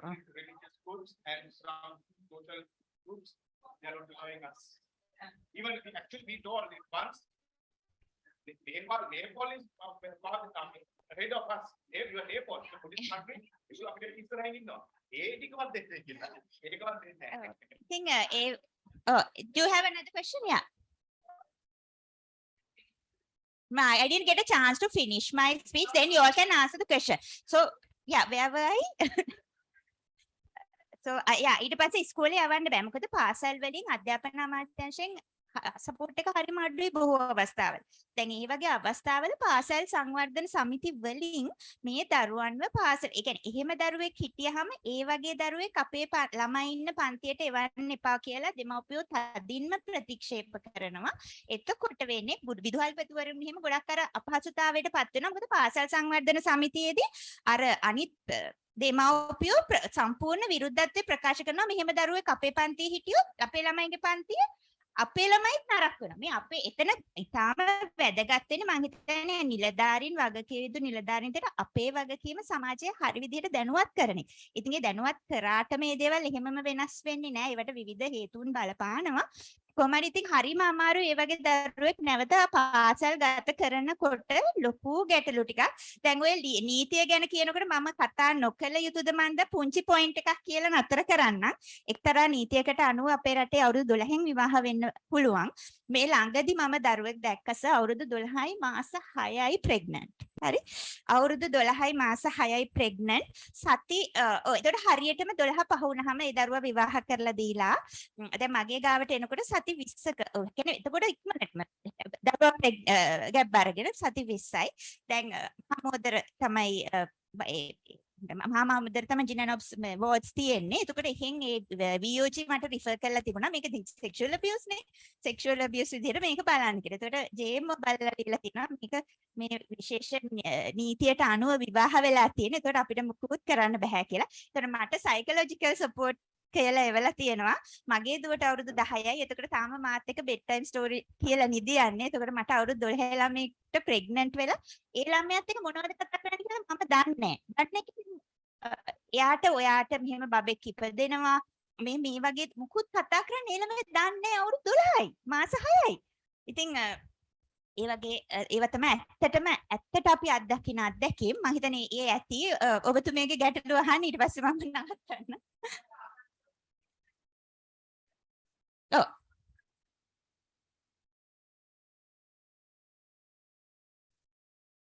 ආවා. ඔව්. එයාට අනිවාර්යෙන් නීතිය හරහා දඬුවම් ලැබෙන්නේ නැති. එයාට ඒ ගුරුවරයාට ළමා ලිංගික හිංසනය යටතේ පොලිසියෙන් නඩු දාලා ඒ පැත්ත යන්නේ නැති. ඒ පැත්ත ගැන මම දන්නේ නැහැ. මොකද මම ට්‍රීට් කරන්නේ ළමයින්ටනේ. මම සාමාන්‍යයෙන් නීතිමය පැත්ත ගැන එච්චර හොයන්න යන්නේ නැහැ. ඒ කියන්නේ අපිට වාර්තා වුණොත් ඒක නීතියට බාර දුන්නාට පස්සේ ඒ පැත්ත බලන්නේ අනිවාර්යයෙන් මේක සිද්ධ වෙන්නේ නැති. නමුත් අර එතන තව පුංචි ගැටලුවක් තියෙනවා. දැන් එහෙම හිංසනයට ලක් වුණාම දරුවෝ ඒගොල්ලෝ බලාපොරොත්තු වෙනවා ජස්ටිස්. සාධාරණයි. එතකොට දැන් ඔහම පර්පට්‍රේටර්ව රෙස්ට් කරලා පැය 24න් 48න් වගේ එළියට එනවනේ. එතන දිගු කාලීනව නඩුව ඇහෙනවා කියන concept එක එතකොට ළමයි ගොඩක් වෙලාවට ඇවිල්ලා මගෙන් අහපු අවස්ථා තියෙනවා. ඇයි ડોක්ටර් ඇන්ටි ඉතින් එයාව නිදහස් කරන්න එච්චර දෙයක් කරලා එච්චර වැරද්දක් කළා කොහොමද එයා දැන් මේ නඩුව අහලා මේක ඉස්සරහට යයි කියන concept එක ළමයින්ට තේරෙන්නේ නැහැ. ඒතර එහෙම ගොඩක් අහපු අවස්ථා තියෙනවා. ඇයි මේ එළියට දාන්නේ කියන එක. Oh. Oh.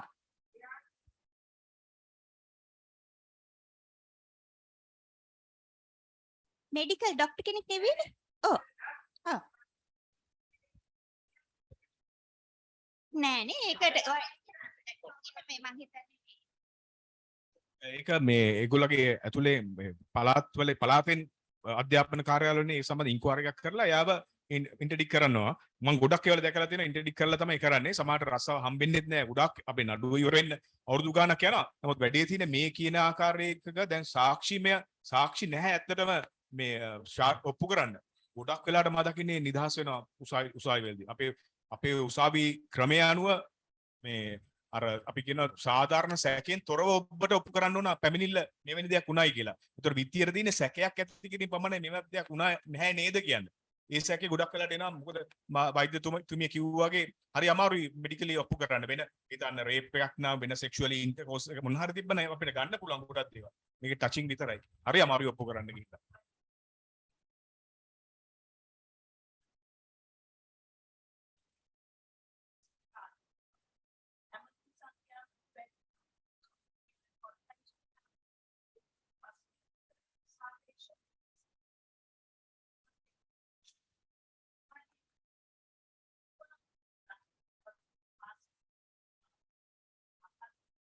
එක ගන්න විදිහක් නැති නිසා දකුණු පළාතේ දරුවන්ගේ ඔව්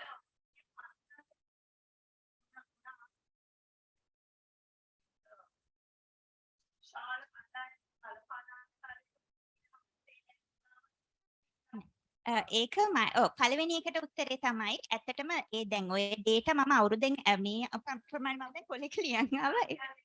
ඔව් සංඛ්‍යා ලේඛන මම දැන් කොලේක ලියාගෙන ආවා. ඉවරයි කියලා හිතලා අරන් තිබ්බා. පෝට්ස් එක මේ ඒ කියන්නේ ඊට වඩා 120කින් විතර වැඩිවීමක් තියෙනවා. 20කින් විතර පහෝගිය අවුරුදු වලට වඩා සුයිසයිඩ් එක ඇඩොලසන්ට් නෙවෙයි පොදුවේ වැඩිවීමක් තියෙනවා. මේක ඇනලයිස් කරලා නැහැ ඇඩොලසන්ට්ද කියලා. එතකොට පොදුවේ මොකද ඒ හෙල්ප් ලයින් එකට ඕනම වයසක අයට අවපීඩන තත්ත්වය එක්ක ඇත්තම විෂාදයේ තත්ත්වය එහෙමත් නැත්නම් රිලේෂන්ෂිප් ඉෂුස් මොනවා හරි නිසා ඒගොල්ලෝ කතා කරලා තියෙන්නේ සියදිවි හානි කරගන්න හිතෙනවා කියන සිතුවිල්ලත් එක්ක. ඒ වගේ ප්‍රමාණයෙන් වැඩි වෙලා තියෙනවා. අර මම ගාල්ලේ දකුණු පළාතේ ආහාර ඒක ගැන කතා කරනකොට RDHS එහෙමත් නැත්නම් Regional Director of Health Services ඒගොල්ලෝ මම එයාලත් එක්ක ගොඩක් සමීපව වැඩ කරනවා. ඒකම දකුණු පළාත අධ්‍යාපන අමාත්‍යාංශයත් එක්ක. එතකොට එතනදී තමයි මේ data එකතු කරගත්තේ. ඒ කියන්නේ දකුණු පළාත් අධ්‍යාපන අමාත්‍යාංශයෙන් තමයි කිව්වේ මේ පළාතේ ළමයින්ගේ වැඩි ප්‍රමාණයක් පාසල් ඒම නතර වෙලා තියෙනවා. ඒ නතර වීමට හේතුව මේ දිවා ආහාරය දීලා එවන්න බැරි එක කියන නිසා. ඒ නිසා අපි දිස්ත්‍රික් එකනේ එක ඔය දැන් 10ට දෙන බ්‍රේක් එකනේ. ඒක එතකොට අපිට උදේ වෙන්නත් පුළුවන් මොකක් හරි මෝර්නින් ඉන්ටර්වල් එකට දෙන කෑම එක දීලා එවන්න බෑ. එතකොට ඒ ළමයි බොහොමයක් උදේටත් කාලා නෙවෙයි එන්නේ. එතනදි තමයි මේ తත්වය හඳුනාගත්තේ. නැතුව මගේ සායනයට ආපු එකකින් නෙවෙයි.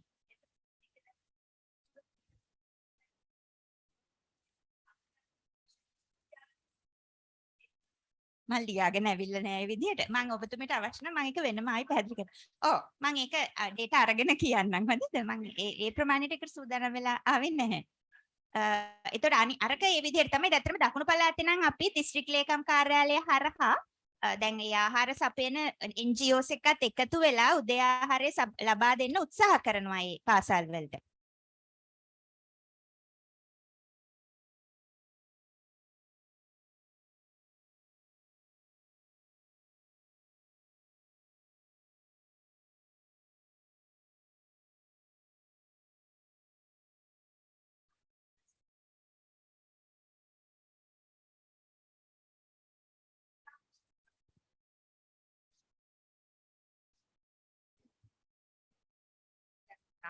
ණය ක්‍රම එතකොට ඔය අපචාර සම්බන්ධව විවිධාකාර ප්‍රශ්න ගැටලු සම්බන්ධව මේ දැන් පවතින තත්ත්ව සම්බන්ධව දැනුවත් වීම යනවා. නමුත් දැන් අද මේ ඉදිරිපත් කරපු කරුණු අනුව බලනකොට යථාර්ථය ඊට වැඩි හාත්පසින් වෙනස්. අපිට මාද කොච්චර දැනුවත් වීම ලැබුණාද දැන් ওই ලිංගික කරුණු සමාජීය ප්‍රශ්න කාන්තා හිංසනය නීතිය විවිධ ණය ක්‍රම ලීසින් ඒතර දැන් මේ දෙක අතර අපේ තියෙන ඔය සංවිධාන හරි අනෙකුත් ආයතන සම්බන්ධව මේකට මේ ගැලපෙන ආකාරයට අපි යන්නේ කොහොමද? නැත්නම් අපි මේක අහගෙන ඉන්නවා විතරයි. මේක ප්‍රායෝගිකව බලන්න කොහොමද? මට ඒක තේරෙන්නේ නැහැ කියන්නේ.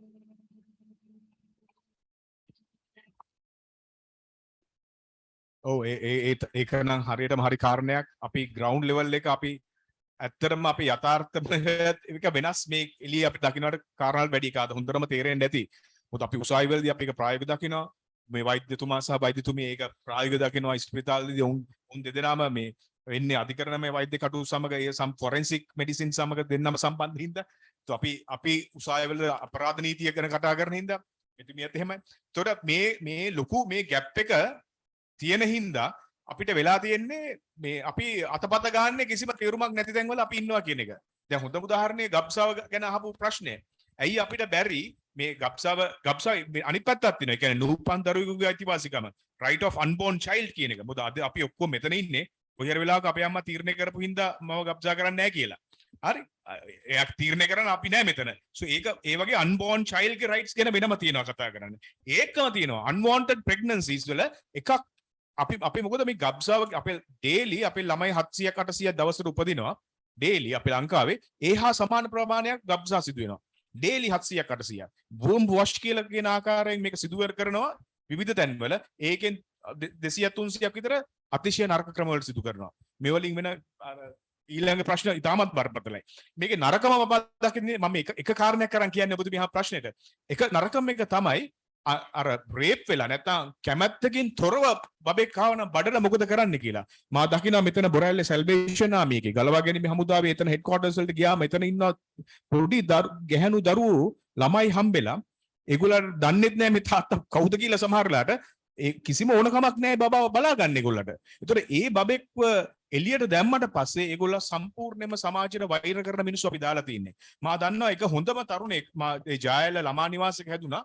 ඔහු තමයි මුළු පැත්ත පළාතෙම ගෙවල් හොරකම් කරේ මුළු පැත්තටම එපා වෙච්ච දරුවෙක් වුණේ ඒ දරුවා. මොකද ඔහු සමාජයට වෛර කරමින් හැදිච්ච දරුවෙක් වුණා.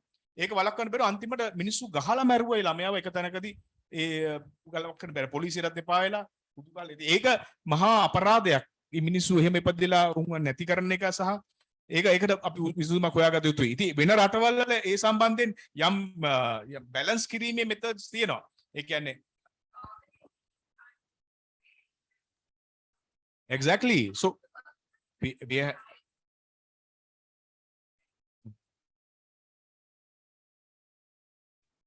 yes really so this is a I mean the pressure groups can do that and we can make pressure on the Ministry of Justice. They are the people who have to file yes. So those are the problems that we are facing at the moment. That's the moment. So I want to here. So actually, initially there was another chairman for the National Child Protection Authority, and at that time, like we all as child and adolescent psychiatrists, all other stakeholders, we all get together and we had some subcommittees to law enforcement authorities, no, so the law reform committees. We had law reform committees for different subgroups. So in those groups, we actually discussed most of these things, and actually the Minister Ali Sabri was also there, and he wanted the NCPA, since NCPA had a lot of qualified lawyers, they wanted he wanted NCPA to produce not the concept papers, the cabinet papers, because he said that they can proceed with those, but unfortunately NCPA chairman is not there anymore. So අර ගඟට මිනික් වගේ ඒක සම්පූර්ණ අපේ වෙලාවත් එක්කම ඒක නැති වෙලා ගියා. එතනදී එක ප්‍රශ්නයක් තියෙනවා. We are all talking about sexual abuse diagnosed or spoken about and spoken up. So what about the situation we are in Sri Lankan context? There are so many children being abused. It goes unheard, not spoken out. So as a nation, how are we going to sort of, find solutions? Because we talk about people diagnosed and people harassed and spoken about it. And those children have spoken up how they have been abused. But there are so many children in this country that is not being sort of spoken up.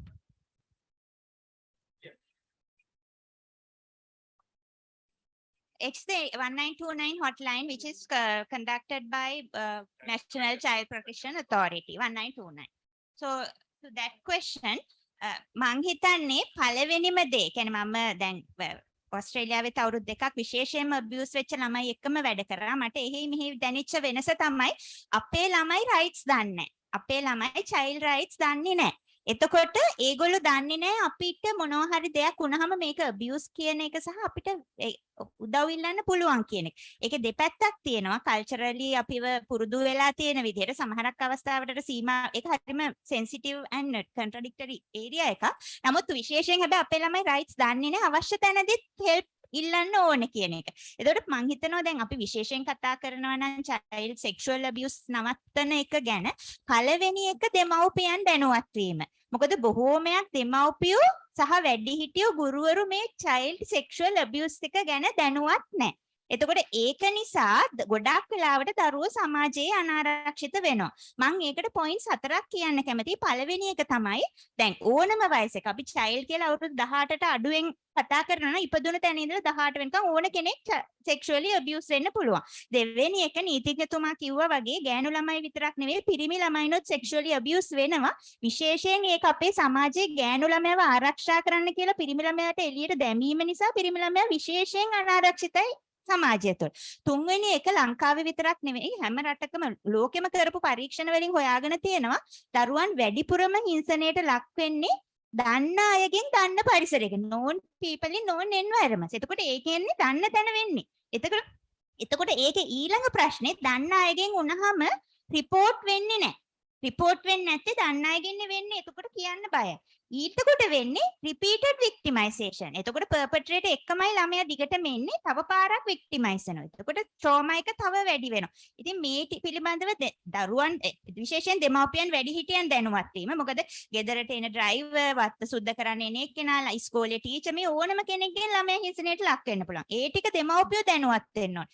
දෙවෙනි එක විධිමත් ලිංගිකත්වය පිළිබඳ අධ්‍යාපනය. ඒක දරුවට තේරෙන වයස අවුරුදු 3-4 ඉඳලා ළමයාට අනාරක්ෂිත ස්පර්ශ කිරීම ආරක්ෂිත ස්පර්ශ කිරීම කියලා අපි කියනවා. ඒ විදිහට මුල අවදියේ ඉඳලා විධිමත් ලිංගිකත්වය පිළිබඳ දැනුම දරුවන්ට ලබා දුනවා නම් දරුවෝ දන්නවා මෙතන ආරක්ෂිත දෙයක්ද අනාරක්ෂිත දෙයක්ද වෙන්නේ කියන. ඒතකොට ඒක දෙමව්පියන්ගේත් වගකීම. දෙවෙනි කාරණාව විශේෂයෙන්ම පාසල් අධ්‍යාපනයේට මේක එකතු වෙන්න ඕන. හරි විදිහට දරුවන්ට එඩියුකේට් කරන්න ඕන මේ ගැටලුව ගැන.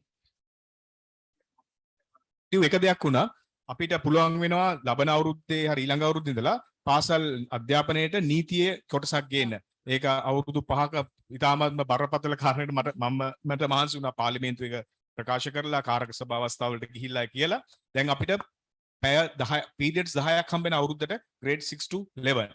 එතකොට ඒක ඇතුළේදී අපි කියන ඔය නීතිමය කාරණා ළමයින්ට තේරෙන විදියට ඒ අයිතිවාසිකම් සහ ගේන්න අපි යම් උත්සාහයක් දරනවා. අවාසනාවකට අපි කියන කාරණය ජාතික අධ්‍යාපන අභ්‍යාස ආයතන ඒගොල්ලන් සිලබස් හදනවනේ. ඒගොල්ලන්ට තේරෙන්නේ නැහැ. පිළිගන්නෙත් නැහැ ඒගොල්ලන්. මොකද ඒගොල්ලන්ට එතන ස්කෝලර්ෂිප්ස් අත් රට යනවත් හම්බෙන්නේ නැහැ ඒක ගන්නොත්.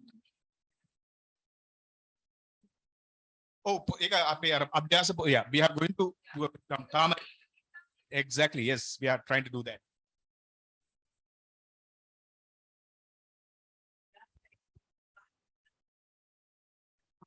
මම හිතන්නේ අපිට ගොඩාක් දැනුම ලබා දුන්නා. ඇත්තටම ගොඩක් කරෙක්ට් වෙන්න ඕන ඒරියාස් තියෙනවා. හැබැයි ශ්‍රී ලංකා සුමිත්‍රයෝ හැටියට මම ඔබතුමාලගෙන් ඔබතුමියලගෙන් එක දෙයක් ඇහුවොත් අපේ ආයතනයට මොනවාද මේ සම්බන්ධයෙන් කළ හැක්කේ? අපිත් ওই ප්‍රශ්න තියෙන දරුවන් දැරියන් හම්බ වෙනවා, වැඩිහිටියන්ුත් හම්බ වෙනවා. අපේ පැත්තෙන් කළ හැකි දෙයක් තියෙනවද? නීතිමය පැත්තෙන් මම කියන්නම්.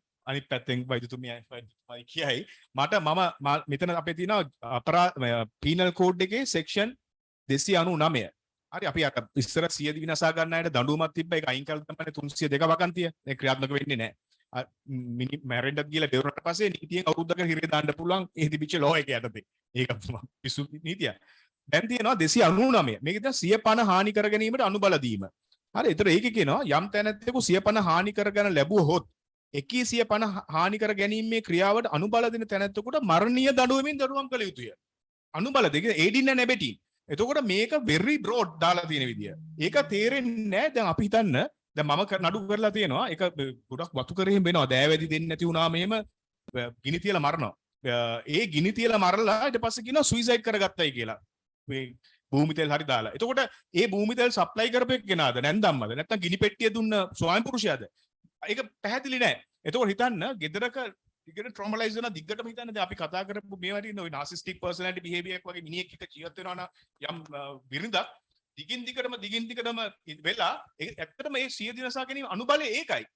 හරි ඒතර අපිට කරන්න පුළුවන් සුමිත්‍ර හැටියට මෙවැනි නීතිමය තත්ත්වවලට අපිට as a pressure group together we can make our submissions. අපිට කියන්න පුළුවන් මේ වගන්තිය අපිට සංශෝධනය කරගත යුතුයි. මේකට තව නිදර්ශන ටිකක් දාන්න. මෙන්න මේ වලට මේක ඇති වෙන්නේ. මේ හිතන්න අපි දකිනවා සිය දින නසා ගන්නවා දැන් අවුරුද්දට කීයෙන් කී දෙනාටද මේ පනත යටතේ එහෙම කරන්න උදව් කරයි කියලා එක්කෙනෙක්ට නඩුවක් දාලා තියනවද? කොහෙවත් නැහැ. ඒතකොට මේ මිනිසුත් මැරෙන්නේ තමන්ම හිතලානේ මොකක් හරි ප්‍රශ්නයක් හින්දානේ කවුරු හරි ඇති කරන ප්‍රශ්නයක් හින්දානේ බහුතරයක්ම වෙන්නේ. බහුතරයක් අපි දකින්නේ වෙන අය හින්දා මේ සිය දින නසා ගන්න ප්‍රශ්න ඇති වෙන්නේ. ඒතකොට ඒක හරි පරිස්සමෙන් කළ යුතු හින්දායි මා කියන්නේ. ඒකට illustrations and examples we have to provide to this section. This is a very blank section. Section 200. මම එක උදාහරණයක් කිව්වේ ඔබතුමීට. අපිට මේ වගේ දේවල් අපිට කරන්න පුළුවන් නම් මම හිතන්නේ නීතිමය පැත්තෙන් අපිට ගොඩක් දේවල් තියෙනවා. එකක් තමයි අනිත් එක ෆැමිලි කවුන්සලින් කියන එක අපේ ලංකාවේ අන්තිමයි.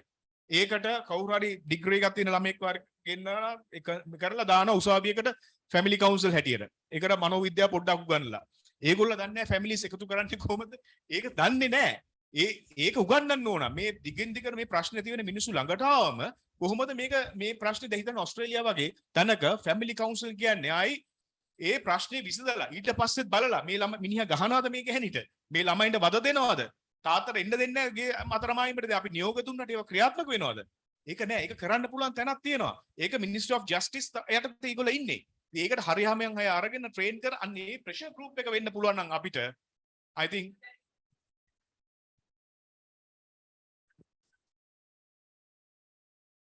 ඒක තමයි නෙමෙයි අපි ඒක තමයි අපේ පොටෙන්ෂල් එක ඔව් හරි මට මම ඒක උදාහරණ කීපයක් කිව්වේ අපිට කරන්න පුළුවන් ඇත්තට වැඩ තියෙනවා දෙයටම දැන් මෙහෙම පොලිසිවල මම මේ කාටවත් වෙනත් වෘත්තියකට බ්ලේම් කරනවා නෙමෙයි. දැන් එතන වෙන වෘත්තියක් මෙතන නැති වෙලේ කියන එක බොහොම හොඳ නෑ. නමුත් බොහෝ අවස්ථාවල දැකලා තියෙන දෙයක් තමයි අත්ත වශයෙන්ම ඉන්ටර්වෙන්ෂන් එකක් අවශ්‍ය අවස්ථාවල සමත මණ්ඩලයට විතරක් යොමු කරලා නඩුවකට යන්නේ නැති අවස්ථා ගොඩාක් තියෙනවා. සමහරක් වෙලාවට ඒක අවසානයේ මිනිමරුවකින් ඉවර වෙච්ච අවස්ථා මොබිඩ් ජෙලසි දැන් මට එක්ස්පීරියන්ස් එකක් තියෙනවා 35ක් කම්ප්ලේන් කළා තියෙනවා වයි ඒක මම ට්‍රේන් වෙන කාලේ 35ක් කම්ප්ලේන් කරා ඩොමෙස්ටික් වයලන්ස් ගහනවා කියලා ඔක්කොම මොබිඩ් ජෙලසි අන්තිමට he cut her throat ඒ කියන්නේ බෙල්ල කපලා මැරුවා එතකොට අර 35න් 34ක්ම සමත මණ්ඩලයට දාලා තියෙන්නේ මොකද ප්‍රශ්නයක් නැහැ ඒක. ඉතින් අර ඒතර පොලිසියට උනත් ඇත්තට මේ වගේ අවස්ථාවල ඔයගලන්ට යොමු කරන්න පුළුවන් නම් එතනින් ඒ හරහා සර්විස් එක අර කන්ටිනියු වෙනවා. කෙලින්ම කොහෙට හරි නිකන් යොමු කරාට පස්සේ එතනින් යට ෆලෝ අප් එකක් වෙන්නේ නැති ගැටලුව ලොකුවට තියෙනවා. ඊට වැඩිය මම හිතනවා පොලිසියෙන් කෙලින්ම ඔයාලට කියන්නේ මොනවා හරි පොලිස් මේ දෙපාර්තමේන්තුවව දැනුවත් කරන්න පුළුවන් නම් නඩුවලට යන්නේ නැති කේසස් උනත් අපිට යොමු කරන්න අපිට පුළුවන් කවුන්සලින් සපෝට් ෆැමිලි කවුන්සලින් ඒවා ගැන බලන්න කියන එක. එතකොට දැන් ඔයගලන්ගේ මොනවා හරි ට්‍රේනින් ඔයගලන්ට අවශ්‍ය නම් චයිල්ඩ් මෙන්ටල් හෙල්ත් පැත්ත අතර මට මේවා කරන්න පුළුවන් ඒ අවශ්‍ය වෙලාවට මට හිතෙනවා ඔයගලන්ගේ ඒරියා එක පේරන්ටින් ගැන ළමයින්ගේ සයිකොලොජිකල් වෙල්බීಯಿಂగ్ එක ගැන කොහොමද පේරන්ට්ස්ලා රණ්ඩු කරගත්තත් කමන්නේ if they are doing it if they are not doing it in front of the children. ඒක අපි හැම වෙලේම කියන්නේ ළමයි නිදි හරි ළමයි නැති තැනක ආගියුමන්ට්ස් කරගෙන ළමයින්ට පේන්න කරන්න එපා කියන. ඒ වගේ පේරන්ටින් කොහොමද කරන්නේ ළමයින්ට බලපාන්න නැති විදිය ගැන ඒ දැනුම ඔයාලට සමහරට අවශ්‍යයි. සර් මම හිතනවා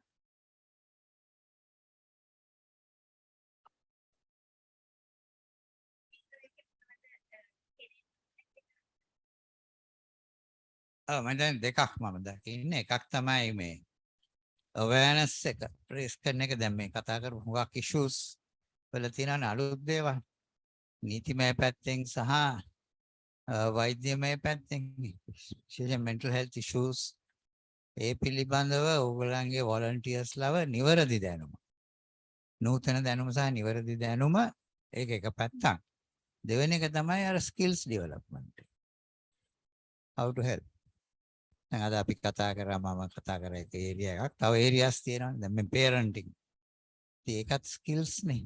parenting skills develop කරන්න දැන් කොහොමද ඕගොල්ලන්ගේ volunteers ලගේ ඒවා develop කරන්න. ඉතින් ඒ සඳහා අවශ්‍ය වෙන expertise ලත් එක්ක sessions වගේ දේවල් ඉතින් මේකම කියන්නේ physically ඕනේ නැහැ. Zoom එකෙන් වුණත් සමහර හුඟක් දේවල් අපිට කතා බහ කරන්න පුළුවන්. ඉතින් මම හිතන්නේ ওই areas දෙකට තමයි concentrate කරන්න ඕනේ. සහ දැන් ඕගොල්ලන්ට දැන් ඕගොල්ලන් මේ session එක organize කරේ ඕගොල්ලන්ට ආපු ප්‍රශ්න පැත්තක් බලන්න. එකක් තමයි අර මේ financial issues, cyber bullying එන ඒ වගේ ඕගොල්ලන්ට මුණ දෙන ඒවා ඒක හොඳ ක්‍රමයක්.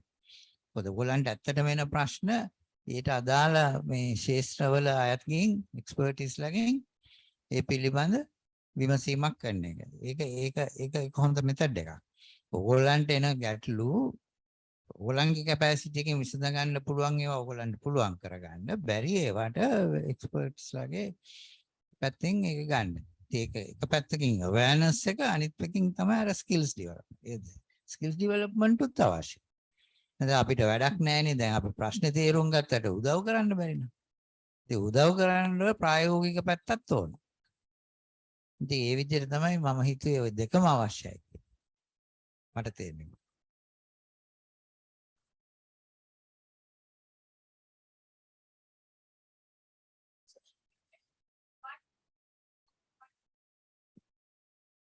ඒක නම් මම හිතන්නේ ස්පෙෂලායිස් ඒරියා එකක්. ඒක මම හිතන්නේ ඕගොල්ලෝ හැන්ඩල් කරන්න හොඳ නෑ කියන එකයි මම කියන්නේ. ඒක එහෙම කෙනෙක්ව හඳුනගෙන ඒක මම හිතන්නේ යවන්න ඕන එක්ස්පර්ට්ස්. මොකද මේක පිළිබඳවත් මේ හරි තීරණ හරි ක්‍රම මෙත මේ පිළිබඳ නෑ. ඒ කියන්නේ අර ක්ලියර් ඇන්ඩ් කට් මේ මෙතඩ්ස් නෑ. ඉතින් ඒක කිම කේස් බයි කේස් තමයි යන්න ඕනේ. එක ඉන්ඩිවිජුවලි ඒක බලන්න. ඒක ස්පෙෂලායිස් ඒරියා එකක්. ඉතින් මම හිතන්නේ ඒ ඕගොල්ලෝ සම්බන්ධකම් ඇති කරගන්න ඕන ඕගොල්ලෝ වැඩ කරන ඒරියාස් වල. මම මේ කොළඹ විතරක් නෙමෙයි. දැන් උදාහරණයක් ගාල්ලේ.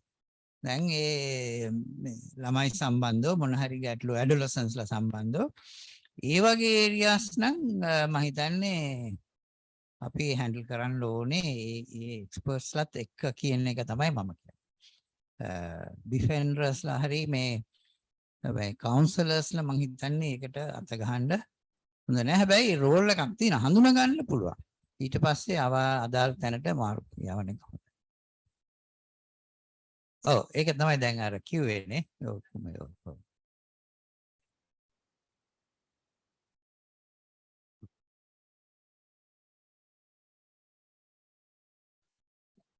දැන් මට තේරුණු විදිහට එක එක ප්‍රදේශ අනුව ළමයින්ට සහ පුද්ගලයන්ට තියෙන ප්‍රශ්න වෙනස් වෙන බව පේනවා. දැන් කොළඹ විතරක් නෙමෙයි අපි ප්‍රාදේශීය මට්ටමට ගියොත් සමහරවිට මෙහි තියෙන ප්‍රශ්න නෙමෙයි එහෙ තියෙන්නේ. ඒ හින්දා ඒ අයත් එක්ක ඩීල් කරන අය දැනුවත් වීම ලබා දිය යුතු ඒ ප්‍රදේශයේ තියෙන ප්‍රශ්න සමග. දැන් සමහරවිට පොදු වැඩසටහනකින් ඒ දේ නොවෙන්න ඉඩ තියෙනවා. ඒතර ඒ අරමුණ මොකද්ද කියලා බලලා ඒ ප්‍රදේශයේ වැඩි සිද්ධ වෙන දේ මොකද්ද ළමයිවද එහෙම නැත්නම් කාන්තාවන්ද ඒ අනුව බලලා අපි සමනින් ඒ වළඟ හම්බ වෙන අයව දැනුවත් කිරීම සහ ඒ පුද්ගලයන් දැනුවත් කිරීම සිද්ධ වෙනවා. හොඳයි මම හිතන්නේ සෑහෙන සේවයක් මේ ආයතනයෙන් සිද්ධ වෙනවා. ඒ නිසානේ මේ ප්‍රමාණය කිව්වේ ලැබෙන නැමතුම් සංඛ්‍යාවත්. ඉතින් නමුත් ඒ වගේ දේවල් බලන්න හොඳයි. ඊට වැඩිය මේ විශේෂයෙන්ම දැන් මේ අද කතා කරපේ ෆයිනෑන්ෂල් ඉෂුස් ගැන මට තේරුණ දේ තමයි සහ දැන් ඔය අපි රේප් වෙනවද බෝට් කරන්න පුළුවන්ද කියන එක මත අපි සමහර දේවල් වල අප්ඩේටඩ් නොලෙජ් එකක් නෑ. දැන් නීතිය නොදැනීම කියන එක වරදක්නේ. හැබැයි ඇත්තටම අපි නීතිය දන්නේ නෑ. ඇත්තම කතාව කියනවා. ඒතර ඒක සාමාන්‍ය පුද්ගලයා වෙත ගෙනියන්න තියෙන එක ක්‍රමයක් තමයි මේක. එතකොට ඒ විදිහට මේ වගේ වැඩසටහන් හරි මොන හරි විදිහකින් අප්ඩේටඩ් නොලෙජ් එකක් ඒ එක්ස්පර්ටිස්ලා ගෙනල්ලා කරන්න පුළුවන් නම් සමහරවිට මීට වැඩිය ඕගලන්ට දැනුමක් එතනට ගෙනියන්න පුළුවන් වෙයි කියලා මම හිතනවා. එහෙම කාර්යයක් කරන්න පුළුවන් නම් හොඳයි කියලා. Thank you so much. So it's apparent that how fruitful this discussion is. However, unfortunately, since we are running out of time, we have to conclude today's session. I would like to invite Director of Outreach Unit, Dil Piyaratne, to deliver the vote of thanks.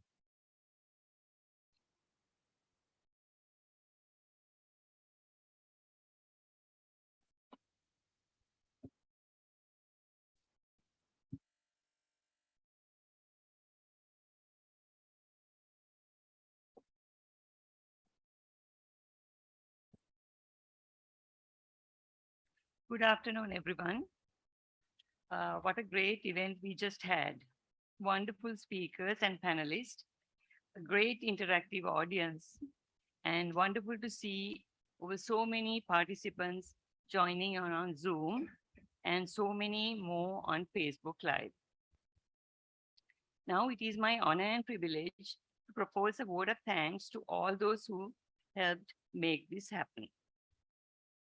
First and foremost, I would like to thank our first speaker, Mrs. Nirodha Kalansurya, who accepted our invitation without hesitation and covered areas so relevant for us to help our callers. Thank you so much, Ms. Kalansurya. I would also like to thank our eminent psychologist, Dr. Neil Fernando, who works with us very closely and always ready to step in to provide valuable knowledge to our volunteers. We are very grateful, Dr. Neil.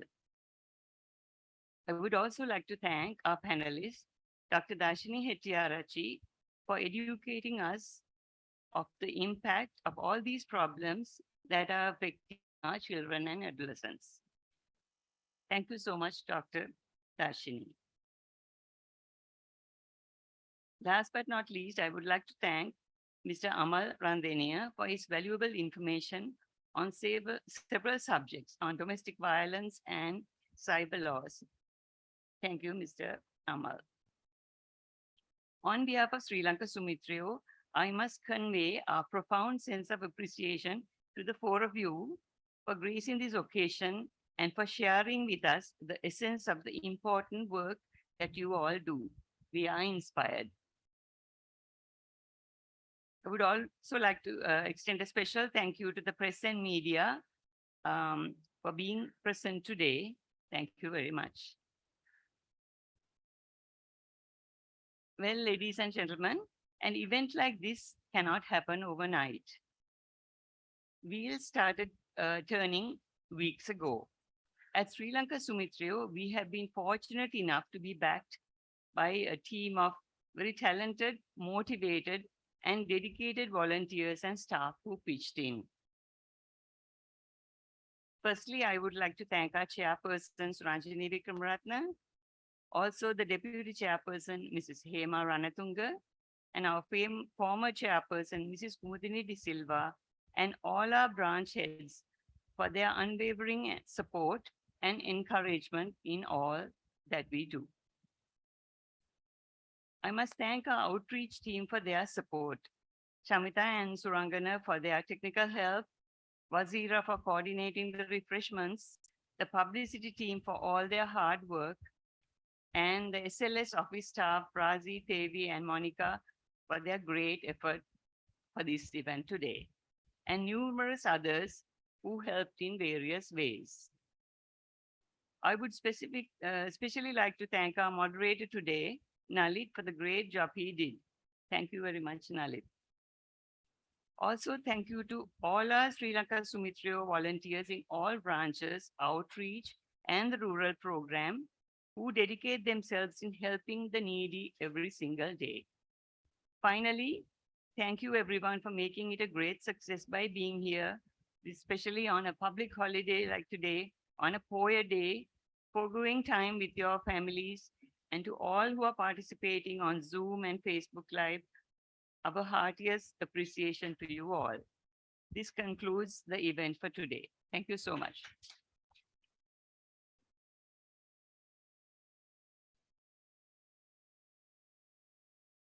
Thank you, Dil. And that concludes our event today. Have a pleasant afternoon ahead.